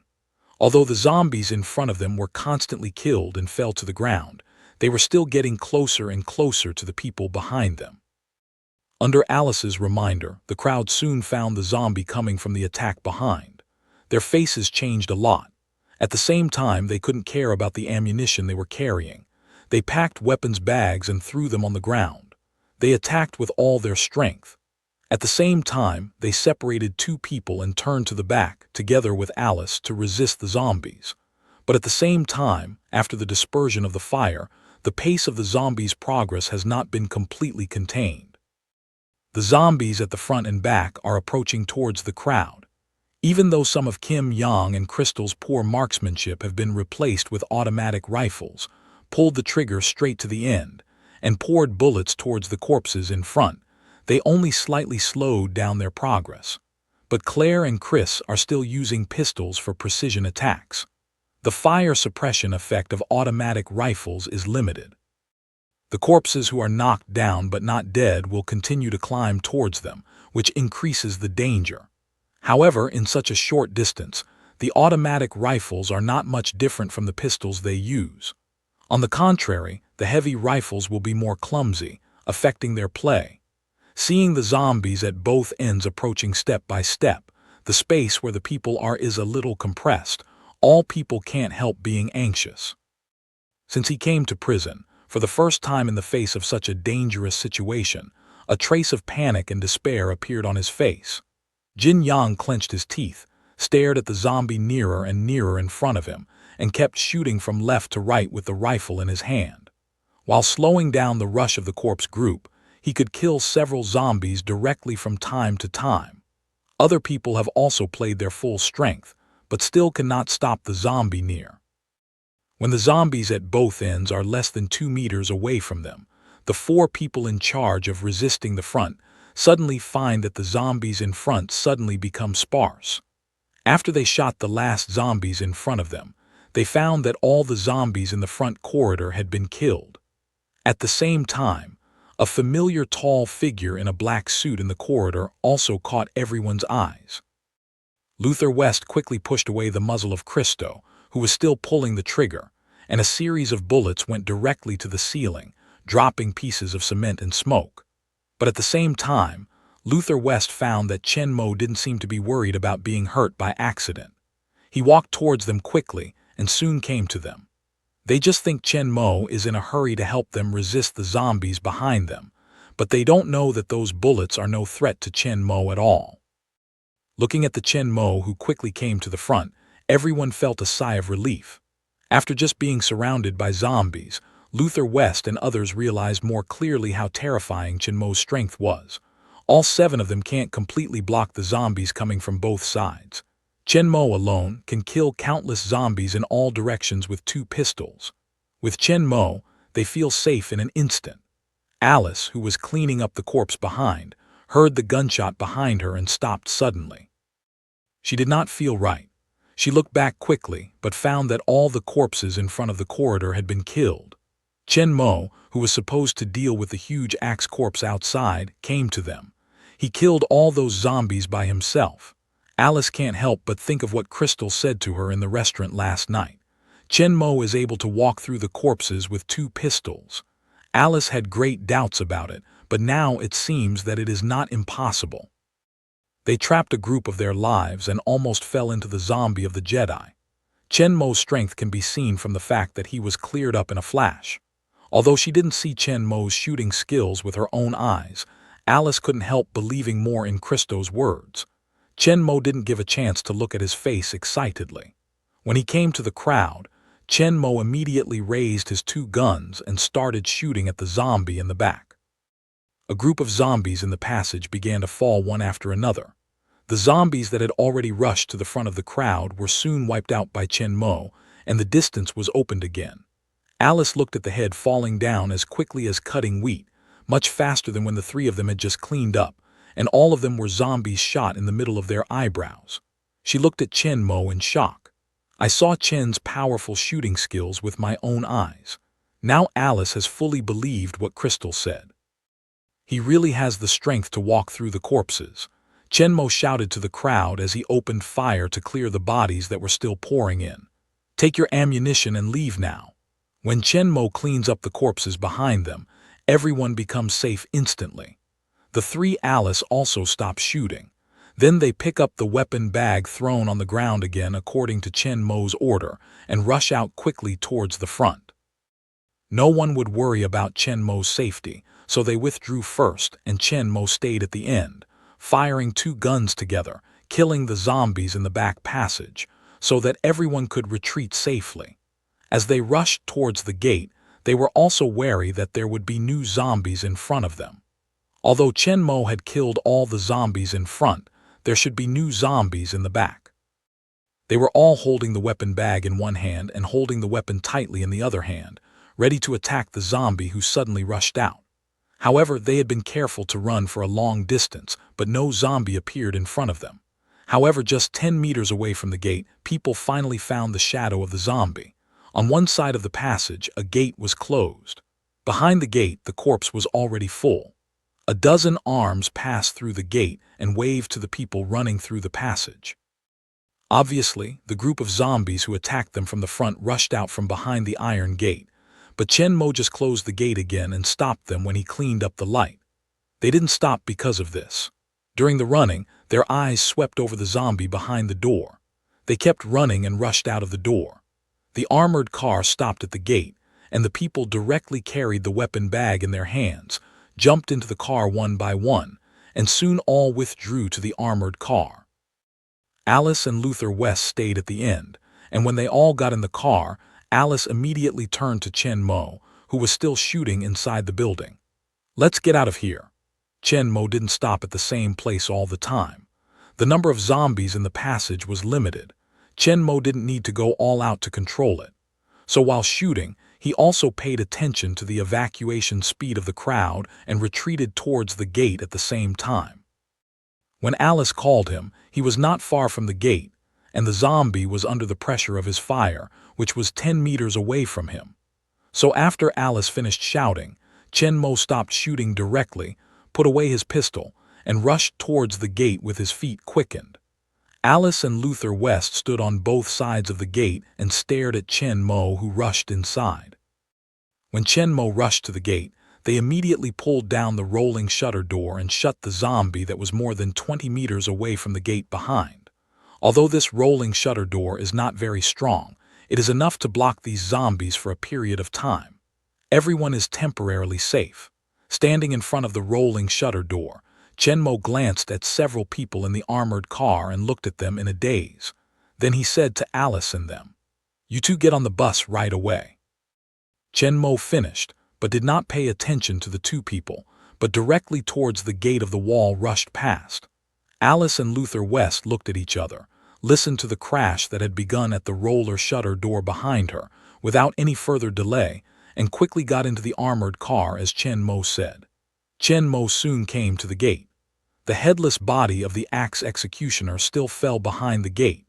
The zombies under him were still struggling to get out. Chen Mo looks back and confirms that everyone has got on the bus. He immediately pulls back the heavy bolt and opens the door. As the door was opened, a large number of zombies crowded behind the door rushed in. Chen Mo did not shoot, but after opening the door, he rushed back to the back of the armored car and jumped into the car. Before countless zombies rushed into the enclosure, Chen Mo reached out and closed the hatch behind the car, then turned around and looked into the car. Luther West, Angel Ortiz, Alice and Claire all looked at him. In their faces, Chen Mo saw the excitement, expectation, worry, and anxiety. He was about to leave the prison that had trapped them for 4 or 5 years. Everyone's mood was very mixed. Touch, touch, touch. Hiss, sneer, sneer, hiss. There was a sound of collision and scratching outside the armored car, and it was clear that the zombies pouring in from the gate had surrounded the armored car. Listening to the sound nearby, people could not help but feel a little more solemn and uneasy in their eyes. Chen Mo's eyes swept over the faces of the crowd one by one, then he said in a deep voice, "We're all seated. Let's go." After Chen Mo finished speaking, he immediately passed through the crowd and entered the front cab of the armored car. The others looked at each other and sat down on the benches on both sides of the car. The armored car that had not been flamed out started quickly. I felt that the speed was gradually raised and moved forward steadily. A touch of excitement could not help but emerge in the faces of all the people. Finally, I'm leaving here. The powerful horsepower makes the armored car easily push away the zombies in front, against the surging tide of corpses, towards the open wall gate slowly opened. The zombies in front of the car are either squeezed to both sides, or they will be rolled under the car bottom and wheels, which can't stop the armored car. Against the influx of corpses, armored vehicles slowly rushed out of the gate. A zombie, who was crushed by the heavy body of the axe executioner, was struggling to climb out and was about to break free. The wheel of the armored car slowly drove out just over its head. Bang! The head of the zombie exploded directly, and then it was run over by several tires rolling in the back. When the armored car drove away, there was only a headless zombie and a very flat layer of crushed bone and meat on the ground. The armored car left the gate, and there was a vast sea of corpses outside. Chen Mo immediately stepped on the accelerator with great force. In the roar of the engine, the heavy armored car began to accelerate gradually. People sitting in the car just feel like driving on the rough mountain road. The car body is constantly bumping, but the speed is slowly rising up. They naturally know what's under the wheel. With the increase of speed, the position of the front of the car is also constantly sounded touch, touch. With the increase of vehicle speed, these impact sounds are also faster and louder. When the speed is increased to more than 20 miles, it is difficult to continue to improve. After all, this kind of armored vehicle is only used for anti-riot. Its horsepower is far inferior to that of military armored vehicles and tanks. Although it can still break through obstacles and move forward steadily in dense corpses, its speed cannot be raised to too high. This also leads to a problem.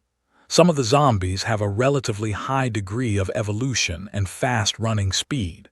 They can even keep up with the speed of armored vehicles. With this part of the zombies in the group only a small part, but with the advance of armored vehicles, more and more zombies catch up with the armored vehicles and climb up in the carriage. Alice listened to the noise from the top of her head, and her face was heavy. The others looked up at the position of the roof, worried. As more and more zombies climb to the top of the car, they also feel that the speed is constantly decreasing. If they continue to develop like this, they are likely to be climbed to the car by more and more zombies, eventually forming a corpse mountain that will completely cover the armored car, and they will be completely trapped in the original place. This is a situation they never thought of before. People's worry is not superfluous. In fact, a small corpse mountain has been formed on the armored roof at this time. Dozens of zombies are entwined with each other and firmly hung on the roof. Moreover, some zombies are constantly climbing up to increase the scale of the corpse mountain. Although they didn't know what was going on outside, they felt a strong sense of unease from the slower speed of the armored car and the constant noise of the roof. Alice glanced around the car and then spoke to the crowd. "There are shooting holes on both sides of the carriage. We can clean some of the zombies."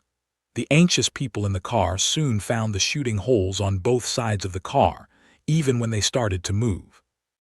There are 6 shooting holes on both sides.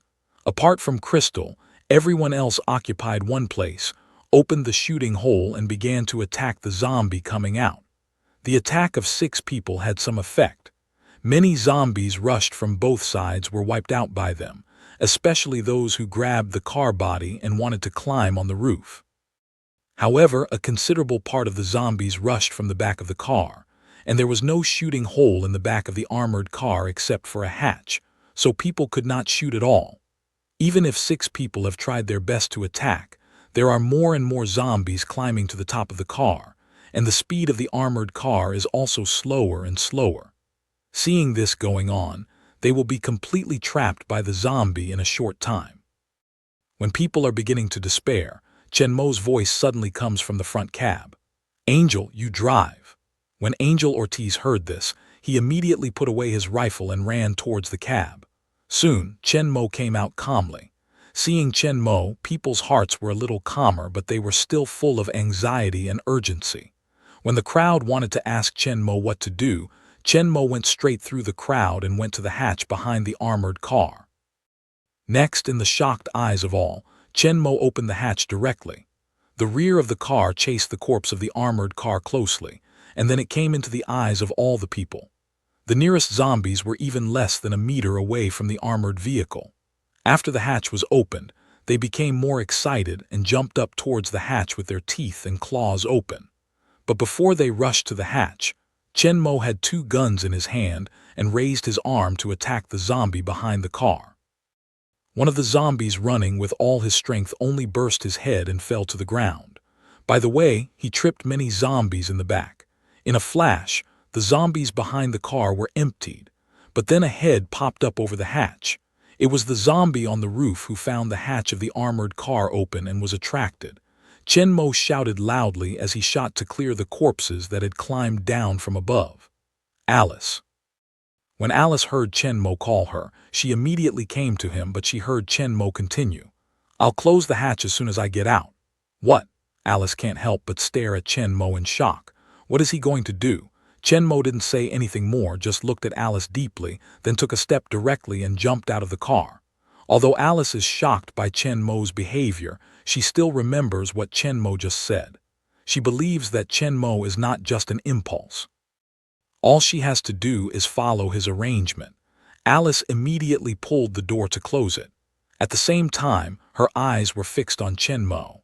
After Chen Mo jumped off the armored vehicle, he was on the ground with 1 foot at the moment of landing. His body turned around flexibly. The whole man turned directly to the direction of the armored vehicle and continued to rush forward with the inertia of the armored vehicle.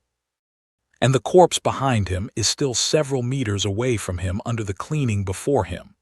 Chen Mo doesn't care about the zombies behind him, but after landing, He rushes towards the armored vehicle again, raises his double guns and points to the roof. At this time, Alice's cabin door was just half closed, but a zombie climbed down from the top of the cabin door again. But before Alice pulled out a gun to shoot, Chenmo's bullet had already shot through its brain and the zombie's body fell from Alice. And this is just the beginning. Just a few seconds after Alice closed the hatch, the corpses on the roof were like dumplings. Several corpses fell down, but as the hatch was closed, she could not see what happened next. She can only speculate in her mind through the voice outside. Bang! Shortly after the hatch was closed, there was a sound of gravity trampling on the door, as if someone had kicked it hard outside. Touch, touch. Then there were two sounds on the roof, as if someone had fallen on Alice's head. Chen's distinctive, coherent, and rapid gunfire also moved from the back of the car to the roof.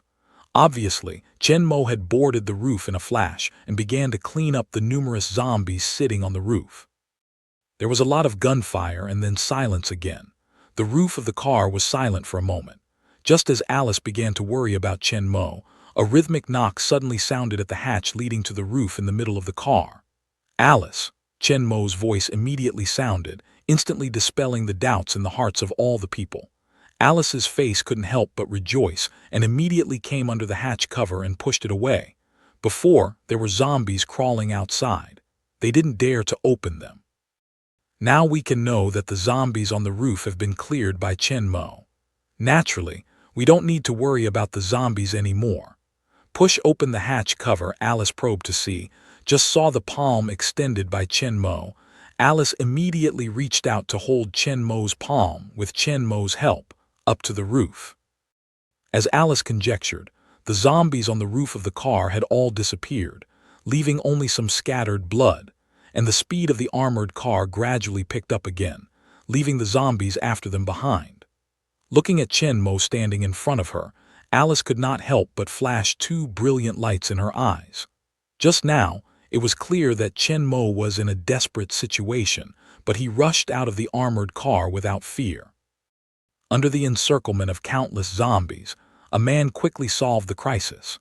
But although she has seen Chenmo's two battles for a short time, and marveled at Chenmo's powerful shooting and skill, Alice is still a little confused about Chenmo's strength.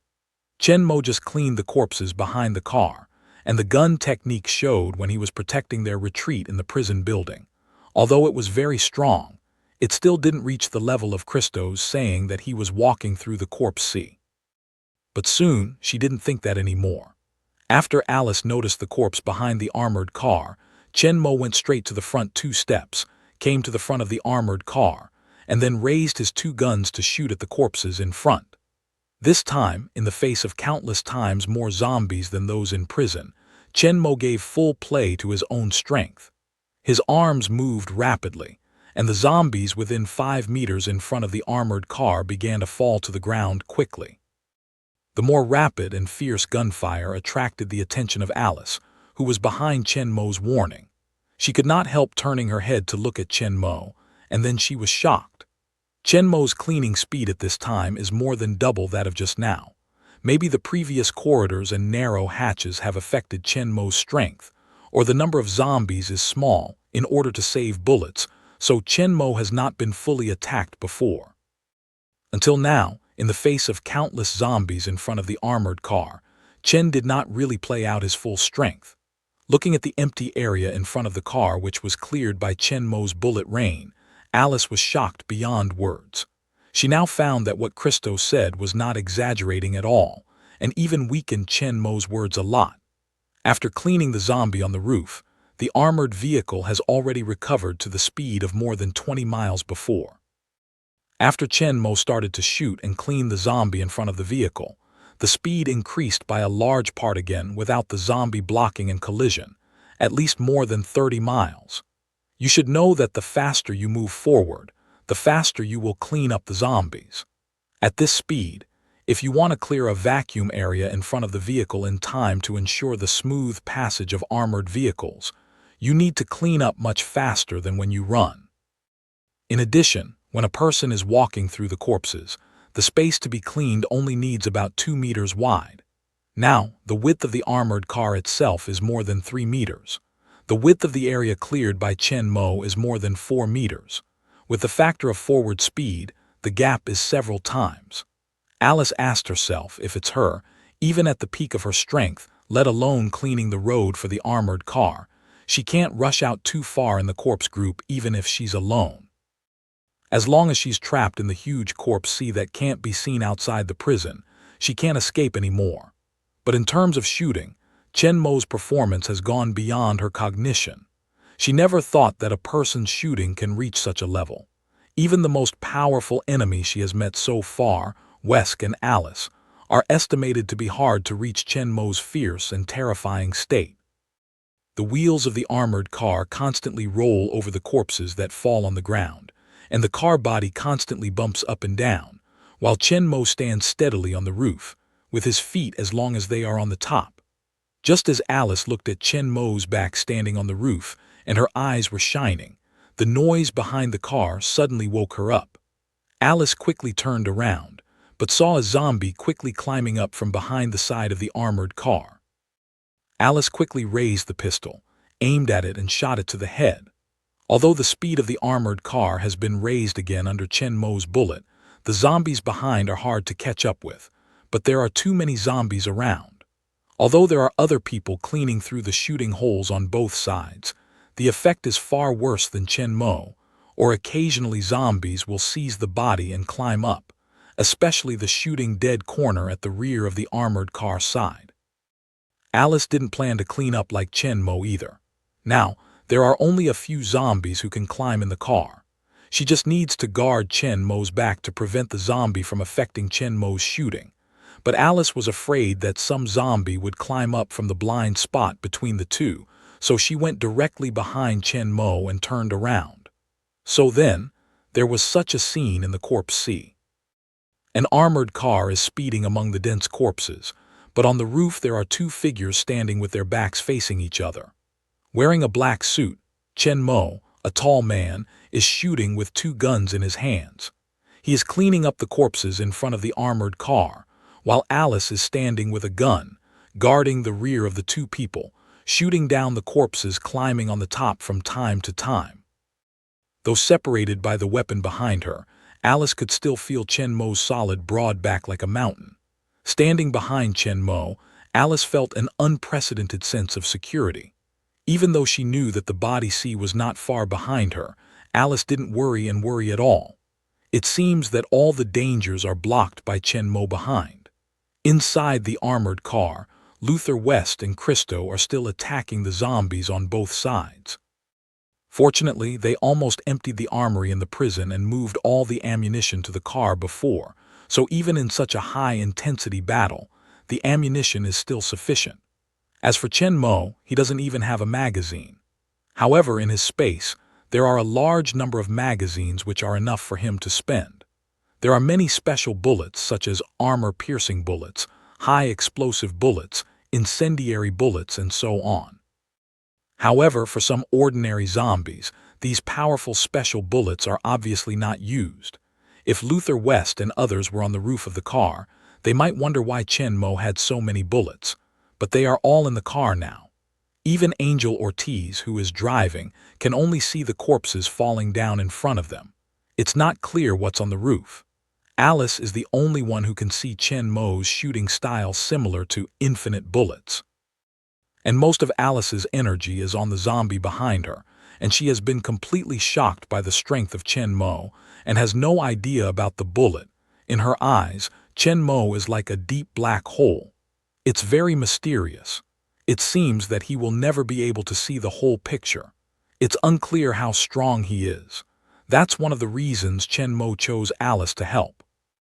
With the concerted efforts of all the people inside and outside the car, the armored car broke through the dense corpses all the way and made continuous breakthroughs towards the outside. Due to Chen Mo's crazy cleaning in the past few days, although he failed to clean up all the zombies as he planned, the number of zombies has been reduced by several %, and the radius of the zombie enclosure around the prison has also decreased a lot. Angel Ortiz, sitting in the driver's cab, looked at the edge of the corpse group that could be seen in front of him and was getting closer and closer. He was excited.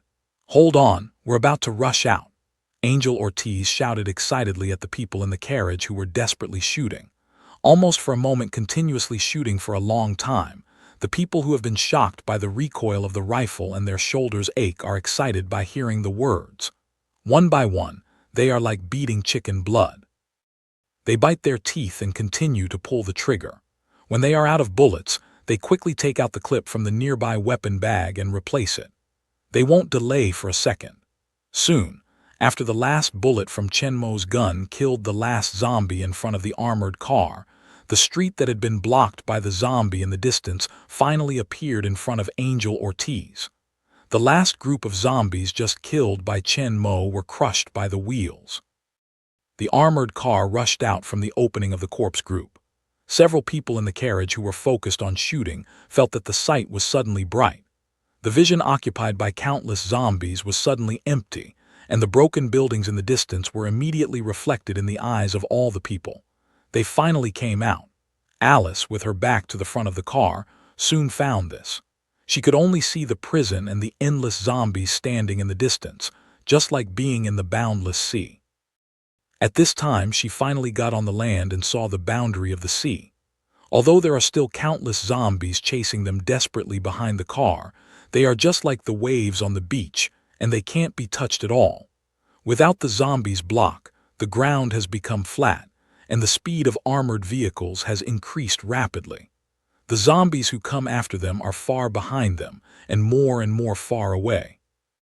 At full speed, the armored car rushed towards the street in the distance, while Chen Mo and Alice, standing on the top of the car, turned at the same time. "You have a great shot," Alice smiled at Chen Mo, her eyes full of admiration and adoration. Chen Mo hears the words but just smiles and says, "You're good too." Alice doesn't think Chen Mo's evaluation is too low. Chen Mo has proved his strength with facts. She is far ahead of her and can be recognized and praised by Chen Mo. Alice is very satisfied. "Go back to the car first," Chen Mo said, bending over to open the hatch cover and reaching out to Alice at the same time. Alice smiled brightly, then went straight to the front, took Chen Mo's hand and jumped into the armored car with his help. As for Chen Mo himself, he jumped out of Alice's way and went back to the car. Except for Angel Ortiz, who was still driving in front of us, everyone looked at Chen Mo excitedly. They knew very well that without Chen Mo, even if they found and repaired the armored car, they would not be able to break through the dense sea of corpses, and eventually they would only get trapped in it or be eaten by zombies or starve to death.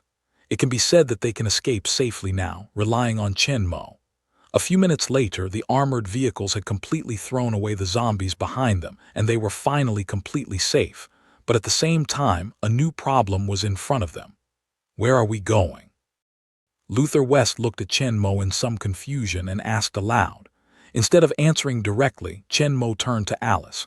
Feeling Chen Mo's eyes, Alice glanced at Claire, then looked into Chen Mo's eyes and said firmly, "We are going to rescue people on the ship."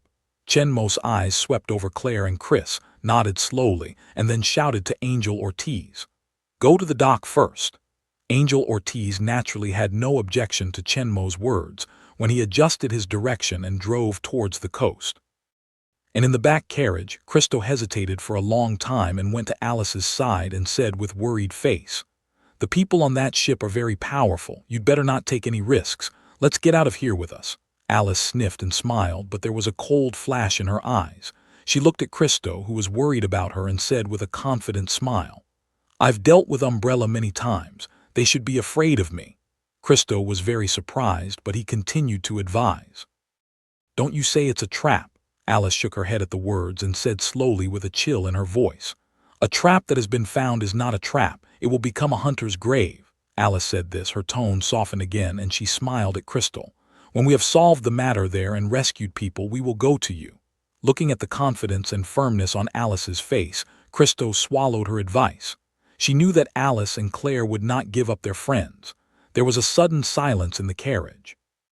Seeing that Alice and Claire had made up their minds, the others, though worried, didn't say anything more. They just silently found the magazines used by them from the weapon bag and handed them to them. And when Chris began to add ammunition, the crowd quickly responded that Chris was going to save people with the two of them. Although we didn't get along with Chris for a long time, people's feelings for him were not much weaker than others. Their weapons and equipment, as well as the armored car they were riding in at this time, all depended on Chris. Just a few days ago, they all accepted the new member who had been changed from prisoner. At this time, when they saw that he was going to risk saving people with Alice, they were all worried. However, thinking about the relationship between Chris and Claire, they can fully understand Chris's choice. If they change it, they won't watch their own sister go to risk. Since they can't stop it, they can only go to risk with her. In a slightly heavy atmosphere inside the car, the armored car soon arrived at the quay on the coast. Several years have passed since the disaster broke out. This originally prosperous city has become dilapidated. The originally busy wharf is now desolate and dilapidated. However, the structure of the wharf is still solid, and there are still some small boats and speedboats on both sides of the wharf, but there are no people left. Even the zombies have been attracted to the prison. Like other places in the city, there is no one in the wharf, and there is silence everywhere. However, the silence was quickly broken by the armored vehicles coming from the boom. The armored car stopped at the quayside, and Angel Ortiz came out of the cab to the crowd. Chris's eyes crossed the people's faces one by one. Finally, he nodded to Chen Mo, turned around, opened the hatch, and jumped down first. Claire, who was eager to help others, didn't look at other people. She jumped out of the car directly behind Chris. At last, only Alice was left. Instead of getting off directly, she looked at Chen Mo and asked, "Where are you going?" When Chen Mo heard Alice's question, he didn't answer directly, but turned to look at the other people in the carriage. Luther West and Christo had no idea where they would go next, so they looked at Chen Mo and waited for him to make a decision. Under the gaze of Alice and Luther West, Chen Mo looked at several people standing in the carriage and said slowly, "You can collect more materials in the city before the corpses around the prison spread, and then you can move around the outskirts and suburbs, or go north along the coastal road to Santa Barbara, where the number of corpses is relatively small.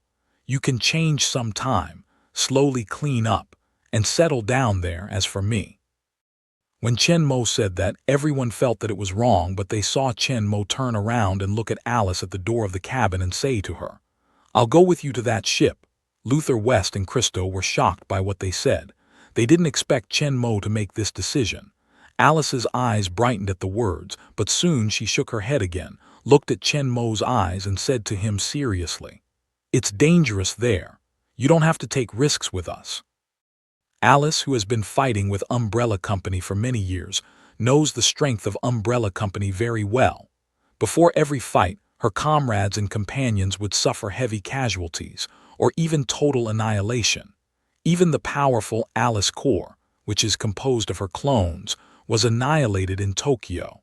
Claire and Chris have no way to refuse, but Chen Mo and the prisoners on the Arcadia have nothing to do with them. There is no need to take risks with them. Chen Mo looked into Alice's eyes and said in a deep voice, "Umbrella Company is also my enemy. The end of the day was caused by them. Up to now, they are still catching survivors and conducting virus experiments. If we continue to do so, all ordinary human beings will be wiped out, and only Umbrella Companies and their biological weapons will remain in the world." Speaking of this, Chen Mo's eyes flashed a cold on and said in a cold voice, "If we want the world to return to normal, we must wipe them out." After hearing Chen Mo's words, Alice stood there staring at Chen Mo, but in her mind, she thought about it as if it were a piece of cake. Before, Alice had been fighting with Umbrella Company all the time, but most of the time it was a passive counterattack. The only real active attack was to see their clones being slaughtered as test objects in large numbers. In order to avenge their anger, they took all the Alice clones to the headquarters of Umbrella Company in Tokyo. For a long time, she did not have a clear understanding and a clear plan of how to end the end of the world and save the world, but just driven by things, passively moving forward. Before meeting Chen Mo, all she wanted to do was to find other survivors and protect them from the end of the world, not to wipe out the Umbrella Company completely. Or in her opinion, the world has been destroyed and can't be restored to its former form. Countless zombies are all over the world. The survivors can only live in the cracks and can't defeat the endless zombies and rebuild civilization at all. But Chen Mo's words are like a bright light in the night, which instantly lights up the dark land and points out the road ahead for her. Umbrella Company made this disaster, and in the case of the collapse of external civilization, the disappearance of all countries and organizations, and the extinction of human beings, it still retains many secret bases, a large number of regular armed forces, and a scientific and technological civilization force that is no weaker than before the disaster. Even they are still using T-virus to research and manufacture more powerful new biological weapons. This is not just to say that Umbrella Company has a way to deal with zombies. It can still operate in the end of the zombie world. It doesn't need to worry about the terrorist power of zombies like survivors. Most importantly, as the initiator of all this, is there a way for Umbrella Company to completely end the end of this era? Looking back on the performance of Umbrella Company all the time, Alice had to suspect that the disaster might not be an accident at all, but that Umbrella Company had planned for a long time and deliberately made it. If they were not prepared, how could they still retain such a perfect and powerful force after the collapse of all countries, governments, and armies? Before the T-virus leak is a play directed by Umbrella Company. Spencer, who breaks the T-virus, is just a chess piece. If you just steal T-virus and sell it, Spencer doesn't need to break a T-virus. As the security director of the Umbrella Hive base, Spencer has no idea what he wants to sell. It's totally unreasonable to break the T-virus, which adds to the cake and is very dangerous at the same time. All he has done is obviously to release T-virus, and all these are undoubtedly controlled by Umbrella Company. Umbrella Company is the culprit of this disaster. For some kind of ulterior purpose, they have created this biochemical crisis and killed almost all human beings in the world. Living human survivors, the whole world together do not know if there are 10,000 people. Mankind is on the brink of extinction. But anyway, at least, Alice knows that to save the world, Umbrella Companies must be destroyed. Alice woke up and looked at Chen Mo excitedly, as if she had met a confidant. Later, Alice no longer dissuades Chen Mo, nods to Chen Mo forcefully, then directly turns around and jumps out of the cabin door. Chen Mo said, "Take care," to the people in the carriage who were still shocked by Chen Mo's decision to leave, and then he jumped out of the armored car behind Alice. In a flash, there were only 4 people left in the carriage: Luther West, Angel Ortiz, Jin Yang, and Christo. The originally crowded carriage suddenly became empty. Looking at Chen Mo's back, 4 people couldn't help but look at each other. Just now they are still full of 8 people in a car. How can they only have 4 of them in a blink of an eye? When the 4 people in the car were at a loss, Chen Mo and Alice were walking side by side outside the armored car. Chris and Claire, who came down first, looked at Chen Mo, who came to them with Alice. They were all surprised. They thought Chen Mo would leave here in an armored car with others and go to a safe place.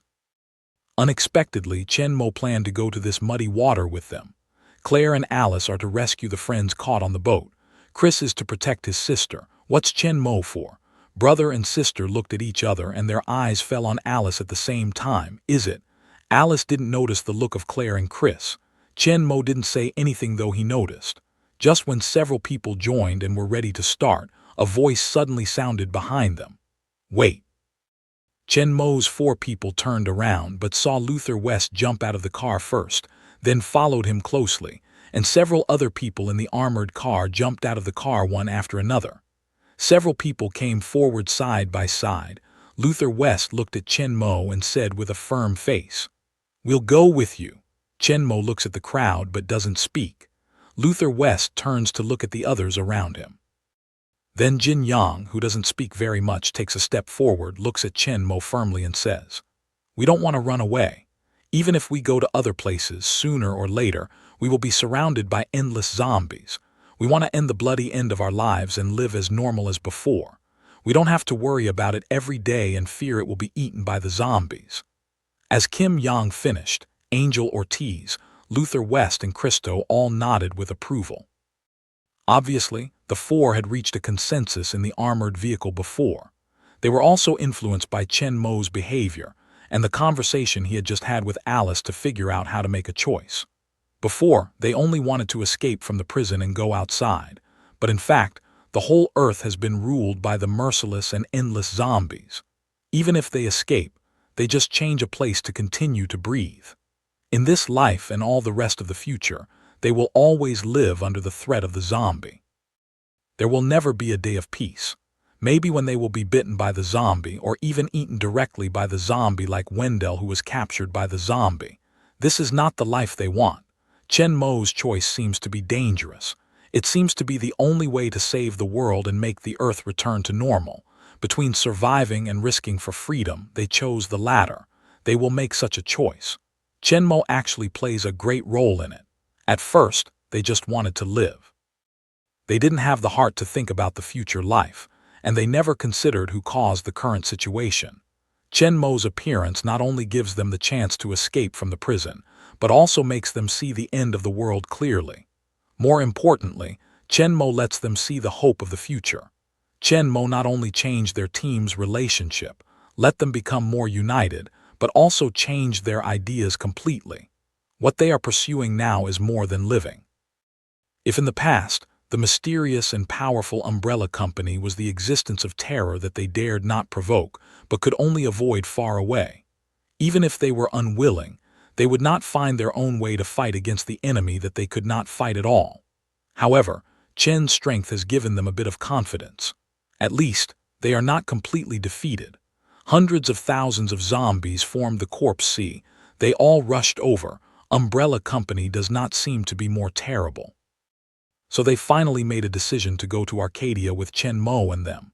After Jin Yang finished, Chen Mo and Alice looked at each other and saw a trace of comfort in each other's eyes.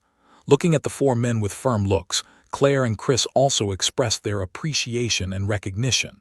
There are not many survivors in this world. If everyone chooses to escape, then human beings are not far from extinction. At this time, dare to stand up to fight. Everyone is a real warrior. Chen Mo's eyes crossed Jin Yang's faces one by one, and finally she nodded slightly. Alice, who was standing beside him, saw this and said with a straight smile, "Welcome to join." Luther West and Christo look at each other excitedly. They feel that they are not really accepted by Chen Mo and Alice until this moment. From this moment on, they are a real team. Angel. After accepting the four, Chen Mo didn't delay anymore and greeted Angel Ortiz directly. Angel Ortiz came forward excited, as if looking forward to Chen Mo's task. Chen Mo pointed to the wharf not far away from everyone and said to him, "Find a speedboat that will work." Hearing this, Angel Ortiz glanced at the row of speedboats moored on the wharf not far away and nodded. "No problem. Although it has been parked in the open air on the wharf for several years, it looks old and out of date, but the yacht is always on the water, and the hull itself is mostly well preserved. The only problem is that the engine has not been used for a long time, and some of them may not be used. But it took Angel Ortiz a while to find out from a dozen speedboats that the engine was in good condition and could start normally. Listening to the sound of the engine of the speedboat, Angel Ortiz didn't say hello to them. When they walked by together, they soon boarded the boat one after another. This speedboat has a large space, and it's not crowded for 8 people. Angel Ortiz was standing in front of the boat. Others were sitting on the side of the boat. Others were standing in the middle, but everyone's eyes were all on the ship moored in the distant sea. At this time of the morning, the sea is still floating a layer of morning fog, like a huge beast crawling on the sea, devouring the speedboat. After entering the dense fog, all the people saw in front of them was only a vast expanse of white, with visibility less than 10 meters. Although the position of the ship was no longer visible under the cover of thick fog, Angel Ortiz still firmly held the steering wheel, kept the direction of the speedboat, and drove towards the position of the ship in memory. But in order to prevent colliding with the ship, Angel Ortiz did not dare to drive too fast. He always controlled the speed of the ship to ensure that there was enough buffer time when he got to the ship's heel. In the sea, there is the water below, surrounded by a vast white fog which completely surrounds them. They don't know what is hidden in the fog, and the parachute company's Arcadia ship is not far in front of them. They don't know whether there is some danger hidden in the fog. In the silence, the speedboat slowly passed through the thick fog, and Luther West and other people became more and more nervous. However, when they saw the broad back of Chen Mo standing in front of the speedboat with Alice, their uneasy mood was suddenly calmed down again. Chen Mo, the terror corpse composed of hundreds of thousands of zombies, rushed through with them. What's the fog in this area? With the advance of the speedboat, the moist fog came to the boat, which made everyone on the boat feel a little cool. However, in everyone's heart, there was a flame brewing in the dark. A more fierce battle than before may be waiting for them in front. As the speedboat drove further and further away, all the people on board did not speak. Everyone's eyes were fixed on the thick fog ahead, searching for the figure of the Arcadia. It seems that after a long time, the speedboat finally burst out of the thick fog, but the ship that was seen on the coast appeared in front of them again. At this time, they have come to the ship, only tens of meters away. Compared with the figure of the ship seen from afar, the Arcadia is huge and huge, like a huge fortress, almost occupying most of their vision. As the speedboat approached, it soon came under the Arcadia. A small platform was floating on the sea close to the huge body of the Arcadia, which was connected with the gangway leading to the ship deck. Angel Ortiz steered the speedboat through an arc and stopped by the platform. Luther West and Chris, who had already grasped the cable in advance, stepped on the platform from the ship at the same time after the ship stopped. Then they turned around and pulled the cable, pulling the speedboat drifting backward under the reaction to the platform. After the two men tied up the ropes and fixed the speedboat, the rest of the boat stepped off. When other people turned around and looked around, Chen Mo and Alice looked at each other. Then Chen Mo took out his weapon directly, stepped on the gangway first, and walked towards the upper deck. Alice also took out the revolver on her waist side, followed Chen Mo closely, and walked up the gangway while guarding the top to prevent someone from suddenly attacking from the deck. Now that she knew it was the Umbrella Company's trap, Alice would not think that there was really no one on the ship. What they had observed before was just a cover-up. Their arrival is likely to have been acquired by the ship's Umbrella personnel for a long time. At this time, someone may have been ambushed on the deck. Claire and Chen have seen a large number of armed men with their own eyes, so they will not take it lightly. When others saw this, they took out their weapons and followed them carefully.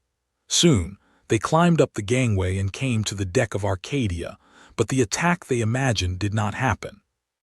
On the broad deck, as they had seen on the prison building before, there was no figure, as if it was really just an empty ship. People are not surprised. Although they have known that this is a trap, the people of Umbrella Company do not know that their conspiracy has been exposed. There is no one directly on the deck to catch them. There may be other traps waiting for them at the back. Let's go to the bridge. Chen Mo's voice sounded in the ears of all the people. Then they did not stay on the deck. Under the leadership of Chen Mo, a group of people armed with weapons entered the bridge at the end of the deck. It was soon discovered that, like the deck outside, there was no one in the bridge, but the computer and all kinds of equipment in the cab were still running, and all the parameters of the ship's fuel and power were normal. It seems that some people were here not long ago, but I don't know why they all disappeared now. Did they hide or really leave? People didn't take it lightly. Luther West and Angel Ortiz were all armed and alert. Check the logbook, Chen Mo said to Chris standing next to the computer. Chris immediately put the pistol back into the holster on the side of his leg and operated it in front of the computer. Soon, he found out.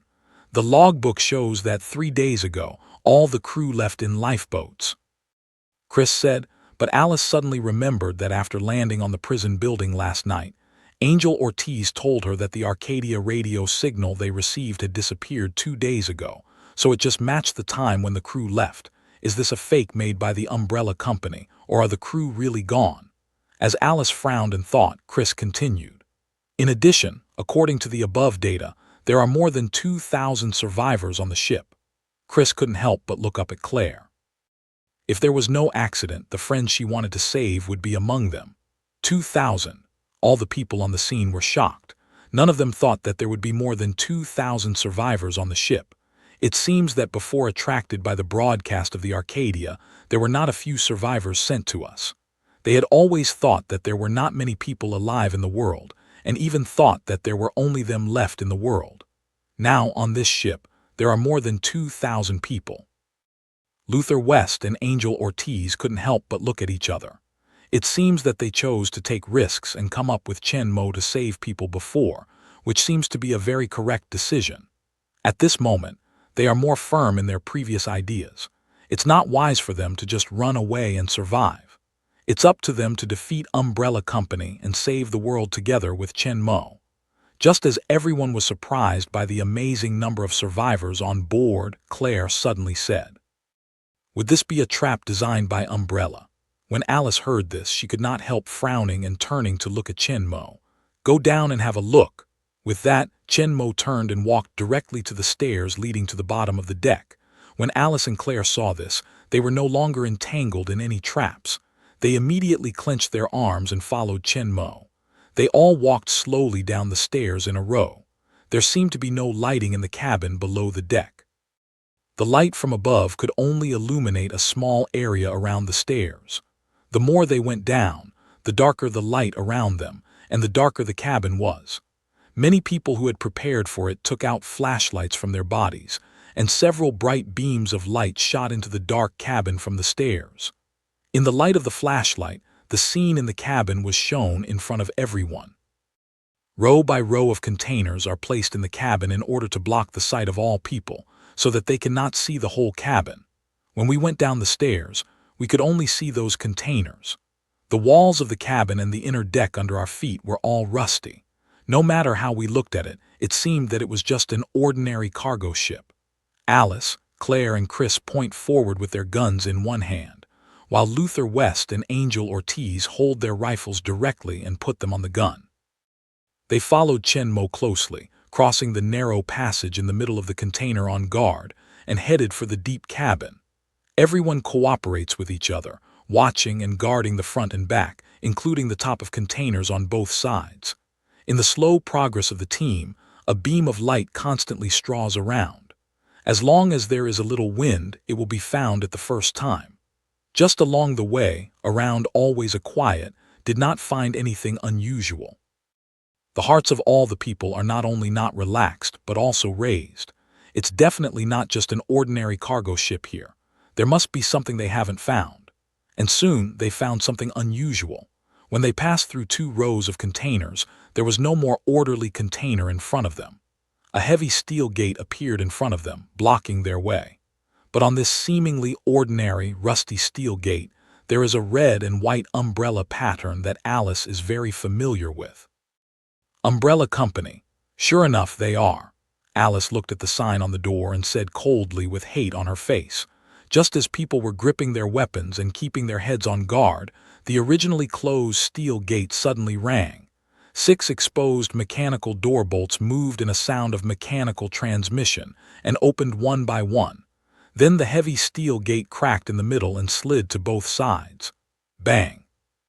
After a mechanical locking sound, the door is completely opened, and a deeper and darker space appears in front of everyone. When the flashlight lights in, you can only see a regular geometric pattern on the ground, but you can't see anything in the depth. Some doubted Alice could not help but turn her head to Chen Mo, who was standing beside her, asking for his advice. Chen Mo noticed Alice's eyes and said without looking back, "Let's go in. It's true that I have arrived here. Do I have to quit if I don't go in?" Alice immediately no longer hesitated, directly followed Chen Mo, holding a pistol, and walked slowly into the door.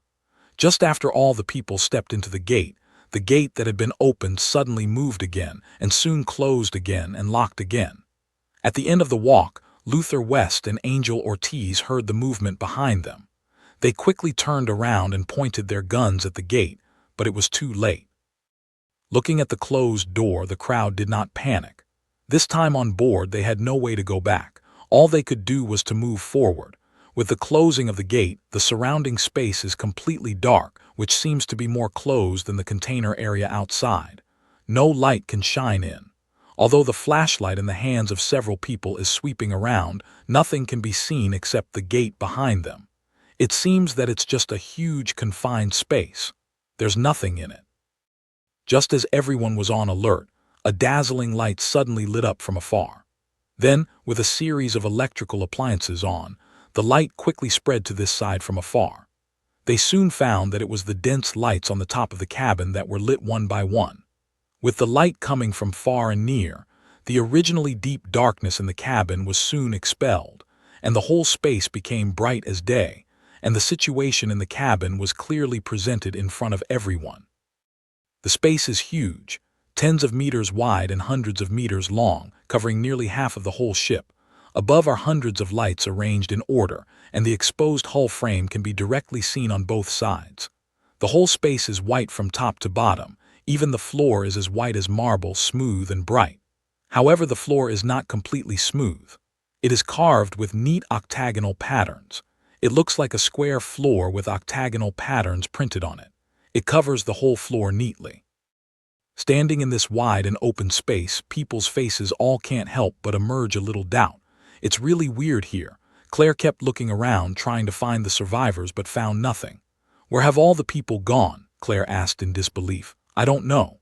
Chris also did not find anything. He shook his head and answered. Just when the crowd had no idea, Chenmo suddenly said, "Look at the floors." Hearing this, they all looked down at the floor under their feet and observed it carefully. Alice found the problem first and then frowned. Alice immediately crouched down and looked at the number in the middle of the floor, then turned to the number on the other floor next to her. Her face suddenly cooled. "I think I know." Claire and the others looked at Alice, but listened to Alice's voice with a chill. "They are at our feet." Claire and others immediately understood that the survivors were locked under the floor, and this huge space is not what they seem to be, empty, but a prison for the survivors. Then Claire found a stand not far from the public's side, walked over immediately, and took off a sci-fi-looking tablet with a metal frame and transparent screen. After checking on the tablet, Claire's voice grew angry. "They're experimenting with survivors." Claire saw many photos and materials of the survivors on the tablet. They were all wearing uniform white clothes, and the records were all body data. When they heard the words, they could not help being angry. They took the survivors so that they could be used as mice for experiments. Claire is still looking at the information of the survivors. Soon, she sees a familiar face in it. "K-Matt, here she is." Claire said excitedly that she had finally found the companions who had been taken away. K-Matt is the most familiar partner in their original team. "Get them all up." Alice, hearing this, went to Claire's side. Claire immediately began to operate on the tablet computer. Soon, on the originally flat ground, pieces of floor cracked one after another. The octagonal area in the middle rose slowly in a cold steam. Below it, there were cylindrical glass cabins. In each glass cabin, there was a survivor in white. All the survivors stood still in the glass cabin with their eyes closed, like specimens in test tubes. They all have a ruby-like mechanical spider on their chest, and several wires on their heads and wrists are connected to the device on the top of the glass cabin. According to the number, Claire quickly found K-Matt in many glass cabins and rushed to her. "Here she is." Looking at K-Matt with his eyes closed in the glass cabin, Claire said excitedly, "Alice and K-Matt are old friends. They are also very concerned about her situation. They come to the glass cabin where K-Matt is closed behind Claire and say, 'Let her out.'" Claire immediately began to operate on the tablet computer. Soon, the first half of the glass cabin turned back and opened.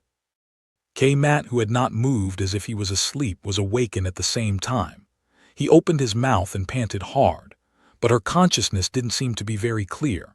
As soon as the hatch was opened, her body was soft, and she fell out towards the outside. Alice and Claire rushed forward to hold her and let her sit on the ground. But K-Matt, who was awake, rebelled violently, stretched out his arms and tried to push away Alice and Claire, who were leaning against her. Meanwhile, his body kept hiding back as if he didn't know them. "K-Matt, it's okay, it's okay." Alice tried to calm K-Matt, but it didn't have much effect. Looking at the crowd around her, K-Matt's eyes were full of panic and fear, like a frightened child. Claire thought of what she had just met Alice, and her eyes fell on the mechanical spider in front of K-Matt's chest. If she guesses right, Matt's reaction is because of this mechanical spider, which should be injecting some kind of medicine into the human body continuously, which can make people lose memory. She immediately handed Alice the tablet in her hand and said, "I'm going to take that off her. You go ahead and let everyone else out." Alice immediately took over the tablet and went to one side to operate it. She planned to find out the staff of their original team to put it out first, and then let them help other survivors together. There are more than 2,000 people in the ship, but it is difficult to rely on 8 of them. Claire knelt on the ground and looked at Matt with a flustered face. He said softly, "Listen to me, we are your friends. Now I need your help. Let me take this off." After the initial panic, Matt found that the group of strangers who suddenly appeared did not hurt her, and Alice and Claire have been soothing. So although there is still some fear in their hearts, Matt's mood gradually calmed down, looking at Claire uneasily, but no more fierce resistance. When Claire saw this, he reached for the mechanical spider on Matt's chest. Originally, 3 pairs of sharp metal feet attached to the skin of the chest were pulled out, leaving 6 holes in the clothes of Matt's chest. After leaving the human body, the mechanical spider suddenly moved, and the 6 metal feet were rapidly swinging, as if to climb back. Claire looked at the mechanical spider with disgust on his face, and then he smashed it to the ground. But the strength of this mechanical spider is far higher than Claire's imagination. It has not been broken directly as she imagined. On the contrary, there is nothing wrong with it. After breaking away from her palm, it quickly moves 6 metal legs and rushes towards Matt, who is sitting on the ground, to climb back to her chest. When Matt saw it, he was frightened. He looked frightened and backed away. She just sat on the ground. Where could she hide? The speed of the mechanical spider is very fast. Before Claire reacts, it has climbed to Matt's feet, but before it jumped to Matt's body, with a gunshot, the agile mechanical spider was completely paralyzed on the ground with white smoke. Matt can't help but stop dodging and look up, but he saw that the tallest Chinese youth in a straight suit was slowly putting down his pistol. Claire nodded gratefully at Chenmo, and then stood up with some frightened Matt. Chenmo doesn't care about Claire, who is comforting Matt anymore. He turns to look at the others and says, "Remember to take all the mechanical spiders off the chest of all the survivors and destroy them." Chris and Luther West nodded at each other. "I see." Then the crowd dispersed and walked towards the glass cabins opened by Alice. They helped the people in the cabins to take off the mechanical spiders on their chests and shot them directly. With their help, Alice didn't have to deal with it in person. After Matt was removed from the mechanical spider, his mood was obviously much more normal, and his eyes to Claire became softer, as if his memory had begun to recover. Not far away, Alice with the tablet computer saw that Matt's situation was stable, which put down her worries. She immediately operated the tablet computer and walked towards the deep cabin. Chenmo leaves Claire to take care of Matt and turns to follow Alice. After going through most of the cabin, Alice's steps suddenly stopped. Her vision was drawn to several glass cabins not far ahead.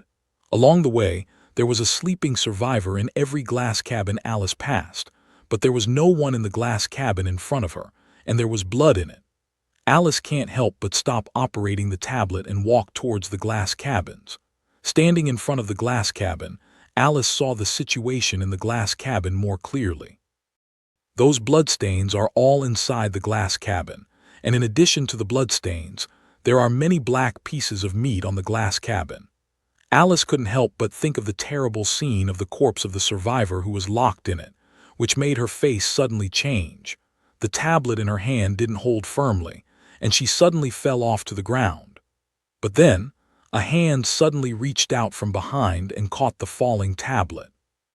Alice turned to look at Chenmo, who was following her, but she did not speak. Instead, she looked seriously at the ground ahead. On the ground outside those bloody glass cabins, there was a very obvious bloodstain. Alice looked along the direction of the bloodstain and found it extended to another steel gate not far ahead. "Looks like someone's waiting for us." Looking at the bloodstain disappeared at the gate, Chenmo said in a slightly ironic tone, "This is obviously a lure to attract the prey. They want to lead them to the back of the gate. However, although they know it's a trap, they are not afraid at all. Look at each other. They see the same war in each other's eyes. But just as Alice was about to walk towards the gate, Chen Mo stopped her. "Wait first." Alice could not help but turn her head and look at Chen Mo, but she saw Chen Mo turn her head and shout to Chris not far away. Chris handed a survivor who had just come down from the open glass cabin to Jin Yang and soon came to Chen Mo. "Give Chris the tablet computer that controls all the glass cabins and tell him, 'You take them here to save lives. Alice and I will go inside and have a look.'" As Chris reached for the tablet, he saw the blood-stained glass cabin and the blood on the ground. But thinking of Chen Mo's strength, Chris nodded and said solemnly to them, "Be careful," Chris said, then took the tablet computer and walked towards the others. Chen Mo then turned to Alice and said, "Now we can go." Alice didn't have any problem with Chen Mo's arrangement, but she was so excited that she couldn't leave without calling. Alice looked at Chen Mo and nodded softly. Then they walked to the gate side by side. The closed gate opened automatically. In front of them is a huge space about the size of the cell where the survivors are held behind them, but it is no longer empty. On the right side of the space, there are 5 Umbrella Company's tilt-rotor helicopters in a row. This is a kind of large helicopter similar to the V-22 Osprey tilt-rotor aircraft in the real world, but more advanced. The propeller engines at both ends of the wing can rotate.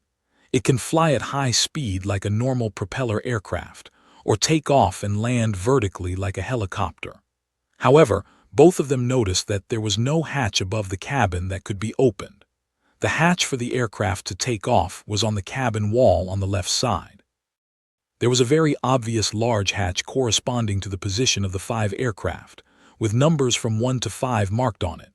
Moreover, these planes are not directly parked on the ground, but are fixed on a mechanical platform. The front part of the platform closest to them stretches out a track, crosses the whole cabin, and connects to another platform in front of hatch 1 on the left. It seems to be a fast takeoff platform similar to the catapult device on the aircraft carrier. The first time Alice saw the planes, she could not help thinking of a person. This guy escaped from the Umbrella Company Tokyo base on such a plane last time. At this time, there are only 5 aircrafts in the apron, the only one in front of them. The catapult takeoff platform below stretches out of the orbit. Obviously, they are ready in advance and ready to take off at any time. This is very similar to the action style of that cunning guy. He will always prepare himself for the exit in advance. Although Alice had always thought that he had lost his life in the last crash, now she can survive even if she has been wiped out, let alone the guy who is no weaker than her heyday under the reinforcement of T-virus. It's probably Wesk who set this trap. Think of here, Alice's face is full of hate. If, say, among Umbrella Companies, who is the person that Alice hates the most, it's not Wesk. Her replicates were annihilated in the hands of Wesk. Her own superpower also disappeared because of the immune serum injected by Wesk. There was not only public hatred, but also private hatred between her and Wesk. Just as they were observing the situation in the apron, the door behind them suddenly closed automatically as before, separating them from the people outside. However, the 2 people who had been prepared did not panic at all. Alice glanced around, but was soon attracted by something on the wall beside her. This is something like a metal box. On the wall above it, there is a red radiation sign, and there are several warning signs below. Alice couldn't help thinking back to the huge explosion at the Tokyo base after the last flight of Wesker. That kind of powerful explosion can only be caused by nuclear weapons. What she saw in front of her eyes should be the self-destruct device of the Arcadia. A nuclear bomb. An idea flashed in Alice's mind, and a cold smile came up at the corner of her mouth. Immediately, Alice went straight ahead and took down the nuclear bomb. "Are you going to put this on the plane?" Chen Mo asked after her. Alice was not too surprised that Chen Mo guessed her idea so easily. She has long found that Chen Mo seems to know everything about Umbrella Company, and her understanding of Umbrella Company even lies in her former senior safety director. Turning to look at Chen Mo, Alice said solemnly, "Yes, if the guy I think of is behind us, we'd better take precautions in advance. He's very good at running away." Chen Mo naturally knows who Alice is talking about. He has full confidence that he won't revive and escape like in the movie again. But he didn't stop Alice. After all, she didn't fully understand Chen Mo's strength. In her opinion, if she was really run away by Wesk and detonated the nuclear bomb, everyone on the ship would die, which is too risky. Rather than stop her, it's better to let her do her own defense so that she can be completely at ease. It didn't take much time for Alice to hide the self-destruct device on the plane. Then they went straight through the corridor in front of the plane and came to another steel gate opposite the cabin. The white steel gate also opens automatically. This time, the space in front of the two people is much smaller. The area is less than 1/4 of the previous two places. The most prominent is the 6 experimental platforms not far in front of the gate and several transparent screens hanging in the middle. It looks more like a laboratory, but Alice frowned at the bodies lying on the 6 tables. They were dressed in the same white clothes as the survivors in the outer glass cabin. Their identity was self-evident, but at this time they had no normal human appearance. Their skin was blue and their bodies were shriveled, like dehydrated corpses. Chen Mo and Alice looked at each other and walked in directly. Ignoring the closed door behind them, the two walked through the test platform towards the transparent screens in front of them. Through several screens, they could see a figure in the back. As the two walked in, the screen in front of them slowly rose upward, just giving them way. When the last screen went up, the figure behind finally appeared in front of them. A strong man in a black windbreaker, sunglasses and cold face is sitting in a science fiction chair with many buttons on the armrest. Looking at the man sitting opposite, Alice said coldly, "Why am I not surprised at all?" As she had guessed before, the person who appeared in front of her was the head of the umbrella company she thought was dead, Wesk. Wesk didn't respond to Alice's sarcastic tone but said with a smug smile, "It's not hard to find you. Our satellite system is still working and there aren't many planes in the sky now, and I always knew that you would be attracted here by your friends. Loyalty is so great." Obviously, Alice's whereabouts have always been under the control of Wesk. Moreover, he is not only attracting and catching survivors as they have known before, but also waiting for her to come to her. This trap seems to be specially designed for her. Thinking of it, Alice said to Wesk with a calm face, "What do you want from me?" Sitting in the control chair, Wesk said with a cold smile, "T-Virus has reborn me." When Wesk finished, he couldn't help twisting his neck and saying, "Carla," a crisp sound, then the complexion quickly darkened down, said viciously, "But it's too powerful. I've been fighting for complete control. I think if you swallow a fresh human DNA, you can regain balance." Alice could not help thinking of the information she had seen in the log before, nodding her head coldly. "No wonder your crew abandoned the ship," Wesk said without a word. "Never mind, I have a new plan now. You are the only one who has successfully fused the T-Virus. Your DNA is stronger than others. If I swallow you up, I will regain full control of my body." Alice nodded at the words and looked at Wesk. "It's a very good idea indeed, but there's a problem with the plan." Wesk sat in the control chair with a winning face and looked at Alice and asked nonchalantly, "What's the problem?" "Not on the menu." With that, Alice raised her hand and pulled out 2 double-barreled shotguns behind her. She quickly pointed to Wesk and pulled the trigger. Bang, bang, bang, bang. The 4 shots sounded almost at the same time. Dozens of coins flew out of the 4 thick barrels and quickly spread out in the air, forming a powerful killing net. But sitting on the control chair, Wesk smiled scornfully. The figure quickly stood up from the control chair, dodged to one side at a high speed that was almost impossible to be caught by the naked eye, and successfully flashed before the coin hit him. Wesk didn't stop there. After dodging the coin's cover attack, Wesk gave Alice a cold look. While Alice's face changed greatly, his figure suddenly moved, and he rushed towards Alice at the same amazing speed as he had just dodged the bullet. Before Alice could respond, almost in a blink of an eye, Wesk had rushed in front of her and grabbed her by the neck. Looking at Wesk's easy escape from the attack of coins at an amazing speed, Alice was shocked.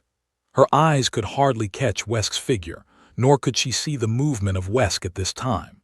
She only felt that once again, she lost the trace of Wesk, and could only vaguely see that he seemed to rush towards her. During the last attack on the Tokyo base of Umbrella Company, before the plane crashed into a mountain, the two had a brief fight. Although Alice was not a rival of Wesk because she was injected with immune serum, lost her superpower and was in a weak state, she could be sure that Wesk was only powerful and fast at that time. No, it's not as horrible as it is now. You can even dodge bullets directly. When Wesk was excited but Alice was frightened, a shadow suddenly stepped forward and stopped in front of her at a faster speed than Wesk, holding Wesk's wrist.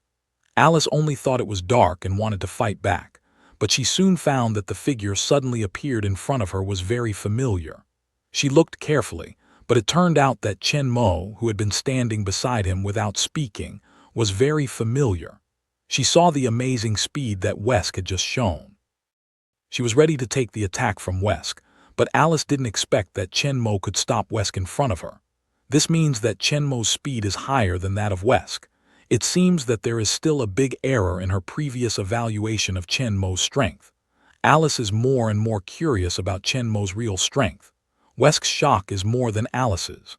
He didn't look at the survivor who walked in with Alice.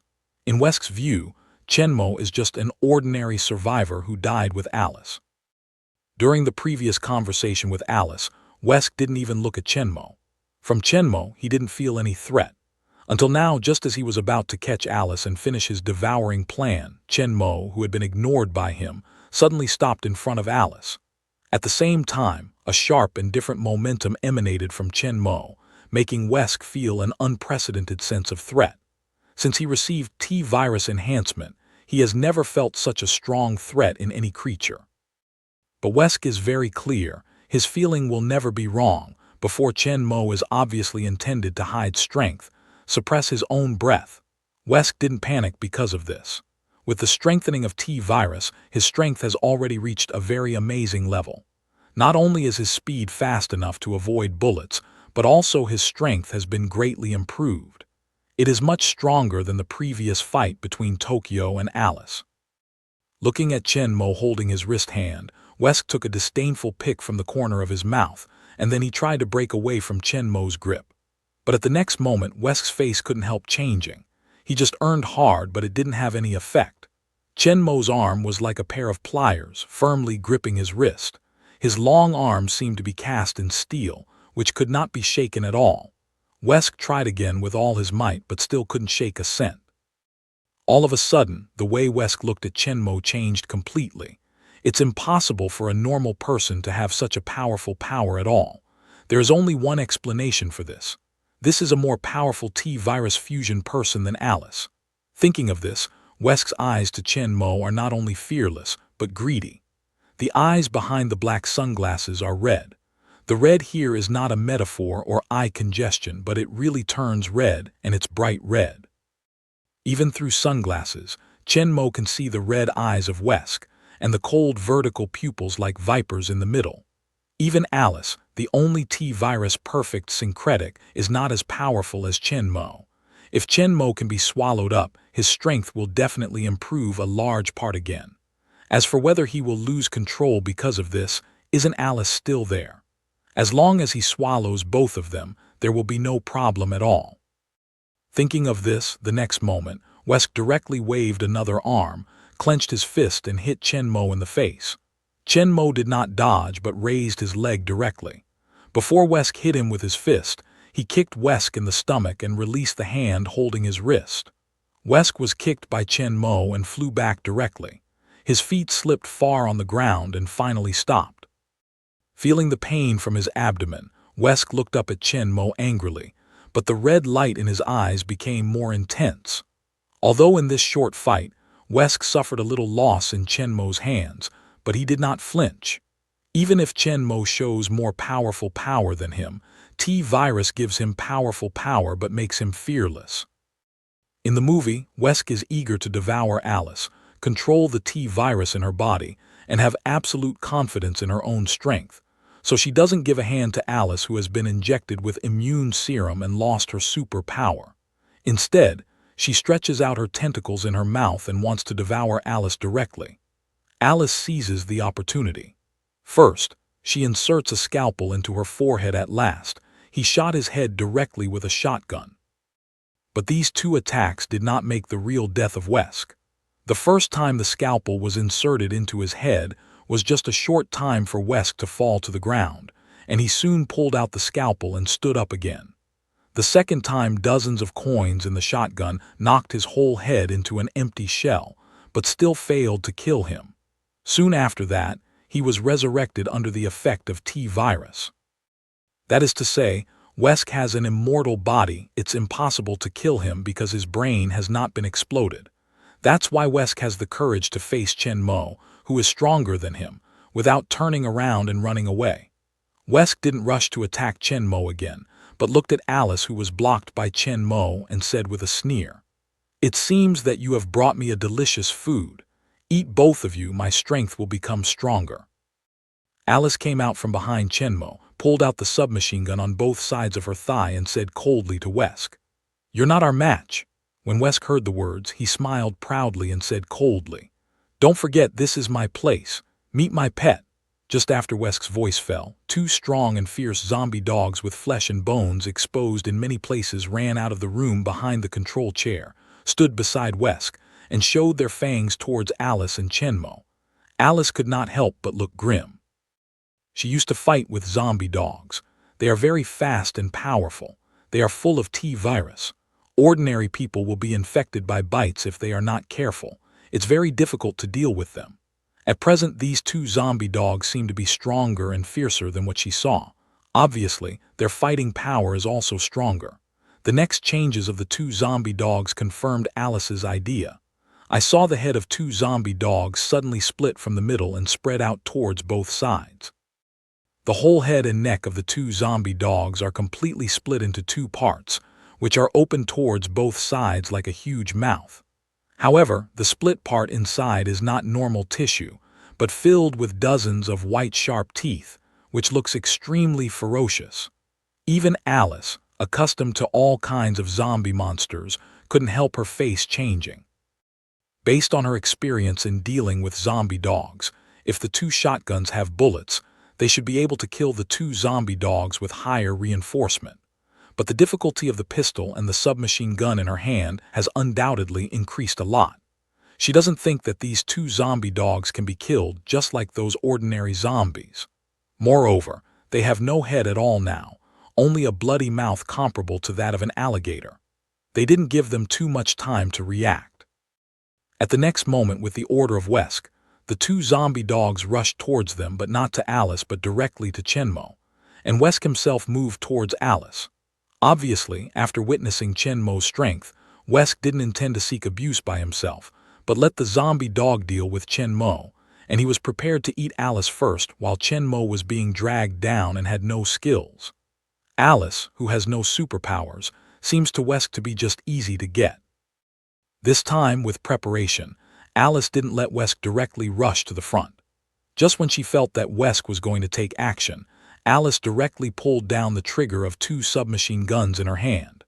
Compared with the two-barrel shotgun that fires coins for one-time covering shooting, the power of the submachine gun is weaker, but the firing speed is much higher.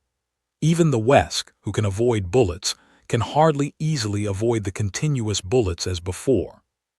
He could only keep flashing from side to side, trying to avoid the row of bullets from Alice's strafe. Although the difficulty is much higher, but Wesk is still against Alice's attack, towards her quickly approaching. However, with the help of the submachine gun and bullets, Wesk's speed is much slower than before. Alice is able to barely catch Wesk's fast body shape, no longer relying on the feeling of random shooting, but focusing on his position. When Wesk rushed to Alice's face, he was not able to completely avoid the dense bullets and was shot in the chest. However, Wesk did not receive any impact. After a slight meal, he continued to rush towards Alice. Beside them, facing the two zombie dogs, Chen Mo could not help frowning. He is not the T-virus booster that Wesk imagined, and he is not immune to T-virus completely. Although the perfect blood of Alexander Corvinus from the world of the Legend of the Night can fuse any virus, Chen Mo is not sure what it will become after being infected and fused directly by T-virus. The lessons of werewolves and vampires are in front of him. Even if there is no life danger, Chenmo will never touch T-virus casually. Chenmo didn't choose to avoid because of this. He was just a zombie dog, and he didn't deserve to be afraid. However, Chenmo's pistol doesn't work very well against this obviously vigorous zombie dog, especially when the nearby Wesk is still rushing towards Alice. Chenmo's pistol can't kill both zombies in a short time, so instead of shooting, Chenmo raised his hand and drew the samurai sword that she had been carrying behind him from behind Alice standing beside him, who has stipulated that only guns can be used. Since the pistol is not easy to use, it's time to change it. Although Chenmo has the cheating device of storage space, it's only a blink of an eye to change his weapon.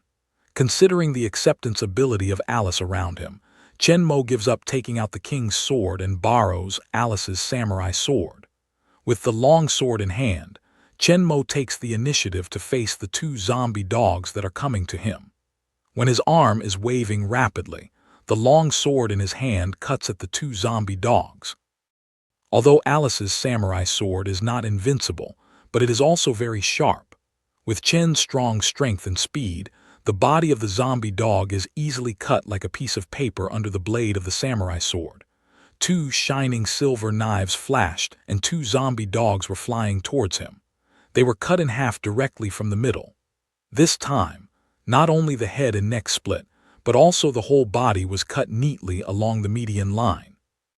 Just now, the two terrifying zombie dogs turned into 4.5 bodies and fell on the ground, completely losing their vitality. While Alice and Wesk can see the light of the knife, they can't be distracted at all, so they don't see the process of Chenmo killing two zombie dogs. By this time, Wesk had been staring at the bullet of the submachine gun and rushed to Alice's face, and once again stretched out his arm to catch Alice. Although he was hit by several bullets again, Wesk continued to catch Alice without blinking his brow, just like no one else. At the same time, there was an excited smile on the corner of his mouth. In his mind, even if Chenmo is powerful, he can't get rid of the two mutant zombie dogs strengthened by T-virus in a short time, and he can take advantage of this time to swallow up Alice, and then deal with Chenmo together with his two pets. Looking to catch Alice, Wesk can't wait to open his mouth and stretch out 4 tentacles to start swallowing. But at this time, a bullet suddenly flew from the side, directly shot through his brain. Under the great impact of the bullet, Wesk's head tilted to the side, his body fell to the side, and the 4 tentacles just popped out of his mouth shrank back. Alice looked at Wesk and the blood hole in his head, then turned to Chenmo, her eyes filled with gratitude. If Chenmo didn't make it in time, she couldn't escape from Wesk's palm just now and would be swallowed up by his tentacles in the next moment. At the same time, Alice also found the corpse of a zombie dog that had been cut into 4.5 on the ground. Looking at the smooth and flat section on the corpse, Alice saw that it was cut into 2 by a long knife, but she did not remember that Chenmo had a long knife on her body. Of all the people, it seems that she is the only one who carries a samurai sword on her back. But then Alice saw her samurai sword in Chenmo's hand. Alice couldn't help but raise her hand and touch her back. The original empty position of the hilt told her that Chenmo's samurai sword was her. Obviously, Chenmo just pulled out the samurai sword behind her when the zombie dog came to kill 2 zombie dogs, but she didn't notice that her weapon was taken away by Chenmo. Just as Alice was marveling at Chenmo's amazing speed, she saw Chenmo looking at the direction behind her and said suddenly, "He's not dead." When Alice heard this, she turned to look at Wesk, who had fallen to the ground again. But she found that he was still alive. Although the blood hole on the temple was still slowly bleeding, Wesk had stood up from the ground. Her red eyes behind the sunglasses were looking at them viciously. As soon as Alice's face changed and she quickly picked up her submachine gun and was on guard, Wesk did not rush towards them, but raised her hand and quickly pulled out 2 silver desert eagles from her windbreaker and pulled the trigger towards them. Alice's face changed greatly when she saw it. She wanted to avoid it, but it was a little late. At this moment, a big hand suddenly pushed on her shoulder. A soft but huge force came from her. Alice's body was pushed directly to the back of one side of the experimental platform to avoid the attack of Wesker. When Wesk saw this, He gave up attacking Alice for a while and pointed both pistols at Chenmo. The bullet kinetic energy and initial speed of Desert Eagle are based on ordinary pistols. These two Desert Eagles in his hand are improved versions produced by Umbrella Company with stronger performance. Even if he hides, it is difficult. Since power and speed are not Chenmo's opponents, Wesk plans to use weapons directly. His hands quickly pulled the trigger, and a bullet shot out of the muzzle of the gun under the dazzling flame towards Chenmo. In Alice's anxious eyes, Chenmo's body flashed faster than before. Although the range of each action was not large, it could avoid every bullet accurately. Because Chenmo's speed is too fast, the process of body movement cannot be caught by the naked eye at all, which causes Chenmo's movement to appear without any continuity. Suddenly, the body flashes and appears directly in another place, which looks like a blink. Alice hides behind the experimental platform and looks at Chenmo, easily avoiding the attack of Wesk. Her eyes are full of splendor. As Chenmo's opponent, Wesk's face sinks instantly. Chenmo's speed is even more powerful than he imagined. In fact, Chenmo is still very disappointed with Wesk. He originally thought that Wesk would be strong enough to practice with him, but after a short fight, Chenmo found that Wesk was much weaker than he thought. In terms of speed, Wesk has achieved about 5 times the level of ordinary people, which is equivalent to the strengthening effect of the enhanced super soldier serum. Compared with ordinary people, this speed is very powerful, and it is precisely because of this powerful speed that he can avoid bullets. However, in terms of strength, Wesk is much weaker, only 3 times that of ordinary people. Although it has enough to crush all ordinary people, it is not worth mentioning to Chenmo. As for Wesk's strongest self-healing ability, Chenmo also found that it was not as strong as he imagined. Although because of the strengthening and special ability of T-Virus, even after the head burst, Wesk is still not dead, and can continue to fight unaffected, but from his temple where he just stopped bleeding, Chen can infer that Wesk's self-healing ability is far less than him. His self-healing ability obtained from Logan, the Wolverine, is accompanied by the continuous enhancement of his physical quality, which has reached a very strong level. The injured wound will heal rapidly with the naked eye. Even if it is a fatal serious injury, it can be completely recovered in a few seconds. Although Wesk has the ability of immortality, it is more similar to the beheader before. Under the special transformation of T-Virus to the body, he has acquired a kind of immortality, rather than the self-healing ability from the body itself like Chenmo. Although he also has a stronger self-healing ability than ordinary human beings, but the repair speed is actually very slow, not enough to make him immortal. His ability of immortality is completely because his body is no longer human body after being transformed by T-Virus, so some injuries that are fatal to human beings have no impact on him at all. You know, even in the peak period of Alice, if the head is blown, it will never survive. And she didn't have the horrible tentacles and inhuman red eyes of Wesk's mouth.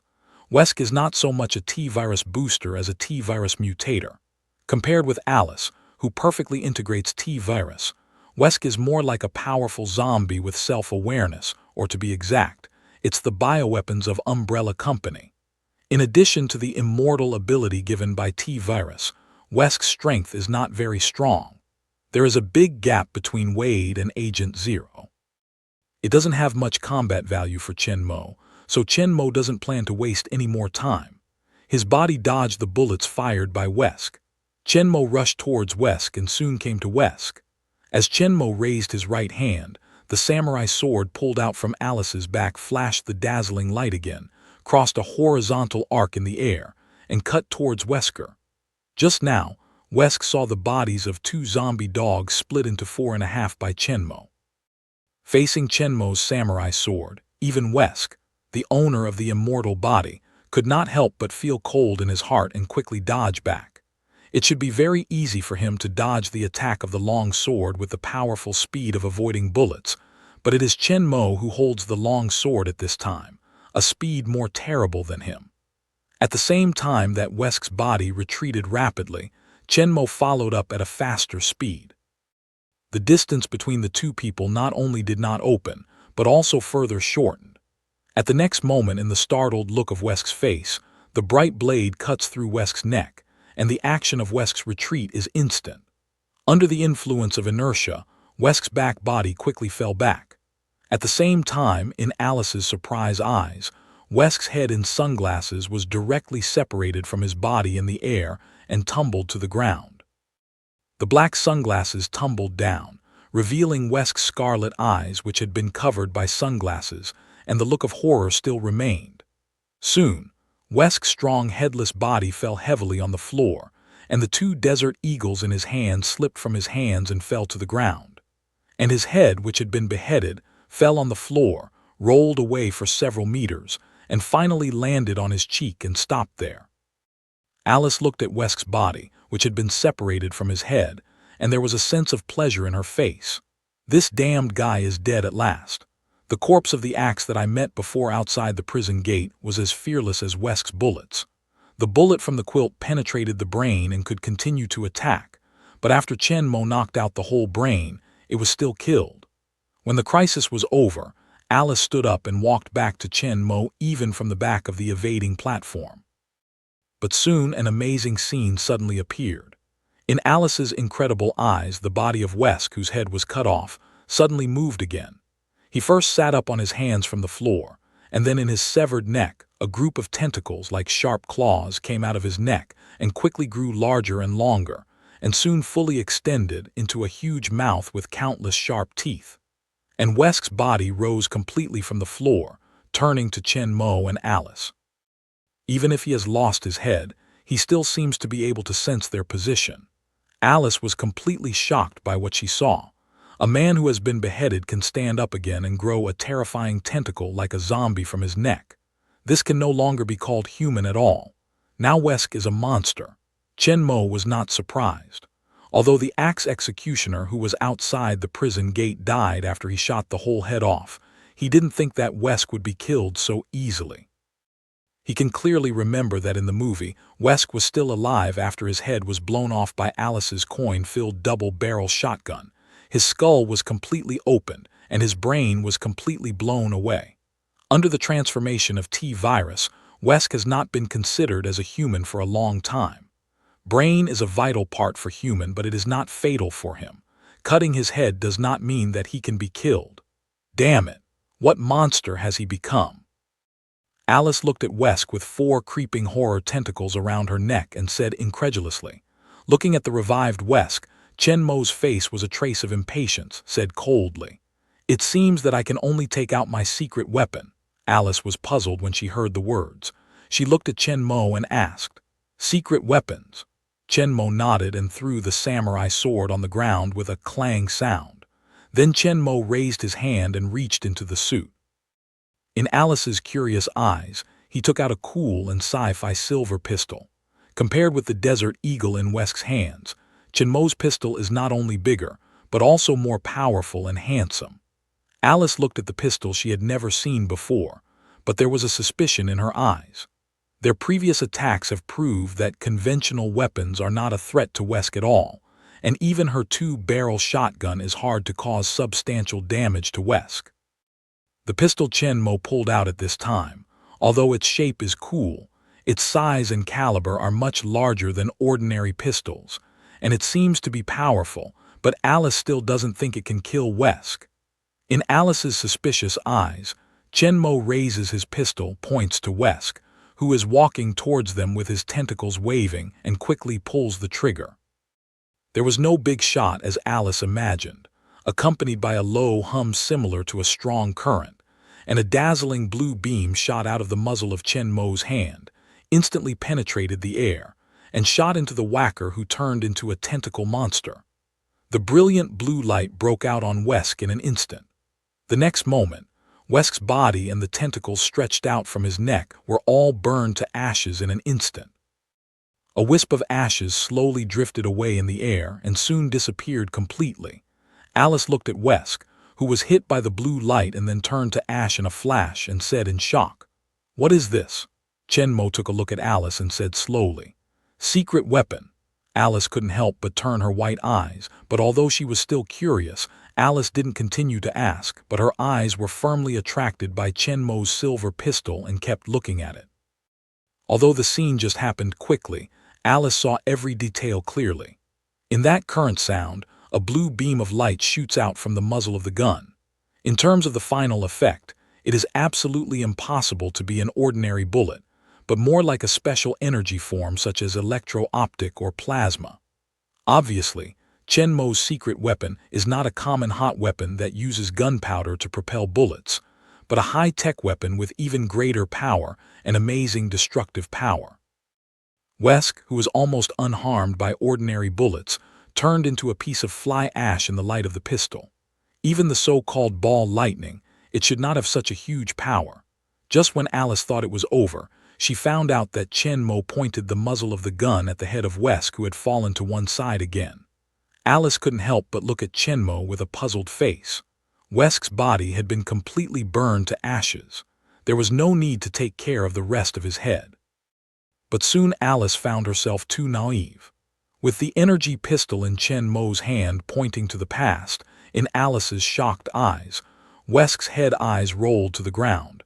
But the originally extinguished scarlet light was once again lit up, and the eyes fixed like a dead man turned again, looking towards the two people.